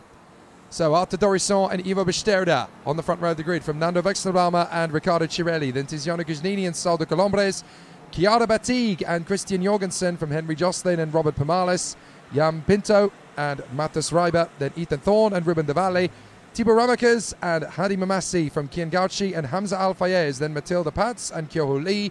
Matthias Orweda and Adrian Ferrer from Mira Al-Zabi and Jindro Pazel. So obviously Adrian Ferrer was originally the pole sitter in one of the sessions, but unfortunately it would appear as though his time in time qualifying, or one of his times at least, has been deleted, which is very unfortunate indeed. So essentially it now means that Arthur Dorisson and Nicolas Roos became the 2 fastest drivers in the mix, which is very unfortunate for the very unfortunate Spaniard Adrian Ferrer, whose time was deleted and then he was dropped to the back of the grid. Only Megumi Suzuki and Jindro Pazel did not set qualifying laps, but obviously some big difficulties for poor Adrian Ferrer from qualifying. Should have been at the front end of the field. So let's see how we go racing this time. Not this time, in fact, because it is a false start. The drivers, I don't know whether they forced a false start or whether they were just not quite in the ranks where they needed to be at the right time. Whatever the reason, it's obviously caused an issue. Now I have figured out the reason why Adrian Ferrer has been removed from his first position on the grid, and I've been told that it's for the fact that his 3 best lap times were cancelled for overtaking under yellow flag conditions. That is, of course, to the statute Article 2.24 of the general prescriptions of the regulations. That's very unfortunate for Adrian Ferrer. He was the quickest in time qualifying in the wet qualifying session earlier on in the day. There is Nigel Edwards, who is assisting Pasquale Lupoli in the race officialdom. He is the race director of the gearbox classes, but he's also the assistant race director for the Academy Trophy. And it's important that the Academy drivers give themselves the best possible chance of a clean start. Arthur Dorisson hoping for a win on home soil. He actually goes to school just down the road from this very circuit, so this is very much a homecoming for Arthur Dorisson, and boy would he love to win in front of his home fans to add to the victory that he gave us at Genk in Belgium. That really would make him the potential champion for Academy Trophy in 2022. Green, and we are racing up to the first corner, and a good start from Arthur Dorisson. Ivo Besterda is going to have to concede into turn 1, I think. Through comes Nando Wechselbaumer as the field works its way through the hairpin for the first time. Couple of drivers going onto the grass, but just about getting away with that one. No issues from everybody as they get through to turn 2. And then up towards the middle sector. A little bit of battling in the middle of the gaggle as everybody's just trying to get close to each other and try and make a move or two. Up on the far side, going well though for the 534 of Arthur Dorisson. Up the inside, that's going to be a late bid from Ivo Besterda. Can't quite get through into second position. He carries number 501. The numbers are allocated by the positions in the previous year in the top 10 from the nations. So obviously the reason Besterda is 501 as up the inside for the move goes Riccardo Cirelli. The reason that Ivo Besterda is of course the number 1 is because last year's champion was a Polish racer. That of course was Maciek Gladish. So Arthur Dorisson in front of Nando Weichselbaumer and Ivo Besterda. A solid effort from the contenders, and this is a really good run. 5:05 putting on a good show here. Henry Jocelyn trying to get himself up towards Chiara Battiste, who is in 6th position at the moment, just tucked up behind her fellow Swiss competitor Tiziano Cugnini. And Jocelyn has got through into P6, continuing that great tradition of British drivers on the international karting circuit at Le Mans. British drivers always seem to go well here, and Henry Jocelyn is no exception. Mathis Reiber has a problem, an investigation flag, and that's Chiara Battiste getting back past Henry Jocelyn with a little bit of pressure on him now from Jorgensen. So Jorgensen is going to try and make the bid to get through past Henry Jocelyn. Jocelyn still having a very tasty campaign here in the Academy Trophy. Coming off the turn, Chiara Battiste. Oh, goodness me, that's one way to park the kart. Ruben Dovalle, unfortunately, out of the race there. That's a real problem for the young man from Mozambique, and he's not the only one off the sidelines. That's Kian Gauchi, the Indonesian, as well. So 2 drivers have come off the road on the back straight. How on earth have they gone off there? That is bizarre. I have never seen an incident like that one at Le Mans. 2 karts are actually on the bank, on the back straight. That is the most bizarre place I have ever seen 2 karts go off at Le Mans. That is so strange. Well, I'm not sure what happened, but there's double waved yellows at that point of the course, so there's no overtaking into the hairpin, that's for sure. But, well, bizarre to have 2 karts go off there. I have never seen that before in my life. Well, that's an interesting one. Dorisson and Weichselbaumer in front of Ivo Besterda and Riccardo Cirelli. Tiziano Cugnini still battling with his fellow Swiss racer, Chiara Battiste, right in behind. And Chiara Battiste would dearly love to get into the top 5. She's been threatening it all season long, has Chiara Battiste. She had great pace at Genk. She had good speed at Cremona. Didn't have a lot of luck. But now she is there in the top 6 and looking very strong. She would love to be the next woman to take a victory in the Academy Trophy after Marta Garcia did it years ago. And Chiara Battiste forces the issue, gets through on Tiziano Cugnini. Lovely work from Chiara Battiste. That was a brilliant overtake. And it's double waved yellows on that part of the course. I think we're going, well, how many parts of the course are we going full course yellow? That's just onto the back straight still, I think. So that's still just only on the back straight. I thought we were going full course yellow, but we're not. So Dorisson now a second clear of Nando Weichselbaumer with Besterda 2 seconds back. And then Chiara Battiste is through into 4th position. There are the 2 drivers being escorted off the circuit. Thank goodness for that. Ruben Dovalle and Kian Gauchi. It looked worse than it was, as Riccardo Cirelli has fallen to the back of the field. So what has happened to Riccardo Cirelli? He's just gone off the road somewhere by the look of it. He is still circulating. Oh no, wait, that is Mira Al-Zabi. So there's double waved yellows.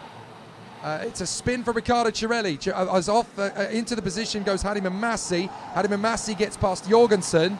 That's for 8th position, and he gestures to his rival. Come on, let's get on with it.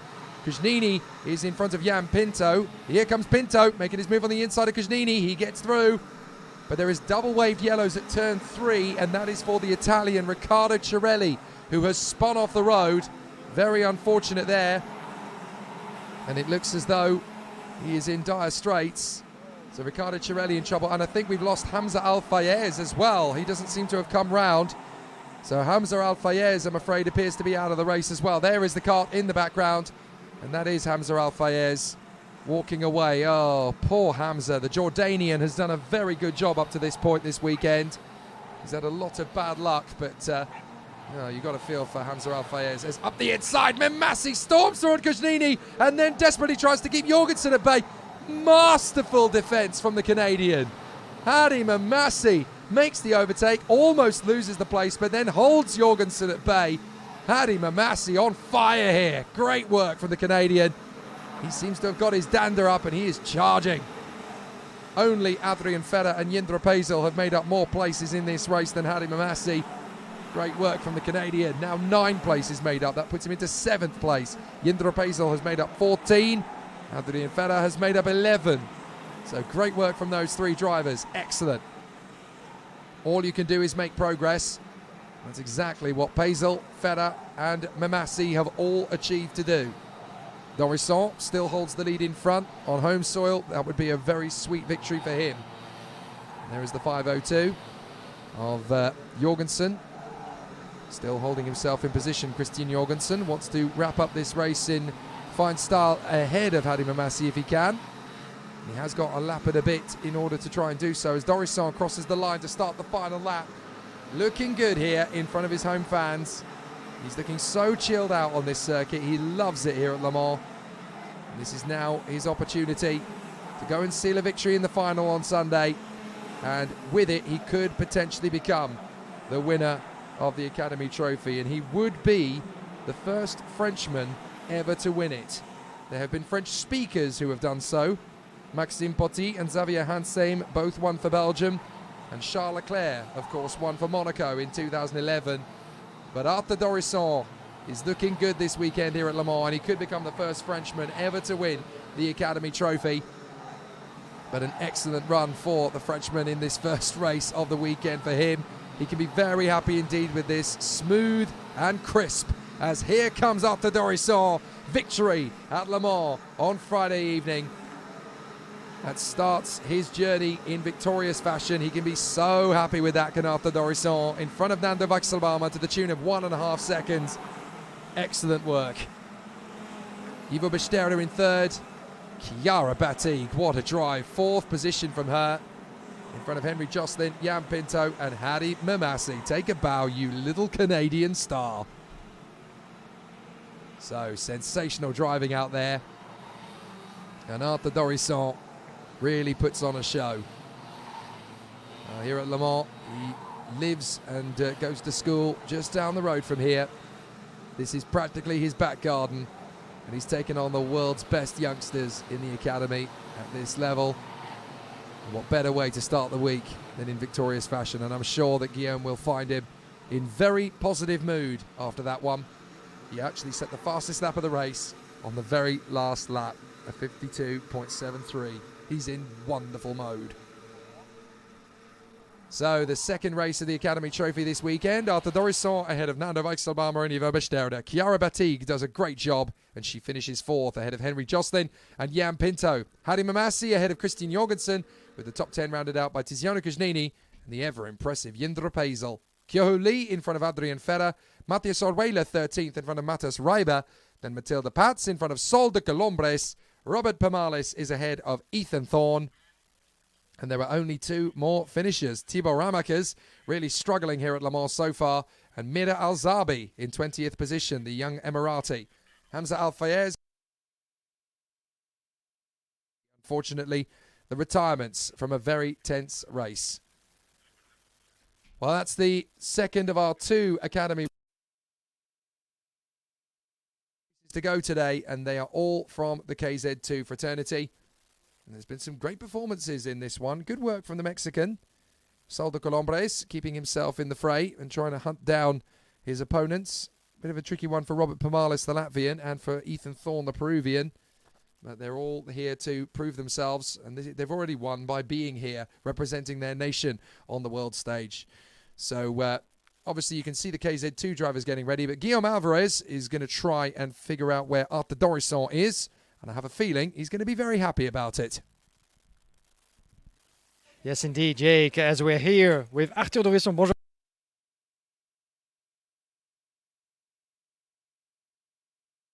Arthur, domination from pole position to finish and one big gap, 1.5 seconds. Donc une course vraiment dominée de main de maître, mon cher Arthur. Tu as déjà gagné une course cette saison à Genk et ici, ça sort bien parti.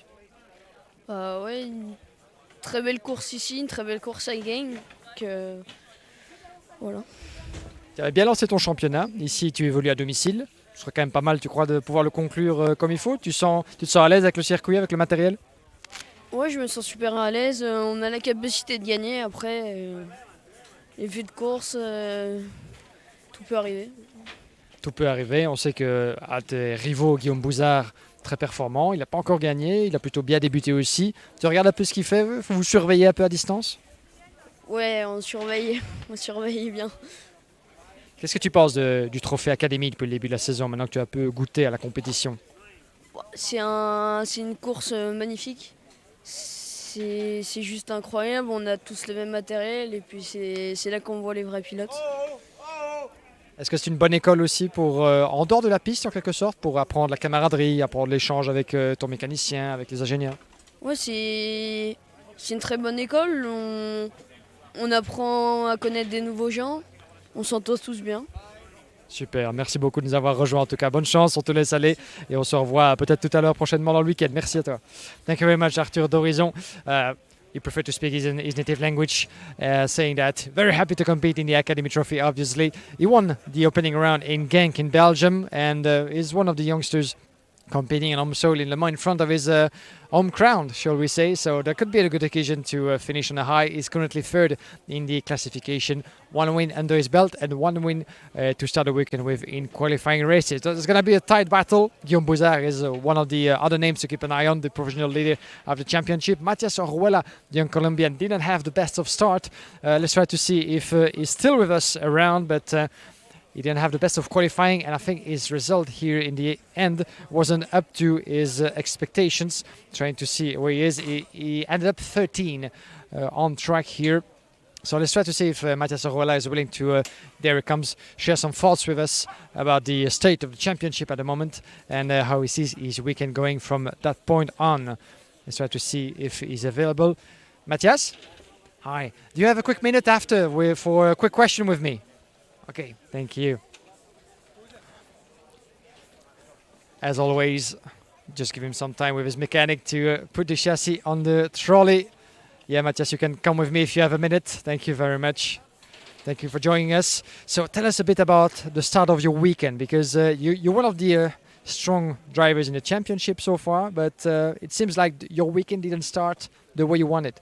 No, the 2 first practices we both didn't do any laps. Then the third one was like the only full practice we did before qualifying, and then qualifying it rained, so we were lacking a bit of pace and we got a penalty as well. So now we were P41. Now the first heat we started second to last row and we did what we could. Yes, indeed. You ended up 13, which is a good recovery, so that must give you confidence for the rest of the weekend. There's still a lot to do. Yeah, there's still a lot to do. It's just getting the championships a bit more difficult now than before. Yeah, absolutely. So all the best to you. Thank you for talking to us. Thank you, Matias Oruela. As we'll get back to you, Jake, unless we have someone else maybe like we can grab. But this was it for today and the FIA Karting Academy Trophy. We had 2 races today. We're going to have some more tomorrow as well. Don't forget that the championship is still very much on. 2 rounds done. This is the third and last one. And don't forget that all the drivers are going to have to take out the worst result in qualifying heats and in finals in the end. So coming to Sunday, we're going to have to calculate a little bit who's going to end up on top and who's going to go for the title in the final. Back to you, Jake. Thank you, Guillaume, and a very good point made there, actually, because with the 3 rounds that we have had from the worst score in a qualifying heat rotation and the worst score in a final are dropped at the end of the season for the Academy Trophy drivers, so they can drop their worst score in qualifying, they can drop their worst score in a final, which does tighten things up over the course of the weekend. So it does make things very tricky and very entertaining for us, because obviously we get to see some really good performances from the drivers across the Academy Trophy as things continue to play out. But it's never easy to see who's going to emerge as the champion from one weekend to the next. They obviously try and be as consistent as possible. But for Arthur d'Horizon, he's obviously trying his best to repeat the feat from Genk in Belgium. And this is a good opportunity to see if he can do that. A second win in a final would certainly suggest the potential for that. So it's definitely going to be an interesting situation if they can wrap it up. But we'll have to see how it all unfolds and how it plays out.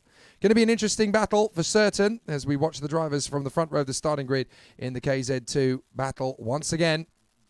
And it's going to be a tough one as groups D versus F get out onto the circuit. That's going to put Felix Arnold onto the front row of the starting grid after his excellent run in time qualifying earlier. So he'll be in the pole position for this one. And it's crazy to think that this is Friday night at Le Mans, and this is already their 3rd heat for the KZ2s. We haven't seen anything of the KZ2 Masters tomorrow. That's going to be an interesting feature of the battle going into tomorrow.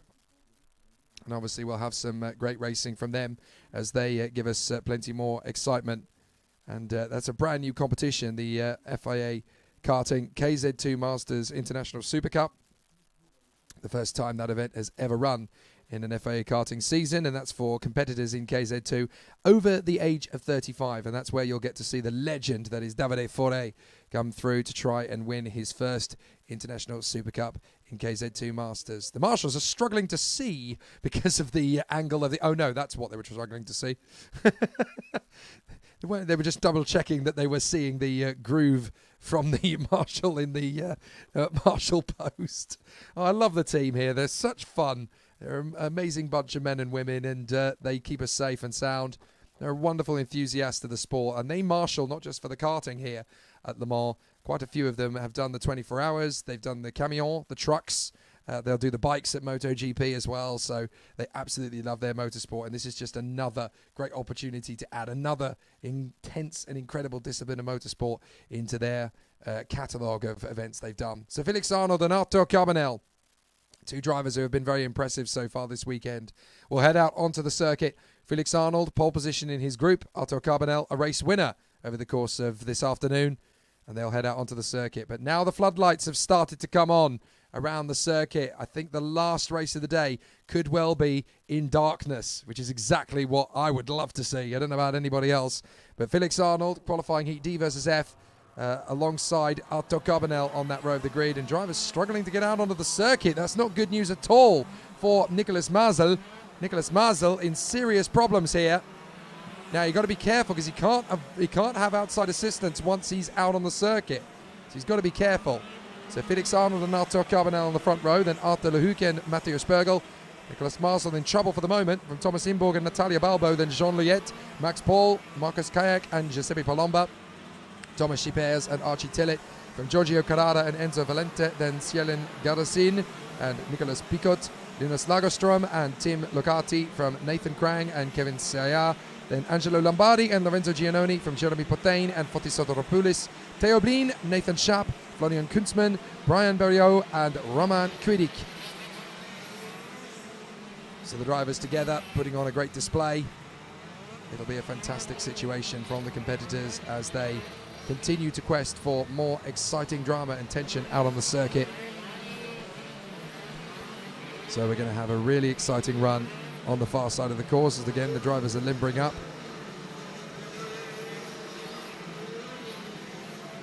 And all of the competitors giving themselves up for another exciting run. I'm not entirely sure whether Nicolas Mazel has been able to get out onto the circuit or not. It looks like he has.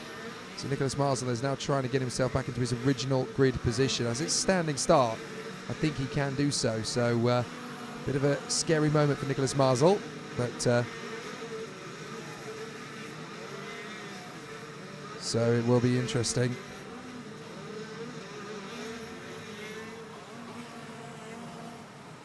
So here they come again onto the starting grid.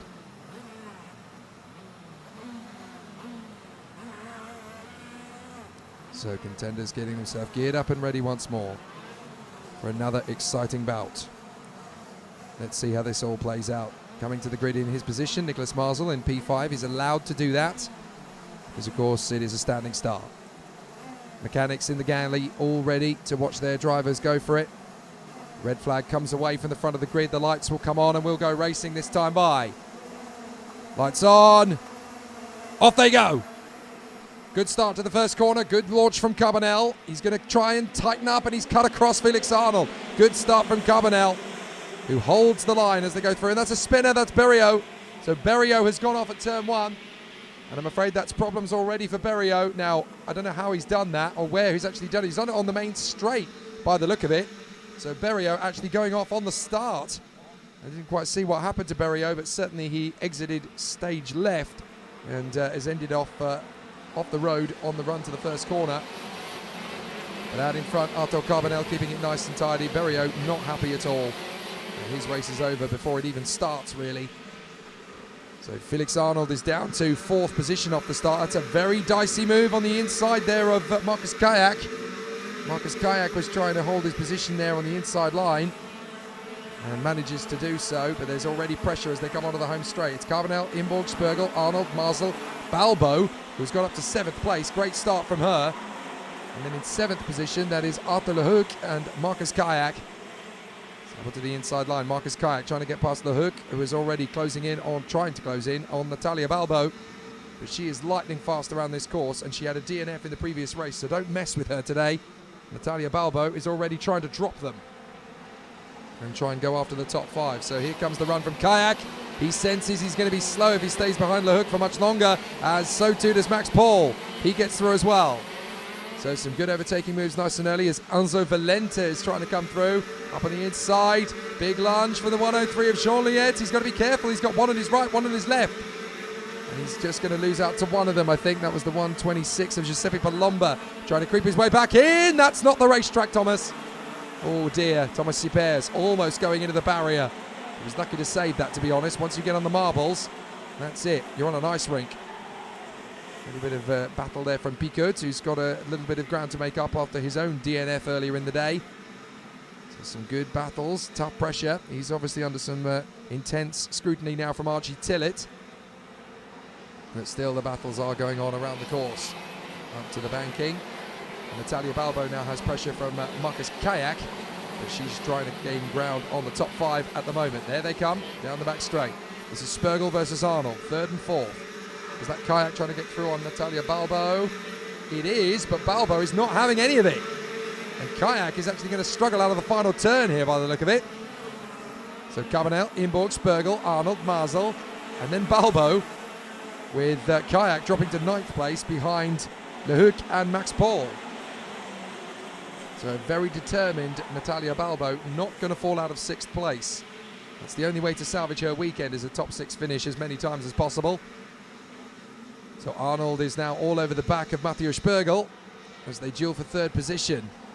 Up to the hairpin. Carbonell, Imborg, Spergel, Arnold, Mazel, and then it is Balbo from Lehouk, for Paul, Kayak and Enzo Valente. Giuseppe Palomba in 11th position, really needing a decent result in this one as well. So 3 laps done and 4 laps are about to be completed. Very tough race strategy at the moment as they continue to make good progress off the final corner, and all going well. But hopefully all should just continue.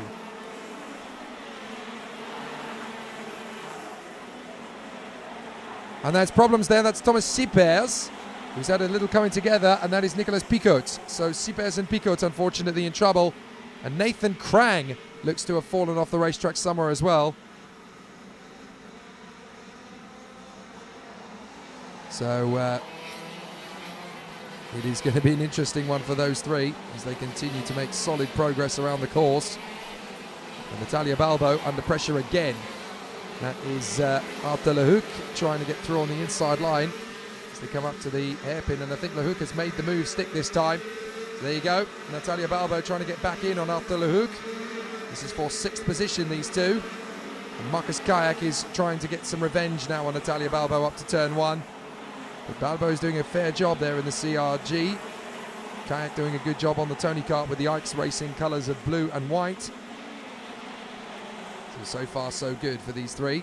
Lehouk is P6, Balbo is P7, Marcus Kayak is P8, and they are the closest battle on track until you look back at these 2. Spergel and Arnold, 3rd and 4th position, these 2. You can see those shadows are getting longer as it gets darker and darker here. Carbonell, Imborg, Spergel and Arnold going very well. Nicolas Mazel in 5th position in front of Arthur Lehouk and Natalia Balbo, although Balbo has now dropped behind Kayak, I notice. But Mathieu Spergel still hanging on here in front of Felix Arnold. Yellow flags are out by the look of it. So there are yellow flags up at turn 3. Now somebody else has dropped out of the race by the look of it. That looks like Lorenzo Giannoni. So Lorenzo Giannoni is out of the race now as well. That's very unfortunate for the Italian. And that is the 218 kart of Romain Cuedic. Romain Cuedic has seemed to have dropped out of the race with Theo Blin. So Cuedic and Blin have had a problem out on the circuit. And that's those 2 out. They are dropping rapidly in this very high attrition KZ2 heat. A lot of drivers wanting to finish the day on a high note then by the look of it. So they're willing to go above and beyond to try and stretch that limit a little bit. Not easy here at Le Mans. Very much not easy. Battles continue. This is Spergel in front of Felix Arnold. Trying to break his way further forward. So Felix Arnold is trying to get himself into the top 3 once again. Started from the pole. Obviously had a wet qualifying session, which really helped him out a little bit, but he wants to try and get himself back into the top 3 on merit. He doesn't just want to be there because a little bit of rain fell down. He wants a little bit more than that. So through they come again. This is a really strong situation as the contenders continue to make good progress around this course. A tough race is in the offing. So we'll see how this race continues to play out. Still a tough race in the offing, some good battles to come. And still we will have some good pressure, some good balance between these drivers. Hoping to give us plenty more over the course of tomorrow as well, don't forget. 7 races total for KZ2 drivers this weekend. Absolutely extraordinary. But Felix Arnold still trying to put pressure on Mathieu Spergel. It's about the balance of risk. If he goes for the move and it fails, and that's going to impede him big time. Oh, and those two have failed in terms of their battle. That is Tim Locati and Linus Lagerström. Oh, and Natalia Balbo's out by the look of it. Natalia Balbo is out. She seems to have dropped out of the top 10. Can't quite figure out where that's happened, but Natalia Balbo has had an incident somewhere around the course as well. And it looks as though she's picked up damage of some kind and pulled it into the pits rather than park it up on track. I can't see her kart anywhere, but game over for the CRG. So still, Felix Arnold just holds back a little bit from Mathieu Spergel under yellows, hoping that when they go back to the green zone, he's got a chance. Final lap, and Arthur Carbonell leads the way here. The other CRG driver doing a great job at the front end. And here is Felix Arnold, all over the back of Mathieu Spergel. Spergel's actually defending. He doesn't need to do it, he just needs to hold his racing line. Felix Arnold getting quite frustrated here. Sat behind the Sodi kart of Mathieu Spergel. Felix Arnold having set the fastest lap of the race, but he still had a kart length on Felix Arnold, so he didn't really need Mathieu Spergel to defend the line at that point. He just felt like he had to. A bit of intimidation working out wonders then for Felix Arnold, but he wasn't able to capitalise as the race is going to finish up for Arthur Carbonell. There's a lot of flotsam and jetsam around this circuit now, but for victory, it is going to go to Arthur Carbonell once again in front of Thomas Imburg and Mathieu Spergel. So a good run from Arthur Carbonell, and it's a 1, 2, 3 for the French on home soil, and there is a very unhappy Tim Locati. So Tim Locati out of the race. 4 karts in one shot, all having problems in that race. There's only 20 finishers, would you believe, in this one. It's all gone very badly wrong for the contenders in this race. It's been a very tough battle all the way through, and some excellent displays, good performance, and a really strong run. Arthur Carbonell from Thomas Imburg and Mathieu Spergel. That's what the French fans love to see here at Le Mans. 1, 2 and 3 for the Tricolore. So a very tough race there, and only 20 karts actually brought it home to the finish this time. So what a sensational bout it has been. But look at the wreckages that are being wheeled in. Drivers obviously feeling they had to push it at the end of Friday to continue their hopes of progression. And what a crazy day at the races this has turned out to be in the closing phase.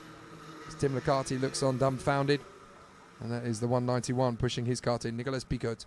So 1, 2, 3 for the French. Arthur Carbonell, Thomas Imburg and Mathieu Spergel in front of Felix Arnold, Nicolas Mazel and Arthur Lehuc. Marcus Kayak in front of Maxi Paul from Jean Liette and Enzo Valent. In 10th position. 11th place for Archie Tillett. Then Angelo Lombardo is in 12th from Giorgio Carrara and Giuseppe Palomba way down in 14th. Not where he needed to be at all. Fotis Soteropoulos in front of Celian Galassin, Jeremy Potain and Kevin Saya in 18th position, the privateer. 19th, Florian Kunzmann and 20th, Linus Lagerström. No other finishers. Tim Locati out. Natalia Balbo. Roman Kuedik, Lorenzo Giannoni, Thomas Schippers and Nicolas Picotte out, along with Nathan Krang. And obviously Brian Berriot had his problem.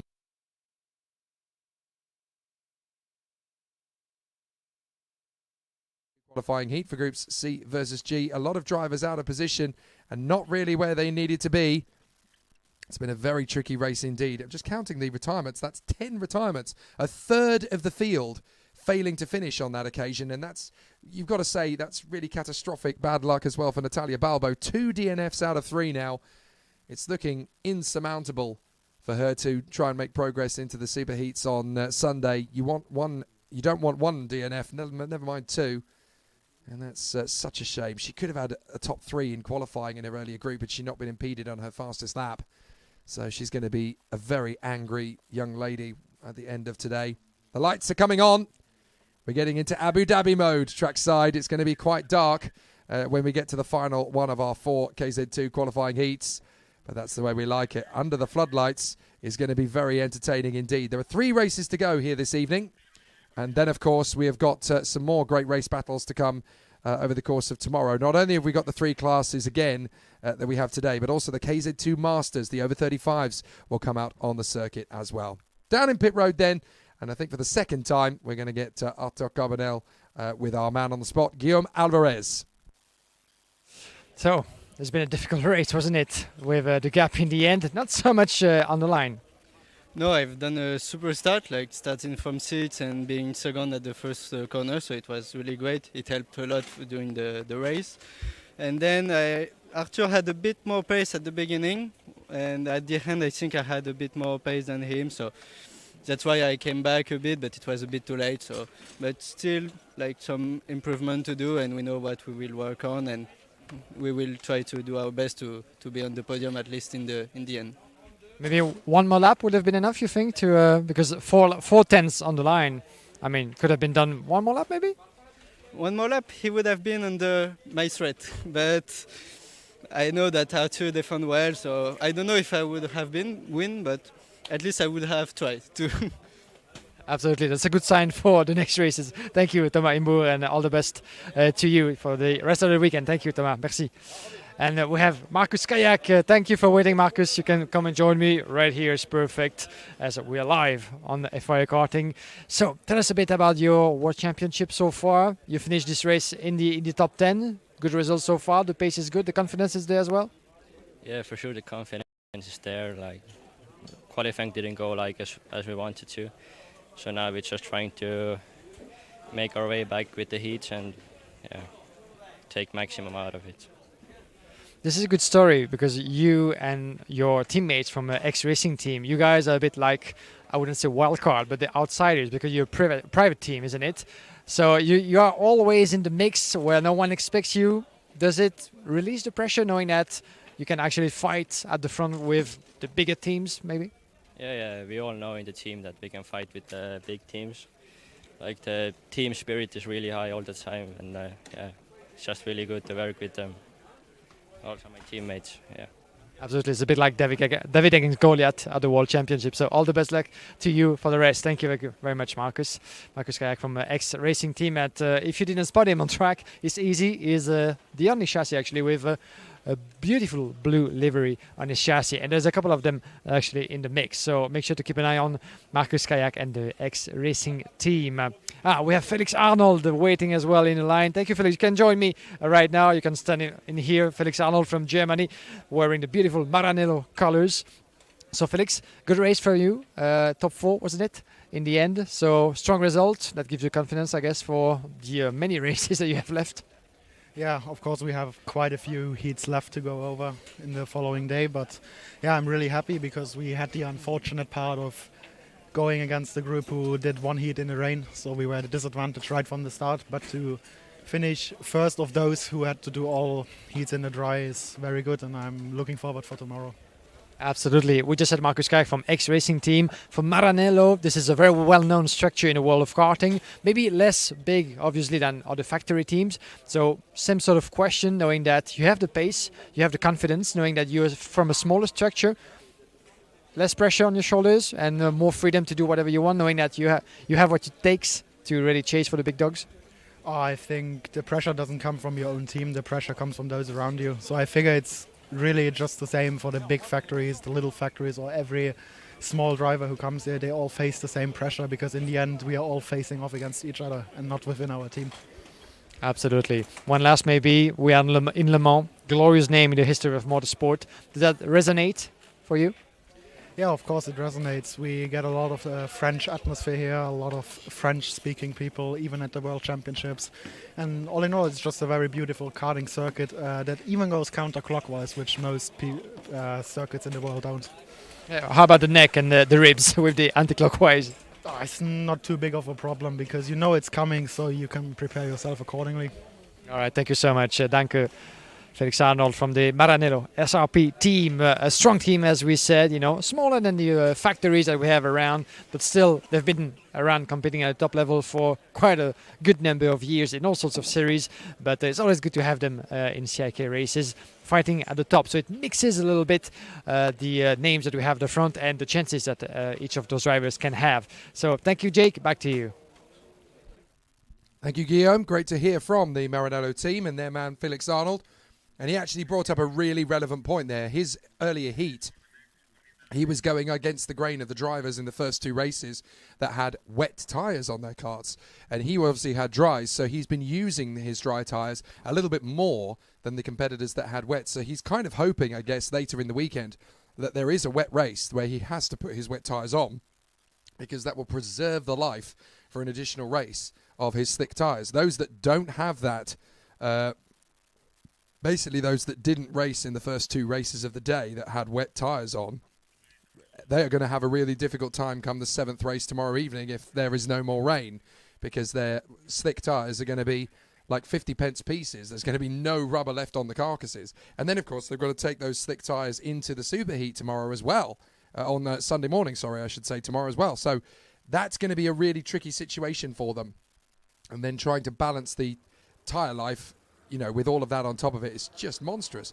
Anyway, off to qualifying heat C versus G, and that's going to put the two groups together for another exciting tussle out on the course. And it's going to put the Praga Italian Michael Paparo on pole position with Sam Luyet in the Tony kart. Then Norton Andreasen and Robert Kinderwater, Daniel Vasile and Sim Lidmar from Brandon Nielsen and Gavin Loyer, Martin van Leuven and Arthur Rejean. Then Karel Pazovic and Vincent Wanagu, Jacob Bergmeister and Maxime Grillon, then Damien Dreux and Alexander Schmitz, Santiago Valve and Robin Gledum from Morgan Porter and Hubert Petit, Gerard Cebrian and Ken Algra, Christian de Klein, Mark Negrutza, Matt Provost and Gideon Ley from Rowan Grinvis, Josep Weyer, Simon Billman, Patrick Janssen, and at the back of the grid, the Portuguese talent Rodrigo Ferreira.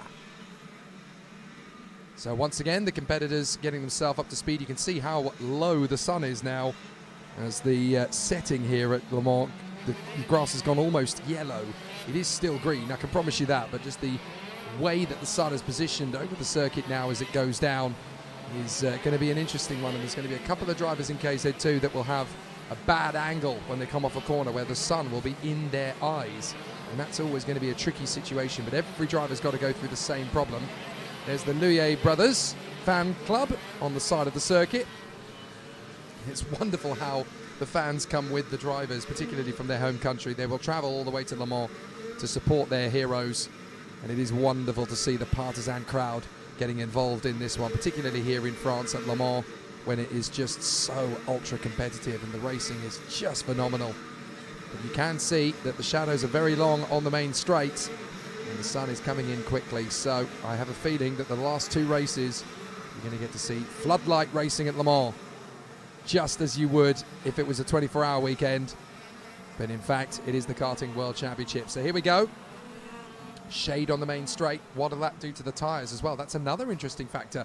As the sun comes down, obviously the track temperature is going to drop, and that will actually give a little bit of a breather to the tyres because they'll run in cooler conditions. So that is also an interesting factor. A lot of these different little problems creeping in to change the face of this race meeting.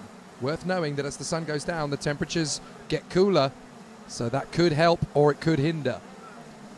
So on to the starting procedure we go. The lights come on, and we're racing. Michael Paparo and Sam Luyet get to the first corner, but it's going to be Paparo that holds on in the inside. Sam Luyet round the outside though, holds it as he goes into the lead. A very strong start, and now Paparo trying to get him straight back again. Norton Andreasen is hunting him down and round the outside. Oh my goodness, a little bit of a tangle as here comes Daniel Vasile to drive right round the outside and take the lead. That is an extraordinary start from Daniel Vasile, the Romanian, who has gone from about 4th or 5th position into the lead. Daniel Vasile What a launch! And that is now second place for Norton Andreasen. Oh, no, sorry, that is Samuel Liet. I do apologise. Samuel Liet is there in second, desperately trying to hold off the attentions of Robert Kindervater. Kindervater trying to squeak through into second place, gets alongside him, has to bail out though through the slow corner on the apex of the right-hander. Can he tuck in to go for the move into the first corner at turn 1 once again, down the straight? Kindervater sensing a chance on Sam Liet, but he can't get there. 4th place for Paparo, 5th place for Siim Liedmar, 6th is Norton Andreasen. 2 drivers there, Liedmar and Andreasen, who have won races so far, and that's a retirement. That's Arthur Rojon. Oh, a miserable, miserable race for Arthur Rojon so far at Le Mans. That is very unfortunate indeed for Arthur Rojon. So difficulties there then. Daniel Vasile, having got into a spectacular lead early on, now really trying to give himself the best possible chance of moving forward. But Sam Liet in second place from Robert Kindervater. Then it is Liedmar, Andreasen and Paparo. They both managed to get past Michael Paparo in the Praga then. And in 7th position, that is Gabin Loyer, the twin brother of Tom, who is the European champion, of course. Brandon Nilsson. Then it is Martin van Leuven, who runs in front of Vincent Wanagou. So they will continue on off turn 2. And that's the kart of Arthur Rojon being wheeled away by the marshals. So a very disappointing end to the Friday of running for Arthur Rojon, making his gearbox debut this weekend, of course. We regularly see him in the OK category. But I do say to all drivers, if you want to get something successful out of your motorsport career, you should do at least 1 year either testing or racing in these gearbox karts. You will learn everything you need to know about any form of racing in these particular karts. You'll never drive closer to the seat of your pants. You'll never drive more on the edge. You'll never experience more G-forces when overtaking and changing up gears and going through the bends. Your body will never be under any more strain than it will be in a KZ or a KZ2. So it's just the ultimate form of racing. They call this Formula One without the money. And they're absolutely right. On the inside, Andreasen tries to go for Liedmar. Can't make it stick. And here comes Paparo. He wants a little bit more from Norton Andreasen, who set the fastest lap, but that is not going to be the fastest lap. Clearly, he got boxed in behind an absolutely relentless Siim Liedmar. So Gabin Loyer hoping to get his move there. Michael Paparo still in P6. Loyer, and it is Van Leuven, Nilsson, Leroux, Wanagou, Bergmeister and Schmitz. At the inside, trying to make another bid, trying to make another move. Not going to happen. Still some good strong performances, but Daniel Vasile in front of Sam Liet and Robert Kindervater from Siim Liedmar and Norton Andreasen ahead of Michael Paparo, Gabin Loyer, Martin van Leuven and Brandon Nilsson ahead of Robin Glorum, Vincent Wanagou and Jacob Bergmeister. So the tussles continue. Still some good measures, still some good racing to come. 147. That is Jacob Bergmeister trying to make up some progress in the DR chassis, trying to come through the pack. Currently running in about 12th position, not quite there yet to get into the top 10, but certainly hunting down Robin Glorum and Vincent Wanagou. But Daniel Vasile, 6/10 of a second in front of Sam Liet. Robert Kindervater still third from Siim Liedmar. We're watching that midfield gaggle come towards us now.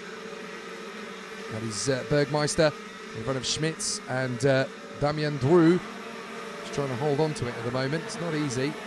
And then in 15th place, you've got Maxime Grion in front of Morgan Porter, And then Karol Pazovic finds himself in 17th in front of Santi Valve and Hubert Petit, who is really struggling actually here at Le Mans. I thought he was going to be knocking on the door of the top 5 throughout, but Hubert Petit really on the back foot here at Le Mans. Norton Andreasen, though, sets another fastest lap in his bid to close up on the Estonian Siim Liedmar. Very tricky, though. Very tense.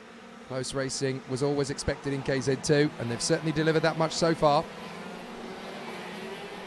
So now it's time to see whether Daniel Vasile can hold on to this in front of Sam Liet. It will definitely give the Romanian plenty of excitement going into the evening session. You always get a good vibe if you win your last race of the day. There was nearly an attempt there from Robin Glorum on Brandon Nilsson. Had a bit of a think about it. Not quite able to make the bid. So a very tricky situation as the contenders still provide us with plenty of excitement out there on the course. But it will be a tough one. Brandon Nilsson trying to gain ground on Martin van Leuven. They come through once again. Karapazovic now sets the fastest lap of the race. 17th place in behind Morgan Porter. But on to the far side of the circuit. And there is your man in second, Sam Luyet. In front of Robert Kindervarter and Siim Liedmar. Second, third, fourth, those three. Tony Kart, Birolart and the Ikes Racing independent team. Still running solidly on the back straight. They are the satellite team for Tony Kart Ikes Racing. That is the Estonian-based racing squad. And Siim Liedmar, who is from that country. Oh, side by side getting in there. That's Jacob Bergmeister dueling with Vincent Wannigu in the Sodi. Having some good battles there at the end of the back straight. Having just got past the Deux Vieux Chênes, the two old oaks. Really good racing so far. So you've got Robert Kindervarter and Siim Liedmar still having a great battle as they run together in second and third, fourth, fifth positions. Fifth place now is Norton Andreasen, having closed up on them a little bit, but still some tight battles. It looks like Michael Paparo is not really going to make much of an impact now as he continues in on the far side up to the hairpin. Big dive on the inside to defend. That's Kindervarter covering Liedmar, and Liedmar's covering Andreasen. So some very tricky situations there for them as they continue to make good progress down to the hairpin. Now, Luyet has been losing time rapidly here to Daniel Vasile. There are 2 laps to go, and Vasile looks like he hasn't got quite as strong a lead as he had before as we watch Vincent Wannigu battling away. This time he is battling with Damien Dreux. But into the first corner, and Vasile still has about 0.8 of a second on Sam Luyet, actually. He always seems to find a way to keep that pace. Pretty rhythmic. Further back, this is the duel between Gabin Loyer in 9th place, all the way down to, what is that, 15th, I think? All the way down to Maxime Grillon. So, great racing all the way through this pack. And here comes Liedmar having another think about this move on Robert Kindervarter, trying to get his move through into 3rd position. But he doesn't want to push it too far, too soon. Norton Andreasen frustrated down in 5th position. Could easily have had more. You can see now that Siim Liedmar's having to go defensive on Norton Andreasen. But this is 2 men who have already been defeated once, did not want to be defeated again. And as they come onto the main straight once more, Sam Luyet holding on to 2nd in front of Robert Kindervarter. But there's no catching Daniel Vasile. The Romanian has gone into qualifying lap mode at the bitter end and set a 50.0. So he has set the fastest lap of the race on the penultimate lap. He's not going to lose this victory if he has any say in the matter at all. There's Daniel Vasile, the Romanian, for the DR chassis. But great work from Vasile. Liedmar actually sets the fastest first sector of anybody in this race, trying to get himself closer to Kindervarter and away from Andreasen.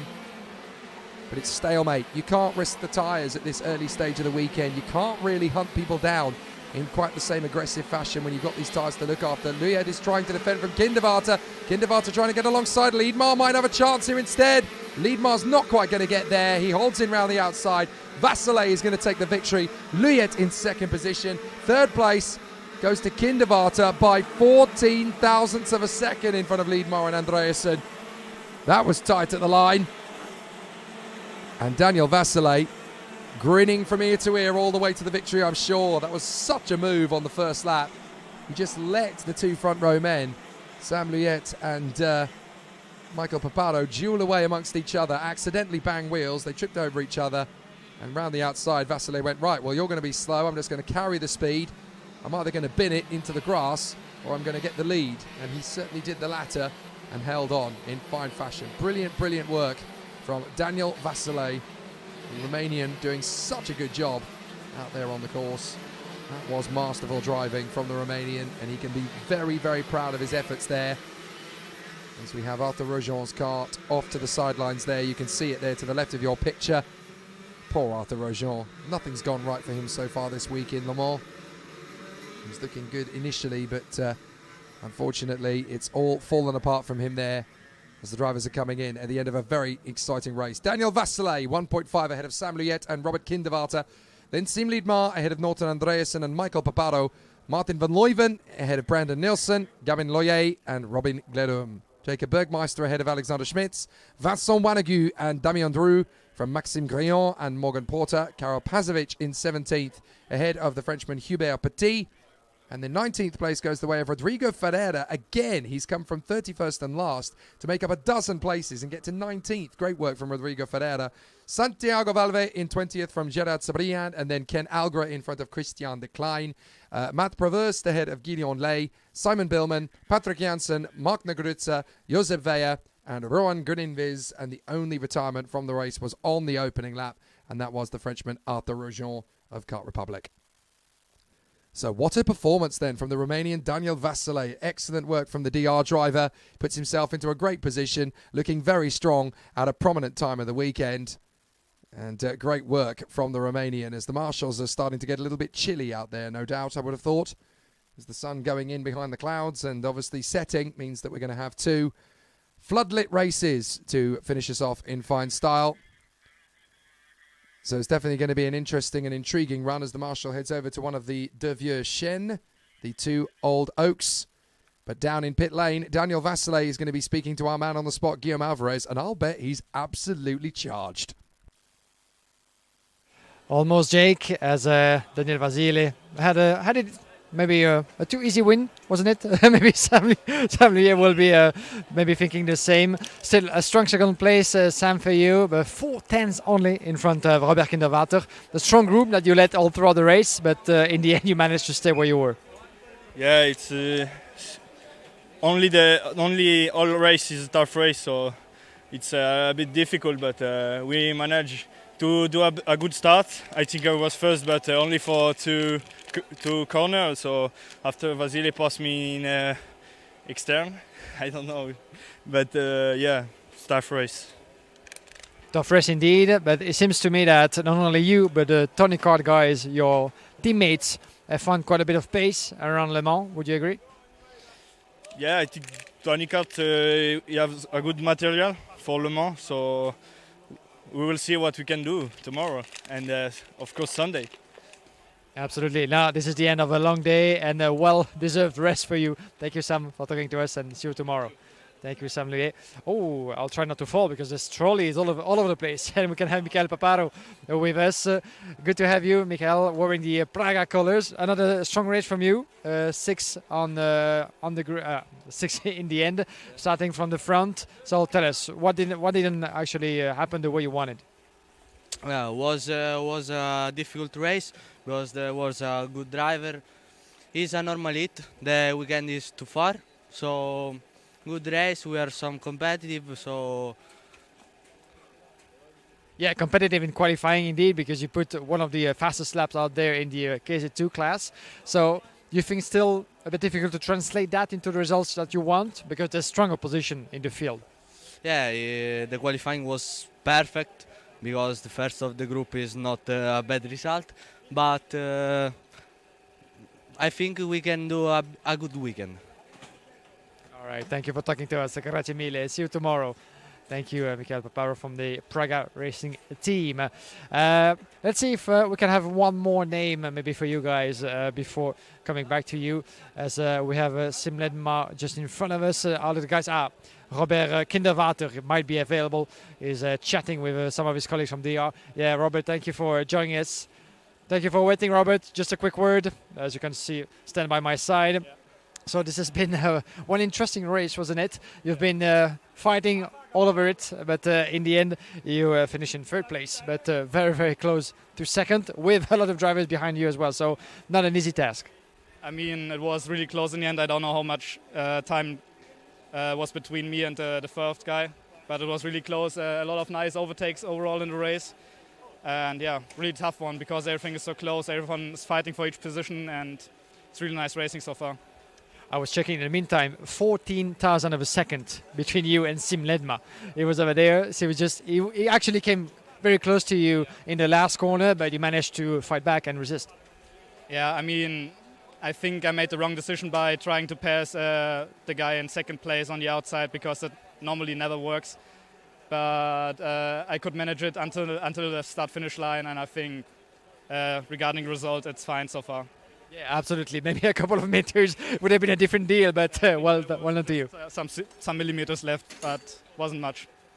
Yeah, that's the kind of racing that we like to see, and we often see with you guys in KZ2. So thank you for that from a personal viewer. Thank you very much. Yeah, have a good one tomorrow and for the rest of the weekend. Thank you, Robert, for talking to us. Robert Kinderwater from Birrelart. This is starting to get dark in here, my dear Jake. I don't know if it's the same for you back in the speaker booth, but The lights are on track as well. The light is decreasing all around the track, and we should actually finish the day certainly in much darker conditions than when we started. But you can see still a lot of work going on. We have 2 more races in the KZ2 waiting for us, so stay with us until the end. Absolutely dead on right, and I tell you, it is quite dark in my commentary box position, actually. There's not a lot of sunlight left to play with. And the racers are obviously going to find it very interesting for these last 2 races. Qualifying Heat B versus E, we've already made the point that as the sun goes down and it gets dark, that the track temperature is going to plummet. Now, that's going to benefit the drivers in these 2 qualifying heats, because essentially what that means for them is that the tyres will not be pushed quite so hard on a cooler circuit. Now, obviously, we also got that dynamic at the start of the day when 2 of the KZ2 races were run in wet, damp conditions, and they ran on the wet tyres. So those 2 groups are actually going to be slightly better, going to be quite so worn, because of course they have to keep one set of tyres going from the start of qualifying all the way through to the end of the superheat at the end of Sunday morning. So that's very tricky for the drivers. They've got to keep their tyres lasting 9 whole sessions. Now, obviously, that really puts a bit of a strain on the competitors as they want to go out and do a good job. And they will need to make sure that their tyres will go the distance in that state. So it's a very interesting situation and a tough scenario to be in. So the competitors obviously know what they can do. They've obviously been working very hard to try and make sure they've got that sort of ability at their disposal. They can obviously look after their tyres as much as possible. But it's still not easy. 2 races to go here today. And at the end of these 2 races, every KZ2 driver will have raced 3 times. None of the KZ2 Masters will have raced, and the KZ and Academy drivers will have raced once each. So we're right into the heart of things here at Le Mans, and really enjoying the battles that are being produced to us. And after today, of course, with the 3 races completed by the KZ2 drivers, they'll all have 4 races to go tomorrow. So very exciting stuff. And it's an all-Italian front row. Danilo Albanese and Christian Bertucca on the front row of the starting grid. Kart Republic alongside Birolart. So Danilo Albanese and Christian Bertucca, then Tom Loyer and Jorge Pescador from Quentin Russo and Andrea Dale. Loic Vindice and Paolo Tonteri from Oscar Target and Alessio Pacini, Matteo Zanchi and Igor Nozov. Moritz Ebner alongside Ivan Akelchik and then Koen Doorn and Alessandro Buran. Antoine Babarou and Enzo de Cruz from Flint Schudding and Nathan Edwin from Nicholas Taylor and Andrea Bossetto, Florian Kibel and Kevin Stahauer. Jacob Kadachak and Clement Pierrat from Axel Matus and Michael Stevens. Lauro Bourget, Spencer Schinner and Jonas Salin completes the grid. So another exciting and very interesting challenge for the competitors as they run through in fine style. But now we get to see how things are going to shape up in KZ2 qualifying heat B versus E. 2 races to go. Getting dark here at the Circuit International Le Mans. That's the way we like it. It's going to throw an interesting dynamic into the mix here for these last 2 floodlit encounters. And for Danilo Albanese and Christian Bertucca, definitely a tough challenge in front of them as they gear up for another exciting race battle out there on the course. Tom Loyer in 3rd position from Jorge Pescador. Looking good for another solid race battle. So we'll get to see how it all plays out. Drivers gearing themselves up for another spectacular showcase. The red flag is on the main straight. That is to police the drivers starting into their starting positions here on the main straight. It'll be an interesting challenge for them all as they get ready for another exciting encounter. Up to the start line, Albanese and Bertucca, both who've had good starts, both of whom have difficult starts. So they're both about as even as each other. Contenders gearing themselves up and ready for another exciting show. So let's see how it plays out. Albanese and Bertucca, Loyer and Pescador. This is when everybody turns their attention to the start-finish straight because there is not many more spectacular sights in motorsport anywhere worldwide than a standing start in gearbox karting. It really is absolutely phenomenal how quick these machines are off the line. 0 to 60 in the similar times that it takes the world's fastest supercars. It is an astonishing machine, the gearbox kart at FIA Karting level. Ready, lights come on, 2, 3, 4, hold, go! And it was a little bit of a creep forward, I think, there from 1 or 2 of the drivers on the field. Didn't quite spot who it was, but certainly a little bit of creeping to the first corner. But the field gets away and up through the first hairpin. Already some interesting challenges for the drivers as they go through, but Albanese and Bertucca still absolutely together as they run through on the opening couple of corners of the race. Up to turn 3. And Jorge Pescador has got through into third position, running wide. Pescador through, and Loye almost goes off the road as he tries to hang in there behind Danilo Albanese. So Bertuca takes the lead. Pescador up to second, and down to third has come Danilo Albanese. So down to the hairpin. A couple of drivers trying to go for a move or two as they run up to the banking. Everyone trying to get themselves out of harm's way as they run through, trying to make up as much progress as possible, but certainly going well for Cristian Bertuca. He leads the way, so Bertuca out in first position. Second place, Jorge Pescador. Third position, Danilo Albanese. Then in fourth place, it is Tom Loye as they come through onto the main straight once again. They come through in close proximity up to the first corner. Is anyone going to dive in on the inside? No, not yet. Too early doors for Danilo Albanese to make that bid on Jorge Pescador. So up to turn two. Will he make the switch into the inside line? No chance there. Tom Loye's got an investigation flag. Tom Loye, the European champion, being investigated for a jump start. My goodness, that is drama here. Tom Loye, who is the European champion, has got a jump start investigation flag. So that is not good news. He is there in fourth position, and this is any chance now of going for the World Cup in Sunday's final. Really going up in smoke. If he gets a penalty at this stage, that's going to plummet him down the order. Poor Tom Loye, but it's made the critical mistake, and that is going to drop him down the field. So, out of the final turn. He's not the only one. He's not the only one under investigation. That is the move on the inside for Pescador. Pescador makes the move on the inside. Lovely bid there from Bertuca. He tried to get back on him, but that is well done and dusted from Pescador. And the other man who's being investigated for a starting infringement is Danilo Albanese as Loye gets past him. So Loye and Albanese battling for third and fourth, and up to fifth place. Who's that? That's Andrea Dale, the legend himself. Andrea Dale getting back into the hunt. Up to the hairpin. Loye and Albanese actually trading paint as they get into the breakings over the hairpin. Careful, boys. You don't want this one to end in the steward's room. Down the back straight, past De Vieux Chien, the two old oaks, and into the left-hander. Up through to the flick, and then out of the final turn. This is onto the main straight. Really good work. So Pescador, Bertuca, Loye, Albanese, Dale, and Paavo Tonteri in P6. Up to the first hairpin. This is quite a tight one, actually, between these five. And there's Oscar Target dueling away with Alessio Pacini, his teammate. The Australian versus the Italian. Great work from Oscar Target. The Australians are probably tucking into their coffee and breakfast at the moment as they watch their man out on track. We're about to go ready to go for bed, but this is great work from Oscar Target, who's probably had a cup of coffee to get himself ready for this last race of the day. His sleeping pattern must be absolutely skewed. Ivan Akelchik, fastest lap of the race at the end of lap 3. Down the back straight, Albanese, and then Andrea Dale in fifth position. Paavo Tonteri running in P6, looking good. They come off the turn again.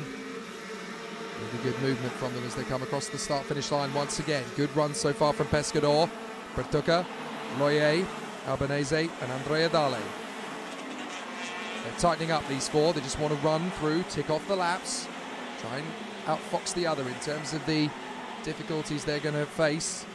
Everybody's still going strong in this one. Not a single retirement yet in the first 4 laps. Albanese, 50.6, fastest lap of the race for him in fourth place, despite the investigation. There's nothing he can do about that. He's just got to keep going, as too does Tom Loye. But there's a good chance that Andrea Dale, running in fifth position on the road, might end up being third in the race if the two guys in front of him get penalised for what we suspect is a jump start infringement. So Pescador, Bertuca, Loye, Albanese, and Dale. That's the top 5. Then Paavo Tonteri, about 3 seconds back almost from the leader. It's closer to 2.4 actually. Pacini's 3 seconds back though. He's managed to get past his Australian teammate Oscar Target.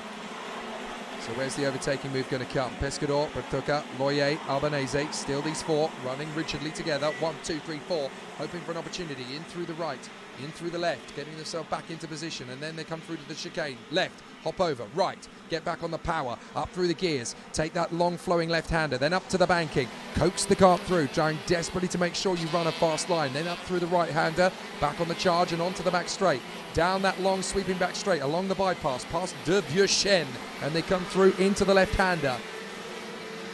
Skating past Marshall Post 8, the final turn, and still Loye holding on in front of Danilo Albanese, onto the home straight again, 6 done, 4 to go. Tough to know who's going to blink first here, isn't it? Very tough to see. Is Bertucca going to get his chance on Pescador, or is Loyer going to be overtaken here by Albanese? What's going to happen first as well? Because Pescador has actually been given a chance to win another race here. He leads the way, and it looks as though he's going to get 2 wins in a second if he holds his position. But Bertucca really wants to get back in on him here. He's currently running 8th in the rankings, and if he gets past Pescador, that'll move him up to joint 5th with Sam Luyer and Valentino Fritsch. So he really wants to pick up this opportunity. Here he goes! On the inside, Bertucca. Oh, he runs wide! Careful, Christian! Oh, so nearly got the move on Pescador, but that's going to hold them both up. And now Loyer and Albanese will want to try and get a move on him. Down the straight, 3 to go. So Bertucca tried his best. He's coming back at Pescador, but Pescador is glued to the inside apex. Not going to get through this time. So Pescador, Bertucca, Albanese in behind Tom Loyer. Loyer dives on Bertucca! Bertucca goes off! Oh, big commitment from Tom Loyer. Loyer had the move on the inside. Bertucca lost control, ended up on the grass. He had to bail out of the move, and there was nothing that Loyer could do about it. Nothing Bertucca could do about it either. And Bertucca now finds himself down in 5th position in front of Paavo Tonterri. Oh, big commitment from Tom Loyer. He had the stones to make the move work. Bertucca had to bail out of it. There was nothing malicious about that at all, but that was Tom Loyer being like Ayrton Senna. He always used to say, if you don't go for a gap that exists, you're not a racing driver, and that was a gap that opened up. Here's another one opening up. Albanese gets the move on Tom Loyer. Good move into turn 1. So Albanese and Loyer now dueling for 2nd place, and they've lost the tail of Pescador. That big move from Loyer caught out Bertucca to the extent that it really broke the flow. So lovely move from Tom Loyer. Good move as well from Donato Albanese. A little bit more routine. And Albanese in 2nd position, and both he and Tom Loyer need to be in the top 3. But I have a feeling they might not stay there, because if they've got an investigation into the jump starts, that's where things are going to get really tricky. They might end up getting penalties at the end of this one. We have no idea how that is going to work out. You'll have to follow things in the evening session, and then it come back in the morning, I guess, when the updates on penalties and judicial decisions will have been made. FIAKarting.com to follow that overnight. Final lap. Jorge Pescador, Donato Albanese, and Tom Loyer. That's your top 3 now. Bertucca has fallen in behind Andrea Dale. He was lucky he didn't spin off the road, actually. He went on the grass, and obviously it's been raining today, so that could have been very nasty for him, but well recovered by Christian Bertucca, as Matteo Zanchi sets the fastest lap of the race. So 49.9 from Matteo Zanchi, and he finds himself currently down in 9th position. So good pace from Matteo Zanchi at the end of the race. But once that move was made, there was never going to be any comeback there from Loyer and Albanese. Albanese just taking advantage of the situation, gaining 2nd place. Loyer is going to have big points added to his score, but then I think so too is Albanese if he gets a penalty. But Jorge Pescador comes through for the victory. The checkered flag is in the air, and Jorge Pescador now has 2 points from 3 races. Only David Trevelov can do better than that. Oh, and that's a retirement on the last lap. That is a big problem at the end there for Alessandro Buran. Alessandro Buran in the render. I'm afraid he's come off on the very last lap of the race. And where is that? I can't quite make out where that is on the course. He's trying to have a look around to try and see where Alessandro Buran has had the incident. I think that's at the final turn, actually. I think, well, it's at the end of the back straight. So Alessandro Buran at the very end of the back straight. He's had a big problem there, and I'm afraid it's game up. Yeah, there it is. So Alessandro Buran, I'm afraid, out of the race on the end of the back straight, and that really has ruined his chances of a decent finish. He was looking at the midfield anyway up to that point. But Jorge Pescador makes it 2 points from 3 races, 2 wins and a 2nd, and only Trevelov can do better than that. So that is a very impressive run so far. And if Jorge Pescador, well, if he keeps his position and then there's a problem for David Trevelov in the last race, then all of a sudden Jorge Pescador becomes the new leader. So there's any chance of that. Pescador from Albanese and Loyer. Andrea Dale from Christian Bertucca and Paavo Tonterri. Alessio Piccini from Oscar Target and Matteo Zanchi. Loic Vindic rounds out the top 10 in front of Corentin Rousseau, Ivan Ekelchik and Igor Nozov. Then Enzo La Cruz, Moritz Ebner, Koen Doorn, Nathan Hedouin and Antoine Babarou. 19th position goes the way of Nicholas Taylor in front of Flint Schuring and Jacob Kerichak. Then Kevin Stahauer, Clément Pirat, Michael Stevens in front of Andrea Bossetto, Florian Kibel, Axel Matus, Spencer Schinner, Jonas Salin and Laura Bourget. Unfortunately, the one retirement from the race that we saw there on the last lap was Alessandro Buran. So a big problem for Alessandro. For everybody else, a really exciting race battle. And for Jorge Pescador in particular, what a great race. And that really keeps him in fighting fit position to go for the victory. And Jorge Pescador can be very happy indeed with the way that race has played out. Down in the pit lane, I'm sure that Guillaume Alvarez is going to be very keen to catch up with the man who is now second in the rankings. 2 points from 3 races. Jorge Pescador must be delighted.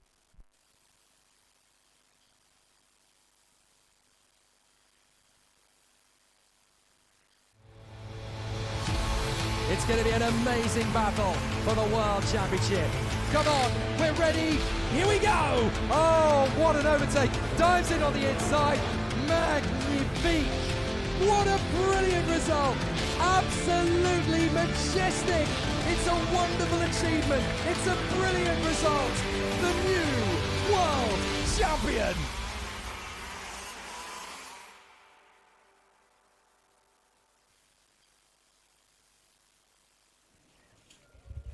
And we're back live here as we're getting near the conclusion of the day, and we're mixing drivers when we haven't had a chance yet. Getting a bit tired as well. Haven't had a chance yet to talk to Andrea Dalle from the CRG racing team. Good to see you, Andrea. Strong result here, 4th after collecting 2 places. So strong pace for you so far. How has it been? For me, the feeling this Manche was really good, and it's a long time that I didn't drive a Manche like this, and I am happy. I hope for tomorrow. Yes, indeed. It's going to be still a long day tomorrow, all the way to the final, hopefully for you as well. We've seen you competing at the front, but it seems like the field is very hectic with a lot of action going on, and the gaps are very tight. Yes, also because for me now is 35 years, and it's not so easy in this category. Yeah, absolutely not. And one last thing, CRG, the pace is strong, you think? Within the team, from yourself, your teammate, the circuit of Le Mans fits you? Yes, I drive alone. I use material CRG. I am really happy of the material also because alone is not so easy with all these big teams, and I am happy. Absolutely. Thank you for talking to us, Andrea Dalle, and the best of luck for the rest of the weekend. So let's see if we have a couple of more clients for you, my dear Jake, and for everybody watching from home or from wherever you are. Alessio Piscini we had a chance to talk to earlier. We might have a couple of more names coming up after the scale as we put the lights on, as we said, because it's getting darker and darker, even getting more difficult to see properly on track. But we have one of the French drivers in the KZ2 class, Enzo Lacreuse. Could be interesting to talk to. I'll try to see if he's available. Enzo, est-ce que tu aurais une petite minute pour moi, une petite question pour parler un petit peu de ta course? Merci, tu peux venir avec moi. So, Enzo Lacreuse, ladies and gentlemen, driving with the Sodicard factory en Omseul, one of the French drivers in KZ2. Alors Enzo, raconte-nous un petit peu ton expérience ici à ce stade du mondial. On est encore évidemment à un stade très peu avancé. Encore pas mal de choses et pas mal de chemin à faire jusqu'à peut-être la finale. C'est un peu compliqué pour l'instant. J'ai pas réussi à réaliser des très bons chronos. J'ai eu pas mal de problèmes. J'ai pas réussi à sortir le jus du pneu. Après, là, pendant les manches, c'était un peu plus compliqué. J'ai réussi à remonter. La première manche, ça a été compliqué. C'était ma première fois sous la pluie. Donc, première fois sous la pluie en KZ, c'est différent. Donc, voilà, j'ai pas réussi à faire une très belle manche. Les 2 autres manches, ça se passe plutôt bien. Je remonte. À chaque fois, je me tape le spoiler parce que c'est la bagarre. J'ai bien géré. Je vais essayer quand même de prendre une bonne place pour la Super 8. C'est ce qu'il y a le meilleur à faire pour l'instant parce que la finale, ça risque d'être trop compliqué. Donc je vais essayer de faire le mieux possible pour les autres manches et je vais me mettre à fond. Très bien, merci beaucoup. Une petite dernière question peut-être. On est en France, on est au Mans. J'imagine que pas mal de gens doivent te soutenir, te regarder, qu'ils soient ici ou ailleurs. Oui, je voudrais déjà remercier mon papa qui me fait la mécanique, mon papa mécano, qui est aussi le team manager de mon équipe du coup. Ma maman et ma sœur qui me suivent partout où je vais, mon papy qui est venu me rendre visite et aussi toutes les personnes qui me suivent sur internet en dehors du circuit. Super, très bien. Ben voilà, le message est lancé. Merci beaucoup Enzo et bonne chance pour la suite du week-end. So Enzo Lacreuse talking to us about his chances. For now, this hasn't been according to plan, so to speak, because the speed is still working on finding the proper pace here in Le Mans, managing a couple of results, but the qualifying didn't go quite as planned as well. Didn't manage quite yet to extract all the potential from the tires, as he said. And now the objective will be to make it to the superheat. The final is another sort of deal, so we'll see what's going to happen for Enzo Lacruz, with a lot of support from his family members and friends following here on location in Le Mans or live on FIA Karting. So it was always nice to talk to some of the French drivers. There's a lot of them, a lot of different nationalities here in Le Mans for the World Championship. We have one more race to go, folks, so stay with us. The KZ2 class is going to conclude today's program, but there's a lot more coming up tomorrow as well. Thank you, Guillaume. It's been great having your company over the course of today. And, of course, we're going to have 2 more fantastic days of your company as well. And, yes, thank you very much for conducting that interview in Enzo Lacruz's native French. It is obviously very nice to be here at Le Mans, but we do have a plethora of drivers from France. And, of course, with this being a big opportunity for them to race on the international stage, quite a lot of them will not have competed in an FIA karting event before. So the chance to race on their home country in a major international event is just too tempting to pass up. But a lot of them will not have learnt English because they're so used to racing in their domestic country that English will not be particularly their preference for language. So fair enough, I would much rather hear more from what they have to say in their own language than hearing very little in English. There you go. The floodlights are out. And what do they say? They say red sky at night, sailor's delight. Well, that's a pink sky. Looking forward for a very interesting battle ahead of tomorrow's exciting activity. Could be another great day of sporadic weather tomorrow. It's going to set us up for some amazing drama. Right, David Trevelov, no pressure, but he has won everything so far today. Both of his heats he has taken a victory. Now it's his third, and if he deviates from that, it suddenly becomes an open playing field. But nobody has been as dominant so far this week as David Trevelov. 2 race wins from pole position in time qualifying. He's been the king of Le Mans so far this week, and the German wants to continue that bandwagon rolling. He'll be there alongside Arvid Lindblad, the young Red Bull youngster, on the front row of the starting grid. So here we go, the last race of the day, and it's going to be fascinating to see what happens with David Trevelov and Arvid Lindblad on the front row of the grid. Then Valentino Fritsch and Yannick Julius Bernhardt. Carlos Martinez and Chris Harnan from Jonas Civico and Tim Gerhardt. Marco Torman and Ivan Klemenko from Leonardo Marcellia and Daniel Mattia. Paul Lussier and Michele Fontana. Oscar P and Alex Marigliano. Jean Nomblot and Henry Johnstone from Kasper Nadolski and Francesco Leoni. Guillaume Triard and Olivier Hart from Levlomco and Victorian Sabotava. Salvatore Toscano and Enzo Ruchel from No Munier and Vincenzo Maninov. Tom Adams, Pedro Ibrahim and Paul Ribera. Now there is one kart missing, I notice, and that is Daniel Mattia. The Spanish driver appears to be missing from the fray. Now I can't quite figure out what has happened to him. Has there been an incident in a previous race which means the car's got damaged? But whatever it might be, it's certainly unfortunately withheld the chance for us to see Daniel Mattia in the competition again. Well, certainly in this particular race anyway, he hasn't got out onto the circuit. I'm trying to see if there was a particular reason why Daniel Mattia did not come out onto the circuit for this one. He did suffer a penalty in the previous race. It was a 5-second penalty for an incorrect front fairing, which dropped him down to the back, but I haven't seen anything more than that to suggest anything more untoward. I wonder if he's just had a technical difficulty going into the last race of the day and hasn't been able to get out onto the circuit, which is very unfortunate, but that's really going to hinder his chances of making progress.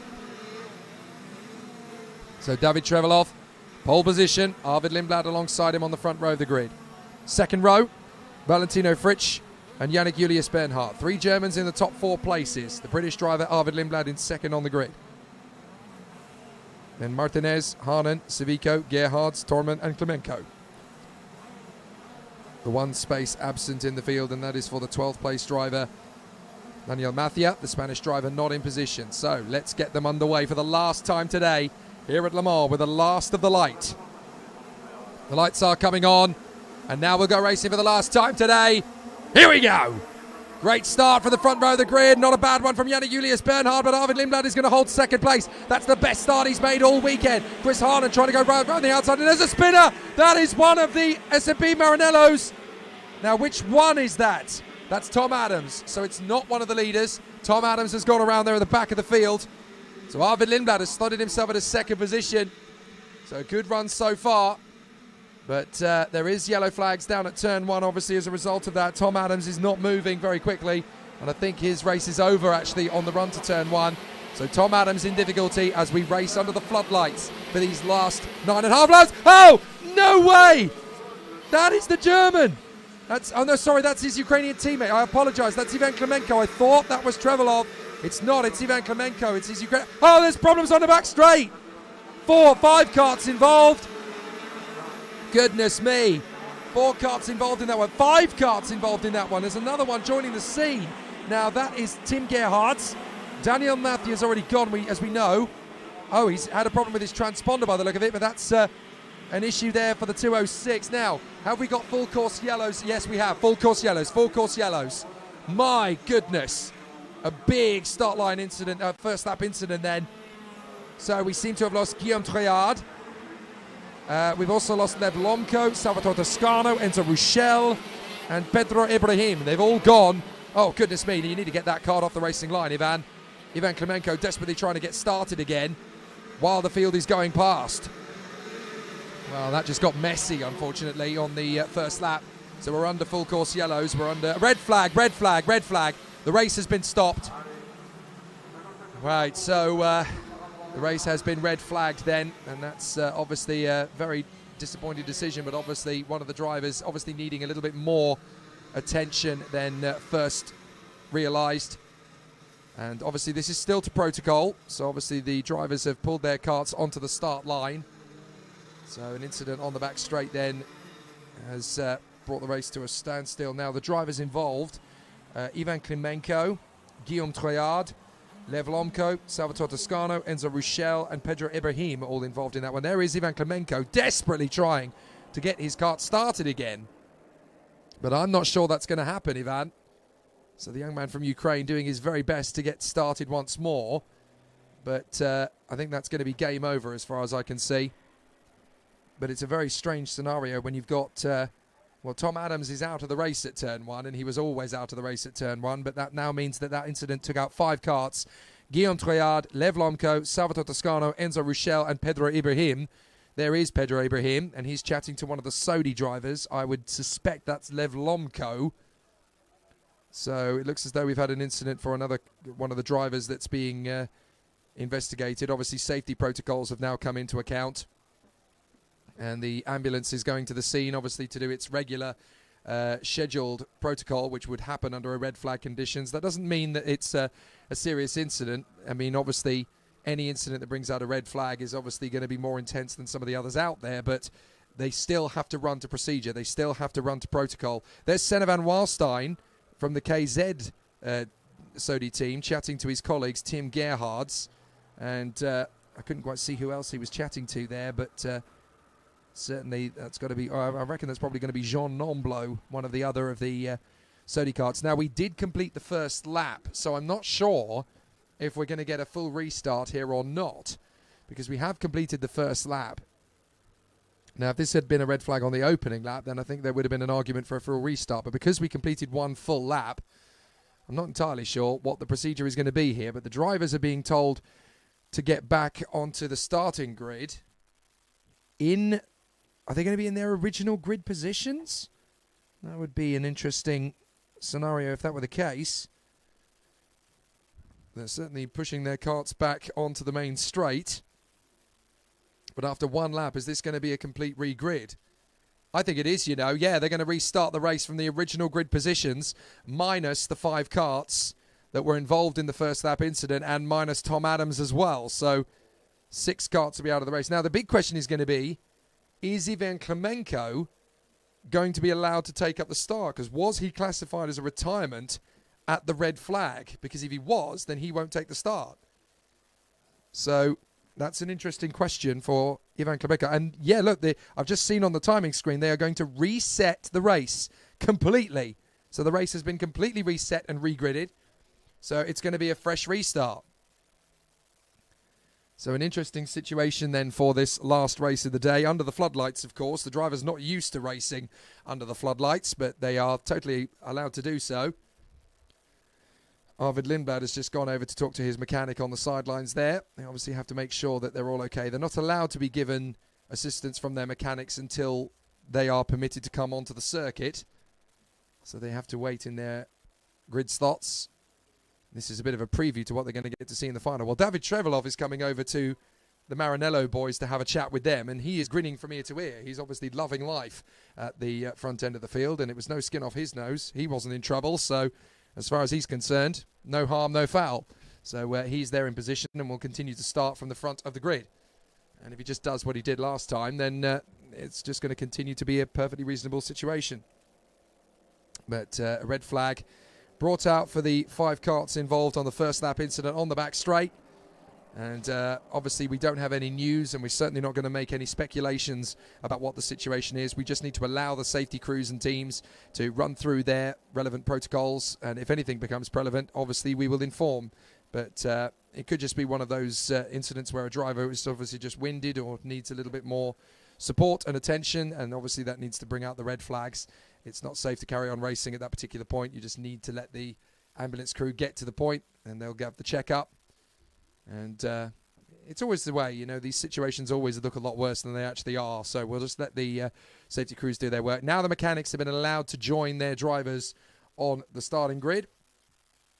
And I was going to say, this is a preview to what they're going to be dealing with in the final, because obviously that's where they're going to be gridded up in the final, but they won't be doing so under floodlit conditions. They'll be doing so in daytime on Sunday afternoon when we go live on Eurosport Player, as well as, of course, on motorsport.tv and on the FIA Karting YouTube and Facebook pages. Facebook, by the way, is where you can send us messages and comments, or you can send them directly to me if you really want, at Jake Sanson or at Jake Sanson Official, depending on what social media channel you use.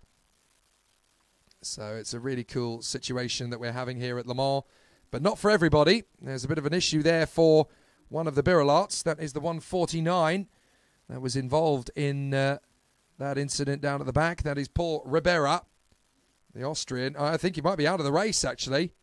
They've pulled his kart in. I don't think that kart can get going again. He's picked up some damage. Now, we're having a look at it and seeing what they're doing to Paul Ribera's kart. There's just one mechanic going to work on that kart, of course. You're not allowed to have a second mechanic involved, or you are instantly disqualified. We had an incident in an Miami race, rather sadly, earlier this year, where we had an incident with Evan Gilter, who, of course, is going to be racing in the World Championship in 2 weeks' time at Sarno. So an interesting opportunity was wasted there when he had a problem. And he ended up having to, he was trying to restart the race after a puncture, and unfortunately one of his second mechanics dropped a wheel and tyre to him so that he could quickly put it on the kart. But unfortunately that was deemed as outside assistance. It was not legal from a second mechanic, and so he was disqualified. He was not allowed to take up the restart. Now there's work going on at Maranello. Now is that for Ivan Klimenko? Are they allowed to? Oh no, that's Tom Adams. I think they're trying to get him a second kart. Because obviously, now, the way that I interpret the rules, as long as the second kart, the spare kart, is stationary in the holding area at the close of the gate, then if there's a red flag incident, you're allowed to use it. We had a situation a couple of seasons ago when we were at Zuera, and there was a huge start line pile-up on one of the heats that took out about 14 karts. And the race was red flagged instantly. And every driver except one, namely the Australian James Wharton, was allowed to take up the restart based on the fact that they had their second kart standing by in the holding area just in case. And unfortunately, James Wharton was the only one that didn't have his spare kart. He'd had it there for every race other than that, but on that one occasion, he hadn't. And this is where we get those frantic scenes of drivers dashing to try and get a spare helmet or a spare kart or whatever it might be, to get them ready for another go. So David Trevelov and Yannick Julius Bernhardt, the two teammates, running at the front end of the field. They've come together. Now that's a bit of a rush job for Tim Gerhards. So Tim Gerhards is running back with a wheel in his hand. And it looks as though they've been allowed to swap their karts over. So there goes any chance we might have had of having a on time and on schedule end to what's already been a fairly frantic day of racing here at Le Mans. Wait a minute, I'm just looking down on the grid. Is David Trevelov taking a selfie with Yannick Julius Bernhardt on the starting straight? Boys, you're not taking this seriously at all. David Trevelov and Yannick Julius Bernhardt are having a selfie on the starting grid. Boys, grow up. I am going to grill them for that later.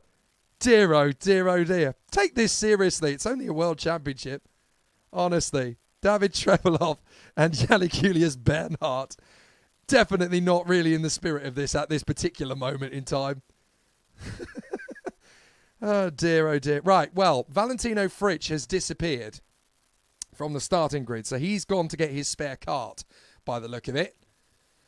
The marshals are still clearing out the activity on the back straight. Oh, hang on. It looks as though Stan Peck's Motorsport are getting in on this as well. Even Arvid Lindblad is having a picture now. Stop it, boys. This is motor racing. Can you see them to the left of your screen? They're posing for a selfie now. Honestly, boys. Well, I suppose they're thinking, when else are you going to get the chance to have your karts formed up on the starting line and get a decent picture under the floodlights? They're not taking this seriously in the slightest. I've seen some things in karting. I didn't think I'd ever see that.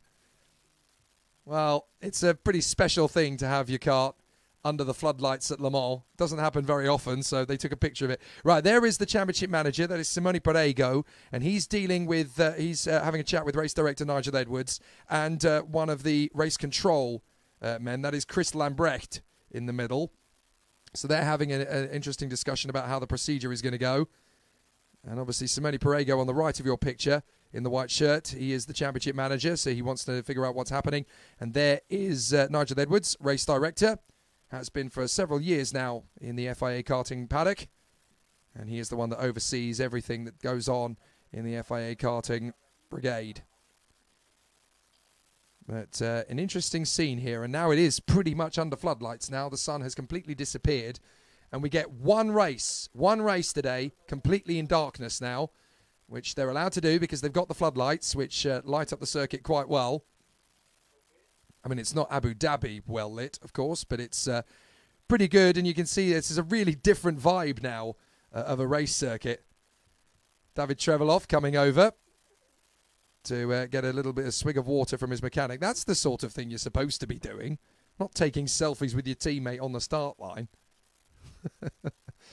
Well, there's a few karts missing from the grid because they're obviously going and changing for their spare kart, or then they're making an adjustment, which they're allowed to do, provided they're given permission to do so. Once they're allowed to do it, they can do it straight away. So that's exactly what those karts have done.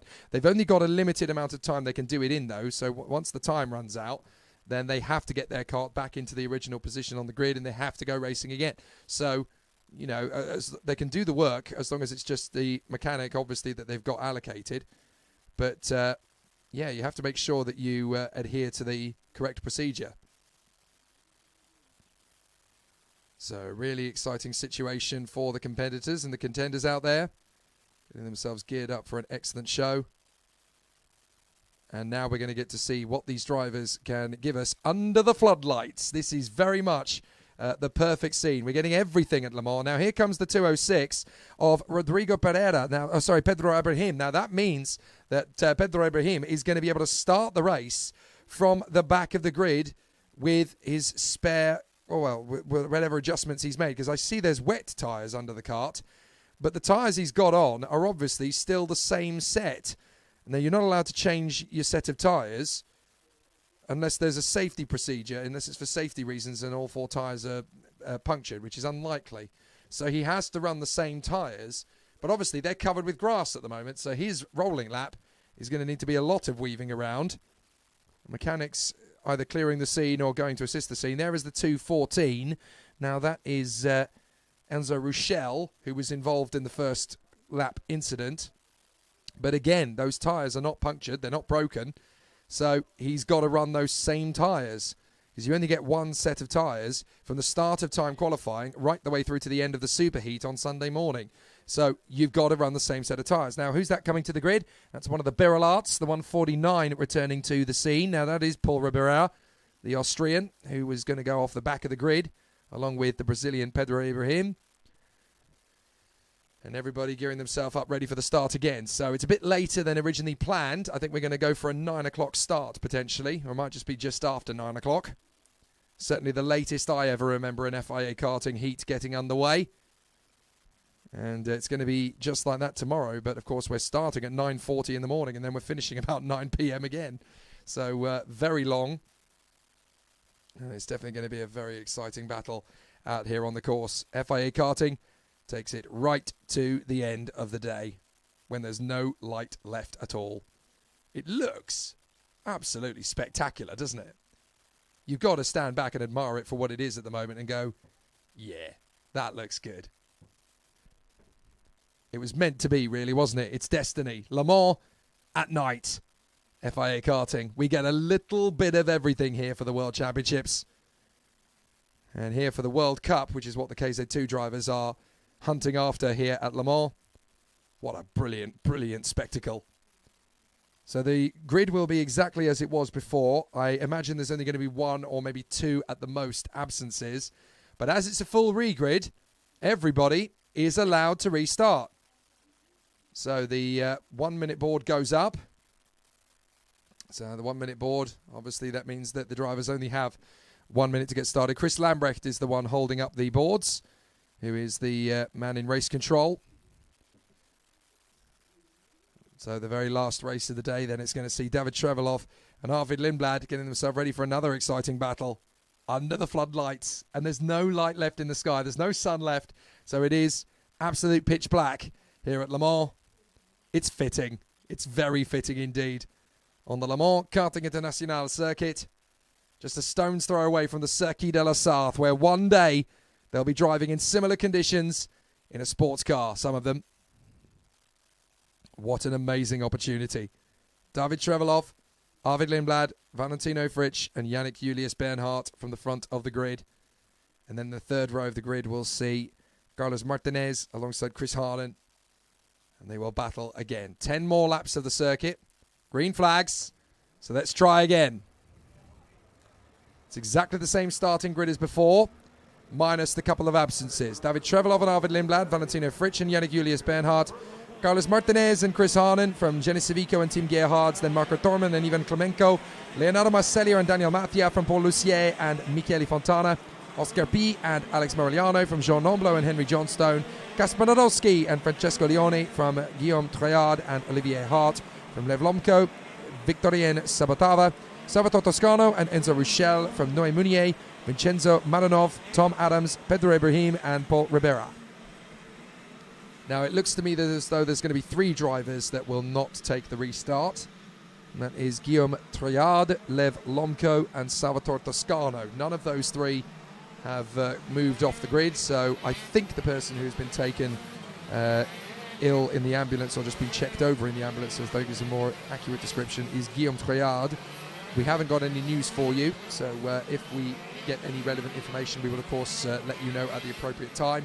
But up until then, there's no speculation here. We're just going to continue on. Do follow FIAkarting.com and all of the relevant social media channels. On Instagram, it's FIA.karting.championship. And on Twitter, it is FIA Karting. And on Facebook, just search for FIA Karting Championship and you'll find us. So the competitors gearing up and getting ready again. David Trevelov and Arvid Lindblad. Now, if Lindblad gets a similar start to what he did last time, he's in the money. But unfortunately, he's just had that brilliant start extinguished because he got it right, ran in second place behind Trevelov, and now all of a sudden he's got to do a start again. Talk about woefully unfair for Lindblad, because he's now got to go through the starting procedure, which is his only real Achilles heel in these karts. He's got to do that all over again. So now the contenders are gearing up, ready to go once more. The red flag is in the air, and we are going to get underway racing this time. Waiting for the red lights to go out on the starting gantry again. Green flag at the back. Here we go. Lights come on, and we'll go racing under the floodlights at Le Mans. Ready? Let's do it! Great start from Trevelov. Good start from Lindblad. He holds back in position, and Yannick Julius Bernhardt is going to try and hold it round the inside. But there is Lindblad into second place. Great start from Lindblad. He really made advantage of it this time. He's nailed it. And there he is in second place behind Trevelov. Coming up to third place, though, Yannick Julius Bernhardt trying to get through into second place. He's not made it through. So Yannick Julius Bernhardt is right there in third position. And in fourth place, though, there's like Chris Harnon. So it's Maranello, SP, Maranello, SP in the top four. So excellent work so far. And the drivers are knitting their way through on the first lap. They've got even less light to play with than they did previously, but now they know what can go wrong, and they are still battling away for position, but they're having a terrific run of it as the drivers continue to come through on the back straight. So far, so good. Is that Yannick Julius Bernhardt down to fourth? Yes, it is. Chris Harnon has now got through into third position. So, out in front it is Trevelov, then it is Lindblad, then it is Harnon from Julius Bernhardt, Fritsch, Martinez, Civico, Gerhardt, Marcellia, Tormund, Mathia. So they run through. End of the first lap, and everybody's kept it clean this time. Chris Harnon running in front of Yannick Julius Bernhardt. Be honest, have you ever seen a cooler sight than the FIA Karting KZ2 drivers in the pitch black dead of night? That is so awesome. Through the chicane, left, right, and up to the hairpin at the banking. Is everybody going to get through cleanly on this lap? But it's a big lunge! Oh, from Yannick Julius Bernhardt. And he loses ground as he gets back through from Chris Harnon.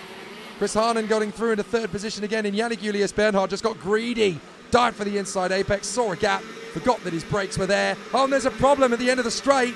Was that Carlos Martinez losing ground? I think Carlos Martinez in the Praga may have a problem. Either that or he just outbraked himself and has lost positions. But anyway, Martinez is now down in 8th position, just in front of Mathia and Gerhardt. So now all over the back of Yannick Julius Bernhardt, that is the German Valentino Fritsch. Fritsch is trying to get through. Born and raised at Pro Kart Raceland Wackersdorf. Now finds himself in 5th position, trying to get into the top 4 here at Le Mans. And he's got pressure of his own because that's Jenis Civico in the ASD Modena kart in 6th position, trying to get his way through on the inside line. So through they come. Off the hairpin of the banking, up through the right, down the back straight, past De Vieux-Chêne, the 2 old oaks. And then up the inside, Fritsch having a look at Yannick Julius Bernhardt, not close enough, has to bail out. So the drivers continue all the way through on the far side. This is amazing. What a vision. Onto the main straight. Trefelov, Lindblad, Harnon, Yannick Julius Bernhardt, Fritsch, Civico. Then it is Marcellia in front of Martinez, Mathia, Gerhardt, Tormund, Fontana, Nomblot, Nadolski and Lucier. Still they duel away for position. What a fantastic sight. FIA karting at night. I've been longing for this. It only took 5 years. But what a vision. Chris Harnon struggling in the chicane there. Yannick Julius Bernhardt's going to make mincemeat of him in the apex. Squeezes through. This time he gets the job done. Terrific from the German. Yannick Julius Bernhardt makes the move. And that is now Lindblad having a go at David Trevelov. If he could be the one to get him, what a feather in the cap that would be for the Red Bull youngster. The man who was 3rd in the World Cup last year when it was known as the International Super Cup. His main rivals have both stepped up to KZ for 2022. Lorenzo Travasanuto and Senna van Marstein, who beat him last year at Kristianstad. So this should be David Trevelov's all over, just on paper. But if Arvid Lindblad could be the one to stop the Trefelov bandwagon rolling, my goodness, is that going to put a feather in the cap? And is that going to make Dietrich Mateschitz and Helmut Marko pay big attention to this British boy? Through the hairpin, back on the power again, through the right, down the back straight, along past De Vieux-Chêne, and then up to the left-hander. This is great running from Arvid Lindblad so far. But David Trevelov still looking pretty invincible. Here's the battle further back. This is still Leonardo Marcellia versus Jenis Civico. And now Marcellia has got through into 6th place past Civico. Civico trying to go around the outside to gain it back. Hasn't been able to do so. So still they race in close proximity. Oh, he had somebody on the main straight there going on the grass. That was pretty scary.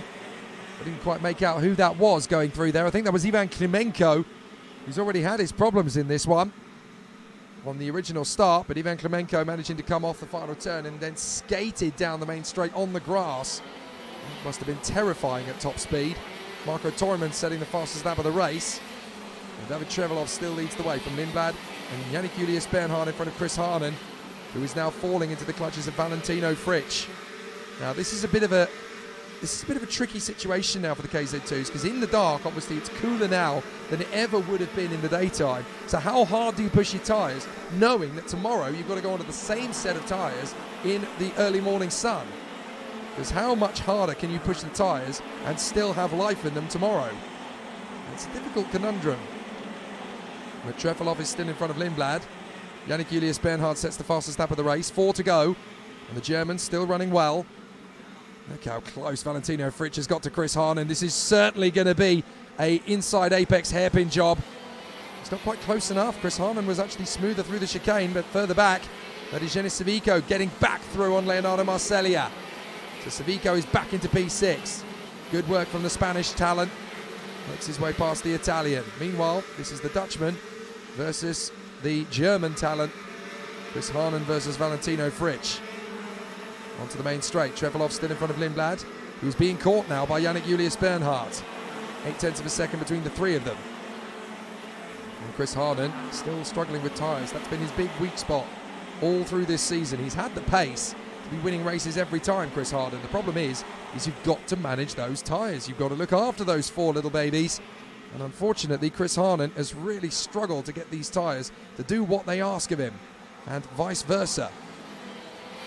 Here comes the move, potentially from Fritsch. Maybe on the next lap he'll have a little bit more potential to get through. Again, you just don't want to risk it. If you bang wheels and fly off the track, that's it, weekend over. You get so much of a difficulty trying to recover, especially when there are other drivers who are just staying consistent. You get knocked out of that top 72 ranking and that's it, game over. You really don't want to put yourself in that position. So Trevelov, Lindblad, and Yannick Julius Bernhard. Here comes the opportunity from the young SRP Maranello driver from Germany. Yannick Julius Bernhard definitely proving that he is now the next incumbent. If David Trevelov were to step up to KZ next year, I think the SRP Maranello KZ2 campaign will be in safe hands with Yannick Julius Bernhard on the case. As Savico runs in behind Fritsch. New fastest lap from Daniel Mathia of the DPK Racing team. That is the Kart Republic chassis in Fernando Alonso colours. So Trevelov, Lindblad, Yannick Julius Bernhard. A second between the three of them. Here's Chris Harnon still trying to hang on in front of Fritsch. Diving up the inside, Savico had to think about it. Tried to get through into 5th place. Wasn't going to happen on that occasion. And Mathia does get the move done on Leonardo Marcellia. So Mathia gets through, and that puts him up into 7th place, the Spaniard. Final lap begins. And it's Trevelov from Lindblad, Julius Bernhard and Chris Harnon.